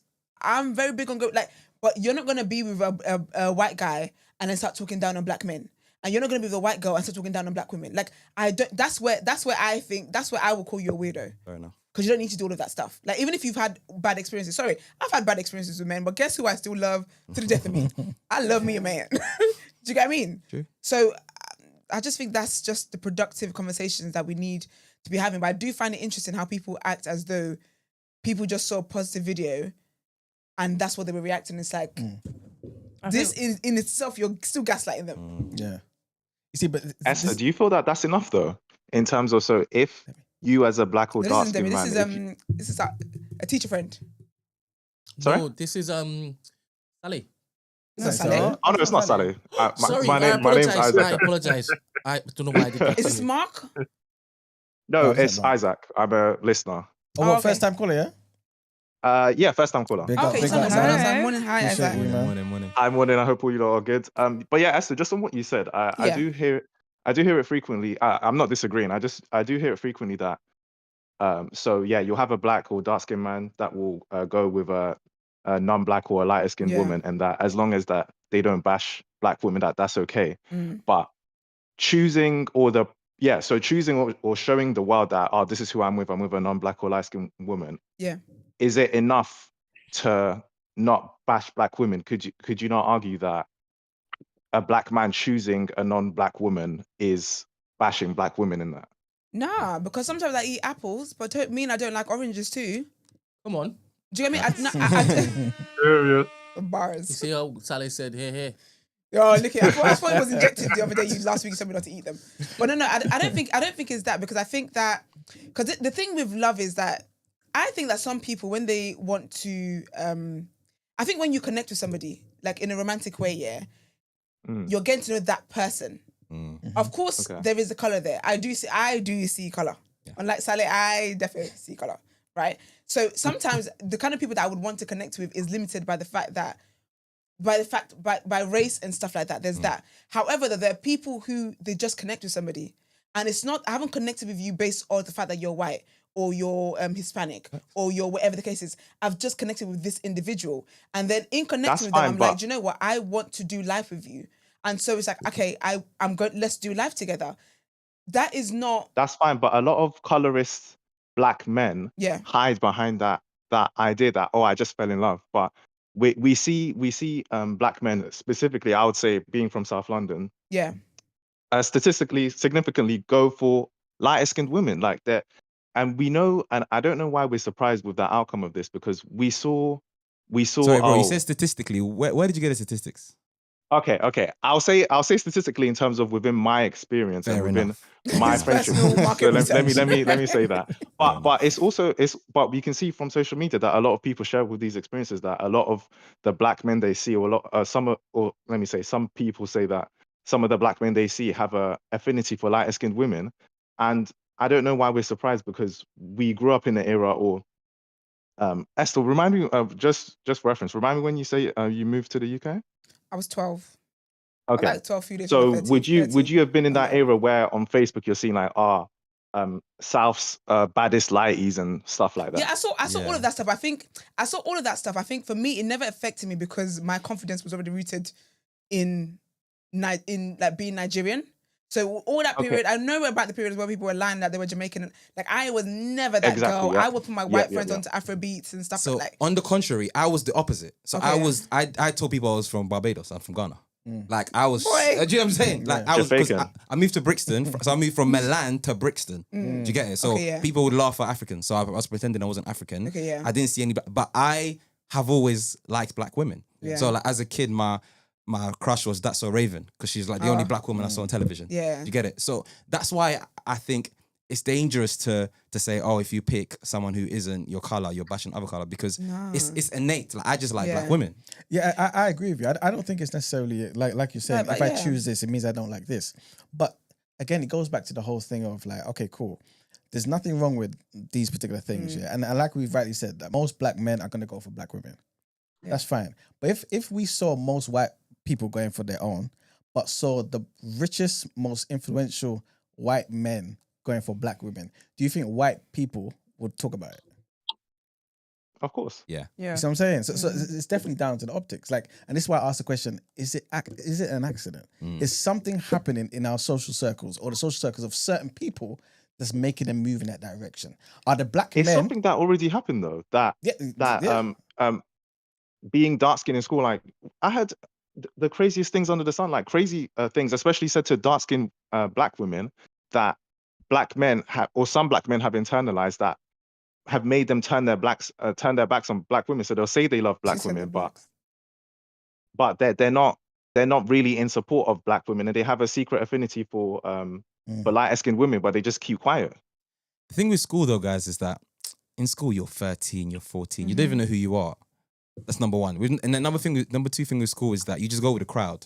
So I have friends who in school were saying rude things to people that didn't even mean it. They were just trying to be cool. So even though I know that people have trauma from the times they were in school, we also need to understand that if someone says whatever people say in school, it's not really set in stone, and we shouldn't really look at what happened in school as a representation of what happens in real life. But that is valid, but we do see that a lot of these experiences shape who we are and who we become at these fragile ages. And a lot of people do remain consistent in that. So I was gonna say, as much as you said that, if you're the person who's been on the receiving end and has had to live through that trauma, I agree, and navigate life moving forward, you can't come and say, oh, but they were 13, 14, because that 13, 14-year-old person has impacted my life. It's molded you. That has molded me to go in this direction. So as much as it was innocent, it's do you know what I mean? Yeah, so I'm more saying it from the perspective of the person saying it. So if you're in the receiving end of it, whatever happens in school, I understand it's super traumatic. But for the gentleman, he said, oh, in school, people said, we like black women, but we don't like black women. Just because they said it in school, it doesn't mean that's, one, how they actually felt, two, how they feel now as adults. But I understand that as a black woman in school, whether like I had horrible things happen to me in school, I still live with that till now. Yeah. So not to discredit the experiences that people had, but not to judge those people that said it by these standards. By these standards of how 15 years later. Yeah. And that's why, like, when it comes to like and people's colorism, when like tweets and stuff are brought up, for me, what what matters the most is about who you are today. I agree. Because back then, a lot of people, like even like within our community, even amongst Black women, we see how it is that we talk to each other when it comes to our hair and stuff like that. There's a lot of self-hate within that. So for me, I can't hold someone to what it was they said when they were 13, 14, when that's your most impressionable age, and you're trying to be as cool and stuff. Wait, 1 second, babes. You're trying to be as cool or whatever, but it's about who you are today. If you today, as a grown-ass person who knows better, and you're still colorist and you're still doing these things, then I absolutely will hold you to standards of your 30s, because you were just cooking then. You were only starting out now. Yeah. Isaac, what did you say? Would you ask me? Oh yeah, sorry for interrupting. That's all right. So yeah, with what you just said, it's about who they are today. Previously, you've said, and this isn't like, oh, I got your moment, but that's all right.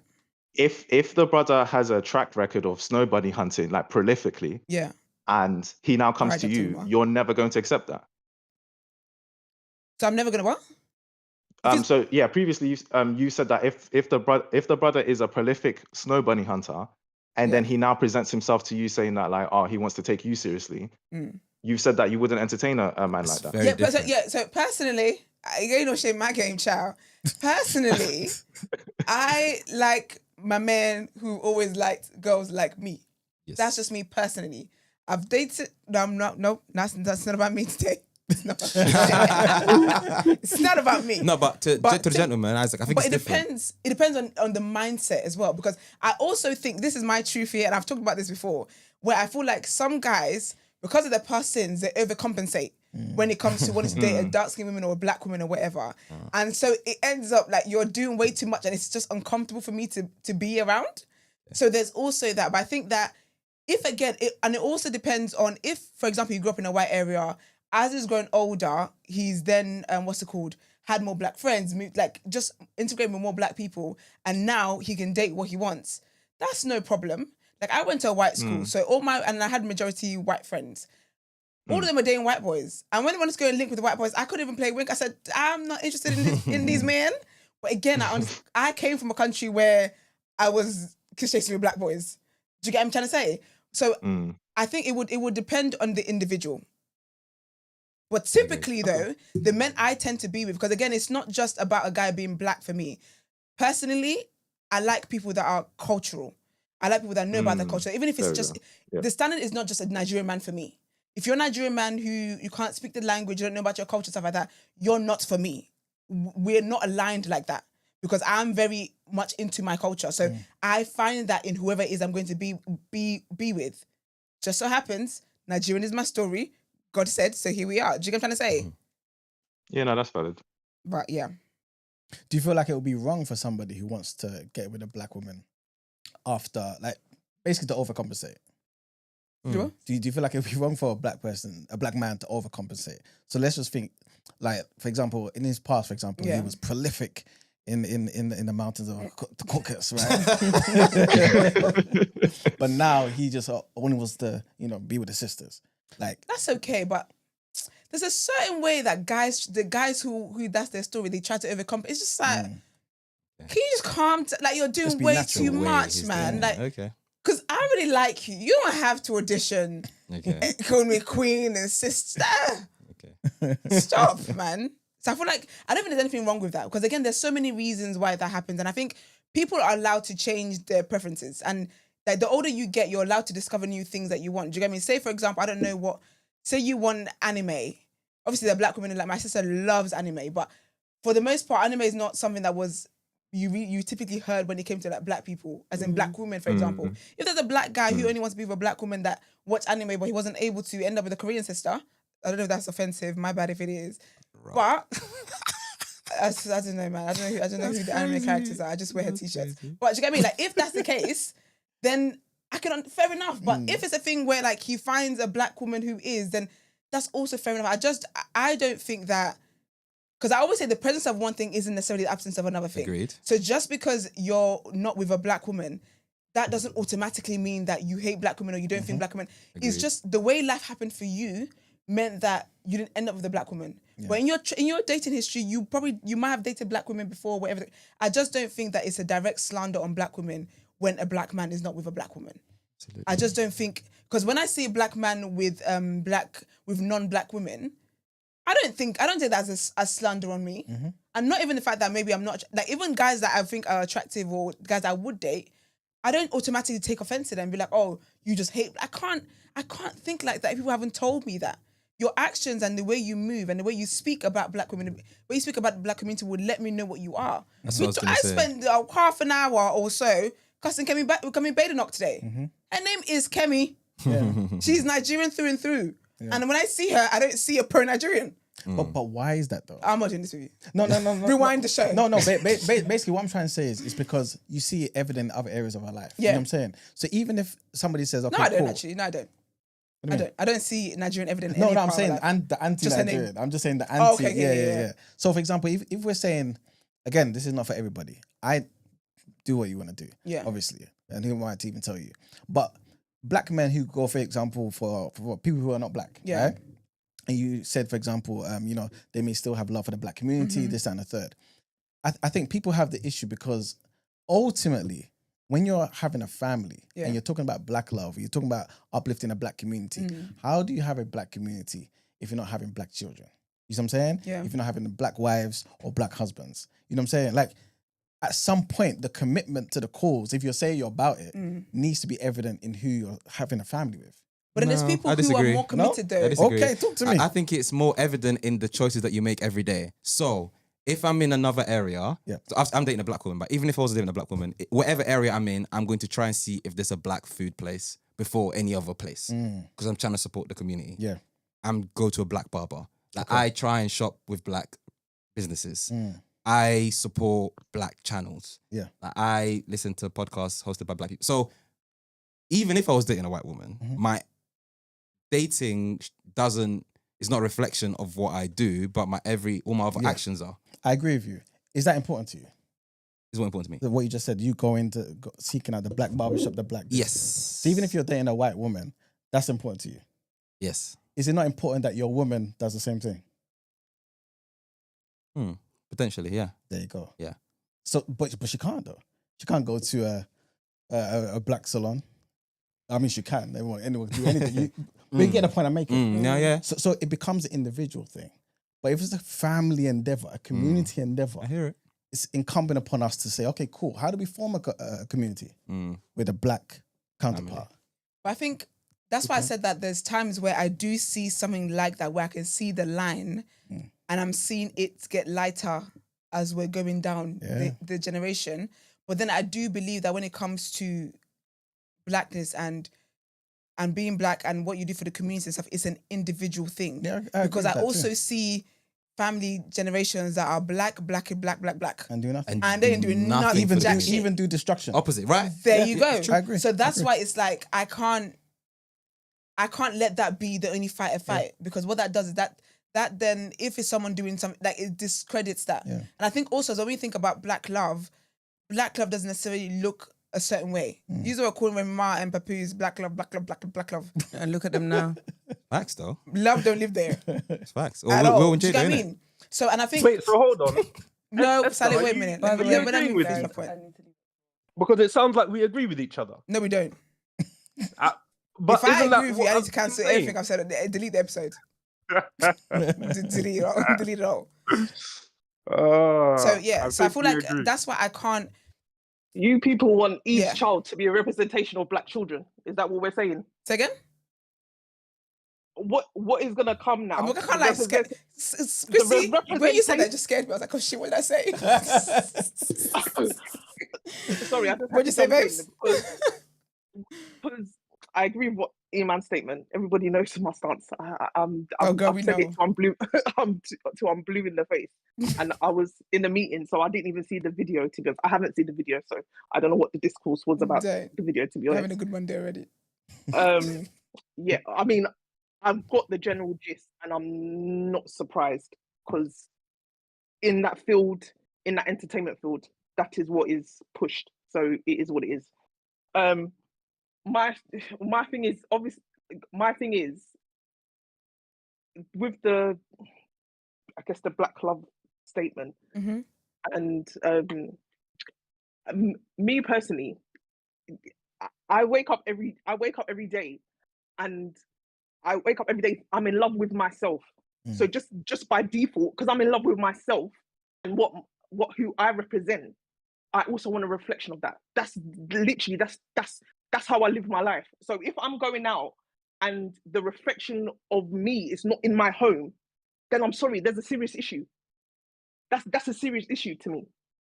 Because if in my daily life at home does not reflect, and I'm going outside and it doesn't reflect, go back to home, then I'm not understanding where us here, what we're trying to do collectively. That's what I'm saying. Like if we're just, because to me it gets so superficial, because I feel like, sorry, I love black men, love them all day long. However, I do feel like there's an essence, there's a pool of them that view this whole love in a very superficial way. So you would get the responses of like me having my stance of BOE. I've gotten the rebuttals of, oh, but we don't care who you date. Oh, so what if you date us? Or so what if you date, like I've gotten that rebuttal. And so what's the big deal? And to me, that's very problematic, where you're saying, what is the big deal? Because I'm stating that I only love us. And I don't get why there's an issue in stating that I only love us, and why I should push for that, and why that should be representation if we're trying to get somewhere. That is my issue when it comes to all of these, and to have all these mental gymnastics. And that is why I don't believe in the love who you love or go where the love is. Because when you put them statements, when it's mixed in with the black community, to me, it is then in saying that the black community ain't enough, so you need to go outside.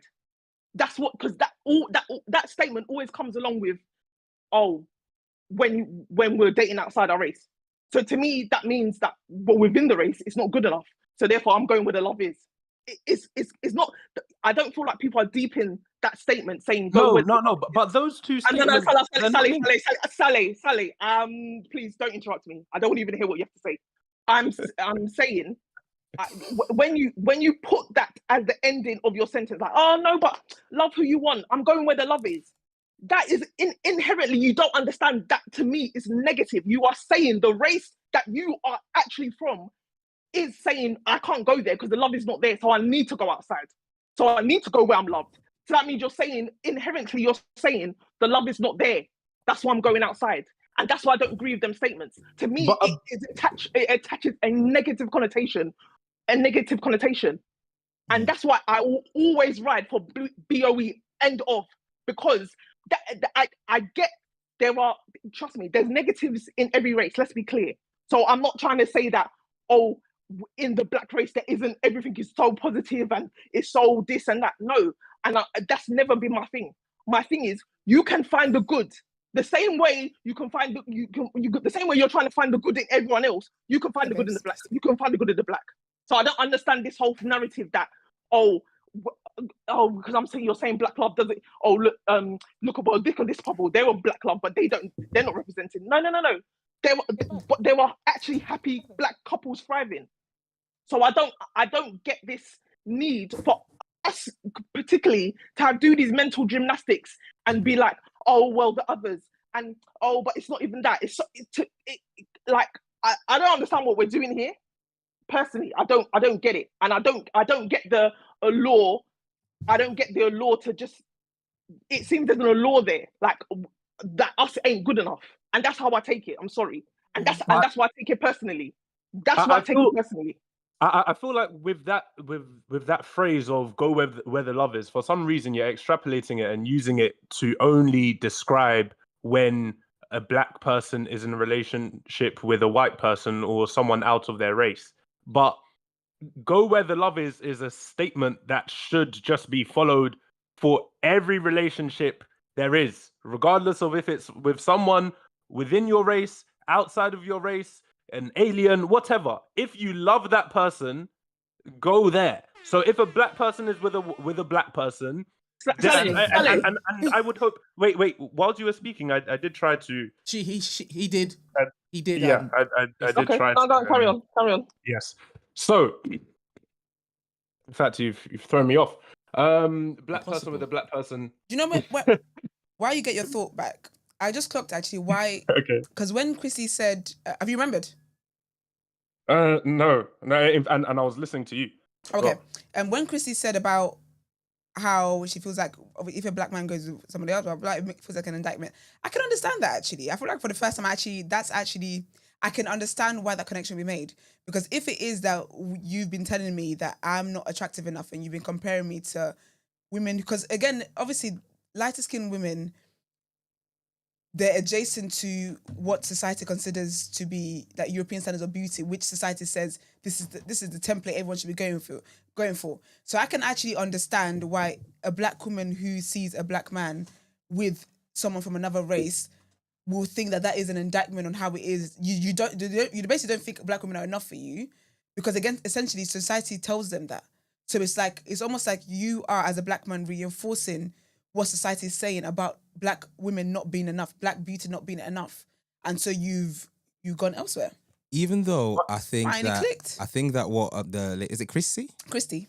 I think what Christy said makes sense, and that's her lived experience. The dangerous thing though is then judging every single black man by your standards. And there's that. That's so just because that's exactly what I was just about to say. Yeah, Like, so just because that's just your reality, fair enough, but that doesn't necessarily mean that black man you see down the road with a white woman, he feels a certain way mindset. because that he has lived a different life. Yeah, but because it's like you're almost like projecting your insecurities on someone who's literally just living their normal life. They grew up. They came across an individual. They came across an individual which they ended up falling in love with, and then now everyone's trying to politicize it. It's just as simple as that. And also with like what you were saying as well, it sounds very calculated. Like why? Well, yeah. Like personally, I just think that when choosing a partner, but personally, I'm gonna speak for myself. When choosing a partner, compatibility and my happiness, their happiness are at the forefront of our mind, of my mind at least, anyway, and not the color of our skin. As a black man, you're gonna find that more likely with a black woman, Sally. Wait a minute. Can I respond to Sally? Christy, wait, please. You said that your friend is currently dating a white woman, and that's because he had tried to date black women. Yes. However, they kept on shunning him. Correct. So there are unique cases, and I don't think your friend is that unique because there are so many.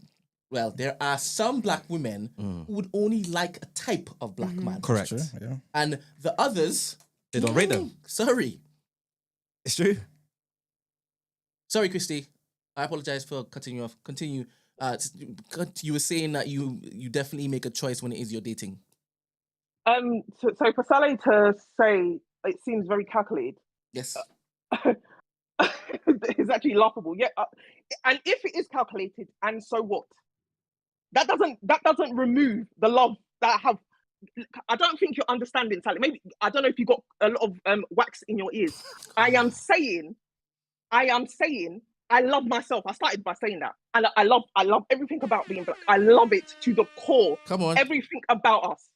So if I love everything about us, why would I not want the reflection of that to be black, a black man? So you saying it's calculated. I don't know. I don't understand. I just love us. So there's nothing calculated in that. And do what if you want to add calculation to it? Yes, I do think we need to be more calculated as a community, because if we're not, then how are we going to progress? I get that you said your statement, it shouldn't just be for black and it should be for others, and that whole go where the love is. I preface it by saying when it is used in the context of when black people are dating outside of race, and I'm sorry to say I don't give a heck about any other race. I don't give a heck. I'm talking about this specifically, us. So please miss me with the others, and I didn't say attribute to others, because whatever they're doing on their side, that's the conversation they need to have. I'm saying specific when it comes to us in the black community dating. That's what I'm speaking to. So yes, when you add that caveat of go where the love is, then yes, there is going to be what you're saying inherently is that you're going to the others because you don't see inherent love where you are. And that's my point. And that's the problem we need to speak to. Because why is it that you feel, and again, I'm not trying to tar this as I don't want to try and tar it with every person that's how they are feeling. That's not what I'm saying.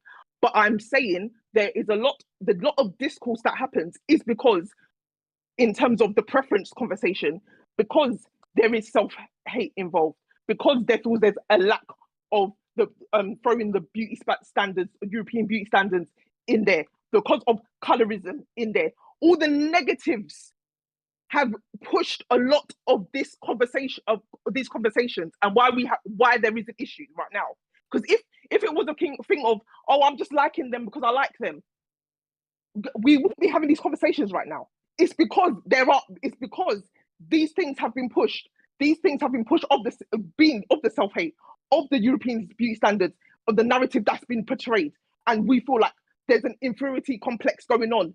All these things has had a big part in the discourse when it comes to interracial dating, and I don't know why people are trying to make it seem like that's not the reason why there are certain issues that's not why I'm taking issue. It's not just a surface thing. And this is why we get in these back and forths. It's not a surface thing to me. I do have to say, I get that people just want to be laying down with vibes. To me, who I lay down with, it's not vibes to me. It's really not. Who I lay down with is very important. Yeah. You know what's so interesting? All these months I've listened to Christy talk about this, and it's actually clicking for me. Because I feel like I'm finding like other ways in which these, because I guess it's like an unconscious bias. Like the things that we find attractive, the things that we like, we are subconsciously socialized to believe in these things. Because when I think about like even when I use like the way I use social media, right? I follow people that look like me. I don't follow people, obviously I go to the gym as well, so I'm looking at tips and whatever else. I don't follow people that have bodies that have been surgically done that is not possible for me to achieve by going to the gym. But then the periods where I've done that, where I do consume so much on social media, I find myself questioning my reality. Do you know what I mean? I find like the standard of beauty, what I think is attractive, what I think is not attractive, is skewed in my mind. Yeah. Do you get what I mean? So I get that. Because I was going to ask Chrissy whether she thinks that men who don't find women, obviously there's men who don't find women of the same race as them attractive. Do you think that's like, it's like anti-blackness? But then also the men who don't end up with women like that, do you think is because they don't find them attractive? I don't know if my question is making sense. Yeah, do you get what I'm trying to say? So like, does it all come down then to self-hate? No, which is what I'm not Christy, saying. I know for Christy, I believe it. No, in her opinion. I'm not saying that it all comes down to self-hate. I'm not saying that. I'm saying we like to gloss over those big parts of the conversation with the self-hate, with the European standards as to why we got here. Like we like to gloss over it. Like no. But I just like them. I just like them. When, like for instance, in a comment just said now, a comment in the comment section just said, it's hearing these conversations like this that make brothers play in the snow. Can you hear? Yeah. I'm saying that I love us, I love black men, and yet you still get the rebuttal of we need peace. So me saying I love my own and standing on that I love my own is not peace. Then we've got serious problems already. We have got serious problems. But Christy, with that, I swear you said earlier that when you say that you love your own, people say that they don't care. Is that what you said? Did you say that? I get certain rebuttals that okay. But because with that is exactly how I feel. Like I understand completely where those people are coming from. Like because maybe you don't have the passion that I do. Clearly, no. And you already stated that you're mixed race, so I get that you wouldn't have the passion I do. Wait, hold on. The reason I don't care about who you date is simply because I don't. Like, why would that even cross my mind? You can get into a relationship, and this is where the individualism comes into play. Her yay is different to your individualism yay. Is what she's saying to you. And this is where the individualism comes into play. Because if that was it should be individualist. It should be individualism. But because because it's the person that you are dating and you are marrying. It's not your community that is it's like it's you. Like when you're sitting there and you're talking and you're doing pillow talks, it's just the pillow talks is just between you and that person. The way they treat you, the daily things that you do together, the dates, everything is just between you and them. So why should we now make it a political thing? Sally and Christy, let me ask you both a question here, please. Yeah, this is based off what Stacey put on the screen. Yeah, so Christy, are you basically saying that black men should kind of take it upon themselves to think more about the collective, our community first, and pursue and have children and families with black women? And Sally, are you basically saying forget the black community when it comes to love, when it comes to raising having a family? It should not be about race. And this is basically off of what you guys are saying, but also what Stacey just put on the screen.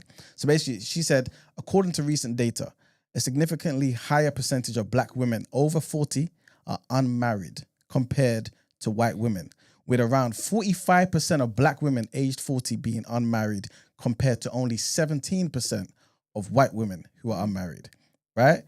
So again, same sort of question that I'm asking you. Sally, does that matter to you? And Christy, are you basically saying we need to fix that? We need to fix it. You know where I stand. Really, the fact that Sally just said, what does it matter who in the bed and he doesn't understand clearly the concept of community then. Because if it's only the person that you're sleeping with, and because to me, where does the statement it takes a village to raise a child? That's community, right? Mm-hmm. That's community. Yeah. In that community, I'm seeing others that look like me. I get that we're in the UK and it's multi-diverse and la la la. Yeah, that's great. But if it was so great, we wouldn't have a new black right now. Okay, so Sally, are you basically saying that's not your business? I'm just asking. Like, correct me, obviously, if I'm wrong. But are you basically saying that's not the individual's business? It's not your business. It shouldn't be upon any individual black man. Let them pursue love first, race second, or even 10th if you want it to be. Well, at the end of the day, yes, I do believe that people should pursue love first, especially when looking for a partner. I don't see how, like, if you were presented with two options and we were saying that one of them was someone that you really loved, but the other one could, I don't know, like you could approach it with the mindset of you're going to use this relationship to further the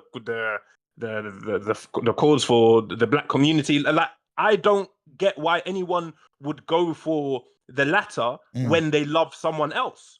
And at the end of the day, and at the end of the day, we're all born individually on this planet, and we're all going to die by ourselves on this planet. And not just that as well. Chrissy said, I don't understand community, but I do 100% understand community. And because of my understanding for the way things are, I think that's why I was even confused with why people are confused about this video. Because, okay, for example, let's look at the stats. Black people or even ethnic minorities make up around 3% of the UK. This is the community that we live in. Now, we're talking about these guys, the black guys that were in the video. They are in the upper echelon of this community. Now, we know that who is prevalent in the upper echelons of this society and community that we live in, with 97% of a population which is white, it is white people. So the communities that these people are in and the people that they are around on a day-to-day basis, the communities that they actually live in, for their lived experience, most probably, if they want, when they run out of milk, or if they need sugar, or whatever it might be, the people that they're hitting up within their communities are most likely going to be white. So now, why are we now like making it a problem? Like, let people live, and especially as well, that this is another point that I wanted to raise earlier. Sorry, I think I forgot your name, the visitor, and I'm not on the YouTube. Yeah, Frederick. Yeah, Frederick mentioned. Frederick mentioned that it's you don't think that it was done intentionally, like the purpose of the video. I know we've kind of moved past that video now, but I 100% agree, because I don't think any individual within that whole process of the person who booked the studio or the person, the cameraman, none of these people, even down to the people when they were picking the artists, when they were picking the girls to sleep with, none of these people were doing this intentionally, thinking, "Oh yeah, the poor black community, this that." They were just the videographer. He was doing his job. Like, everyone was just doing their job. And can I briefly? You need it. Can I These briefly videos on in the interject? background. Can you mute it, please? Oh, sorry. Yeah, but yeah, everyone was just doing their job. Like, and I really, really, really failed to understand. Like, personally, I know people might say that, or people might say all kinds of things, but personally, this whole thing, I like, even with the fact that people are having contention with the idea of people just going for people that they love, full stop. Like, why are we even watching who gets into a relationship with who and blah blah blah? At the end of the day, another thing that Can I Christy just stop said. you right there? Because my point is very close to what you're saying. Definitely Okay. not in agreement, but you keep repeating it, and it gets wronger and wronger every time you say another variation of it. Like, sure, I guess. As a black woman, I think I can speak definitely here, but I will let you have your opinion. Yeah, as a black woman, you can speak for yourself. Hold on. Just like how, Hold as a on. black Sally, man, I Sally, can let speak Stacey for talk. myself. Let Stacey talk, man. Let me So, finish. why you no wait, but I don't understand why you're starting it with as a black woman. I'm a Because black what I'm man. about to So we're say, talking about what I'm about to say, what I'm about to say, this is a very important thing to denote, because I think, as I've said many times, that is the reason why you have the very wrong stance that you have, because you sit in the position of privilege as a black man who, no matter how much beauty standards evolve, you are still desired. We've said this several times. Like, to be honest, when you guys throw that whole community point, my mind is, that's not even 10th on my list of worries when it comes to this topic. You've talked about, why can't we just pursue what we love? You don't think black women want to do that? But when what you love doesn't have any interest in loving you, what do we then do? You don't Men think that go we through have... that every Stop, single sorry. day. Stop, sorry. Men Stop, go through sorry. that Stop, every stop, single sorry. day. We go through Stop, sorry. rejection every single day. It's not about rejection. When you look around the room and you're 40 years old and your age mates are married. I put up the statistic. When you look at 45% of black women are unmarried, where 17% of white women are married. When you go to the office and your coworker is telling you about how they're going to their child's whatever recital, or their husband has XYZ, you don't think we want to have our own families, our own children, our own marriages, our own... You don't think we want that? I'm going to say that I'm very sure that those statistics. Let her I'm finish, very sure that Sally, those please. statistics are very different in Africa. We're not living in Africa. We've already addressed the fact that in Africa, you are dealing with the fact that the people around you, just by circumstantially, the likelihood of you finding someone white is not very possible. So what we've been trying to say to y'all all along, the product that you saw in that video is a direct response to this desirability complex that we've been trying to explain to you. Yes, in your words, you say, I love black women. I wouldn't mind dating a black woman. I don't exclusively date white women. But when we look at your families, when we look at your choices, you might have said that as a teenager. You might have said that as an adult. When we look at what you choose to marry, what you choose to procreate with, what you choose to date, and there is a typical scheme there, don't gaslight us. That's all we're saying. For you individually, that might be your story. But clearly the majority is what we're seeing. And there's nothing wrong with us expressing that. I don't think it's the majority. I do think it's the minority. But also from Sally's point of view, even though I'm more on your side of things, we can't deny that we do, as black men, like she said, we have privilege in this situation because the beauty standards affect the black women more. So we can't hear what they're saying and be like, oh, that's rubbish. Because that's like a white man hearing our struggles and be like, oh, that's rubbish. We don't know, innit? So we do have to hear them out. Having said that, I think the mistake we're making is thinking that that's the majority, because I don't think that's the case. I think that it's the video, and I think it is a problem. It is something to discuss, but let's not say it's the majority, because I don't think it is. It would be interesting to know what their stats are, though. It would be interesting. Of intervention it's my within the opinion, black community. Yeah, it would be. because I don't believe it's the majority either. It's not the majority. It's not the majority. But again, with Obviously- social media, there's certain things that we see the Blows most. up more, So yeah, it will fair always enough. appear to be that. But I think when it comes to colorism, though, because there's also colorism even within our community, I can also see why. Like, I get it because outside of like with colorism, the colorism isn't just when you're in a certain society, isn't just when you're in the West, isn't just people are bleaching back home. That there's a whole thing with colorism. Do you know what I mean? It's very, very, very, very present. Yeah. So I can understand why people would think is the majority, because in a major sense, you're being told that your skin isn't beautiful. You're being told that your beautiful isn't enough, isn't beautiful. And then when you then see people who are then being with people, your tribe, your community, black men being with other people, I can see why you would think is I can see why you can easily think is the majority because of the But message Esther, that you're can I- receiving can about I- how beautiful you are, kind of thing. Can I say something to that point? Of course, girl. I think the reason why we think it's a majority, I don't think it's completely wrong, because while the final product may not end in the majority of black men marrying white women or racially ambiguous women or whatever you want to classify in this particular case, you have to also think about the different steps before we even get to that final, right? Think about black men when it comes to dating as a woman. Think about how that impacts who they choose to entertain casually and seriously before they get to that point of even considering something like marriage, where maybe their interest in black women starts to enter the chat. So Can I how make does a that point? then impact? How does that then impact black women and how we conduct ourselves in the scope of dating, learning what we want versus what we don't want, getting the opportunities to date black men and figure out what's some bullshit and what's a good man? Like we don't get to have that same experience as often because of the way, sorry, black men move. When you compare it to our white counterparts, who their people like themselves, so they don't have this same issue the way we do in our communities. And I'm here to entertain you all's opinion, but I'm sorry, like I would like a black woman to challenge me if I'm speaking lies. Like, by all means, speak from your own experience. But this is an experience of black women regularly. And it's so funny because Chrissy and I just had a discussion about this the other day because she sent me a post about this particular issue in Los Angeles, and that's where I live. Like, this is very much a thing.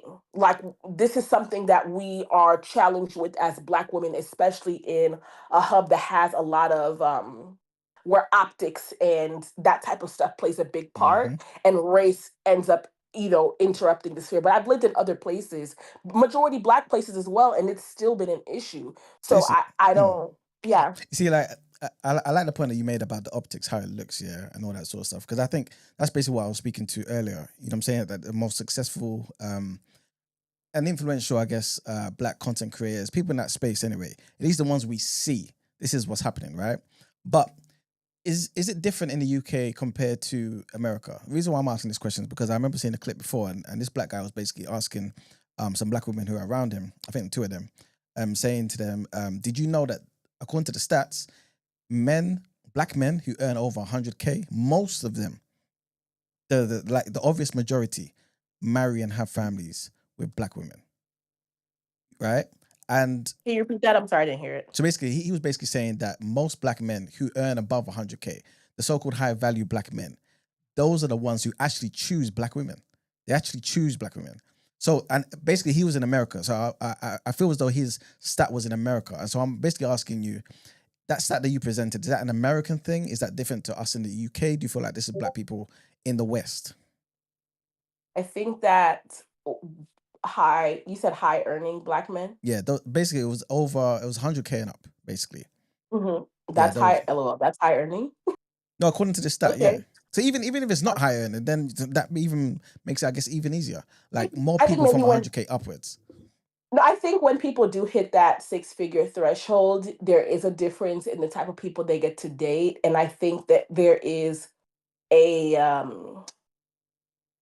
wider conversation there. I think it's still rooted in the same thing I've been saying. Most times, the more money men make, at least black men, at least in my experience, what I've seen, they start to bring, you know, the white women around. Like I don't see a lot of Black men who are of wealth or of money that have Black wives. That's just not something that I But according experience to the very often. stats, that's what the reality is.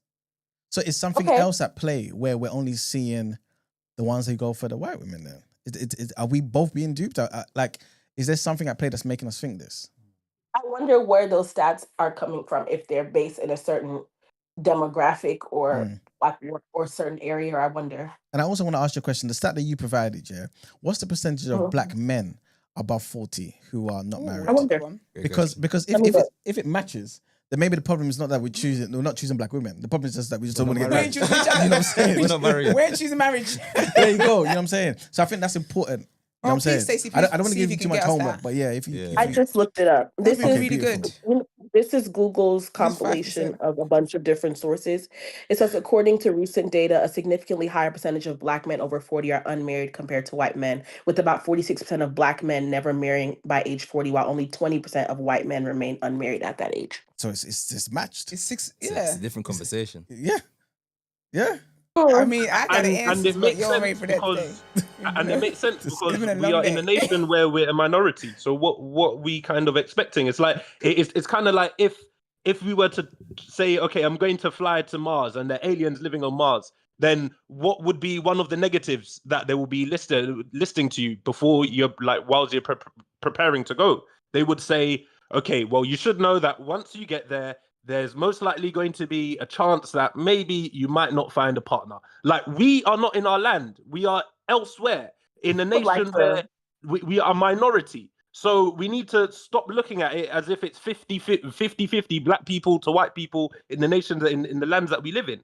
I We're would like 3%. to argue that Black men, the caveat here is that Black men, a lot of times, let me not generalize, there is a difference in interest in marriage compared to women. There's also that. Sorry? That's going to be my stance. There is. Wait, Black what? men have a different interest in marriage than women. I've said it many times. To add on to what Stacey said, I've said many times, especially if we're going to look at how it is back home and all that stuff. You want to talk about the way we're raised culturally, and of course, I'm Nigerian, African. Women are raised to want to get married. Men are not raised to want to get married. And so what happens that you got women who want to feel like they need to get married, they were ready to get married, but then men don't feel the same. So if you look at the ages, like for women, a lot of women, I used to think that Gina's also shared that she thought that of, oh, I'm 25, that's my marriage age. I want to be married. But the guys we're talking to at 25, they're thinking life is just beginning. Mm-hmm. And that's why we said there's a imbalance there, because you raise the women to want to be wives, you train them up to want to be wives, but then who are they wanting to be wives to? Because the men are feeling like, oh, like I'm still, like I don't need to settle down now. I'm not ready to settle down. And then obviously, depending on where they go in society or whatever, if it's, for example, a guy that works in a corporate, he then sees the benefit of having that social status of marriage, and then he's more likely to settle down than somebody who doesn't work in a corporate and he's trying to climb up the corporate. When there's different variables, but I do believe that's part of the problem. I agree with that. Thank you very much, everybody, for participating in this conversation today. Thanks, We're going to have a follow-on tomorrow. Obviously, we're going to do Wooden Road tomorrow. We're also going to do the headlines that we were supposed to do tomorrow. Absolutely. I have to go. Sally, thank you. Stacey, thank you. Christy, always thank you. Chijoke, I'm so sorry you didn't get an opportunity to speak. I am so sorry, bro. But if it was Fanan chilling there, I would have basically stopped everything to hit Fanan, but it's not Fanan. Always tomorrow. Yeah. Amen. So bye. No worries, bye. guys. Everyone, have a fantastic It's a party tomorrow? Bye, guys. Okay. Part 2 tomorrow, yeah. Yeah, but someone brought up the other side, the reverse. First, I don't know what the reverse is. I don't want to say that too loud. But they say, of course you don't know what the reverse is. Black women and white men. I don't know. I don't know what the reverse is. So it'd be nice if you I think it's called, the person named someone we don't shoot the shooter or something like that. A name like that. But if you could let us know what the reverse is, and we can bring that into the conversation tomorrow. Post something in the Discord, maybe. Yeah, put in the Discord. Let's have the conversation tomorrow. I'm asking for people to type in Discord. Yeah, so other people can see it. The cheek of it. He said so other people can see it. But not you, Debbie. But it's been a great show. Thank you, Frederick, for coming on. I'm glad you could stay. Yes, thank you, man. That was great. It was really fun. Thank you so much. Where can Sally sign up to your courses? Shout me on Instagram. We're gonna do a GoFundMe. We'll pay for something. All right, bye. Bye, y'all. Take care. See you later.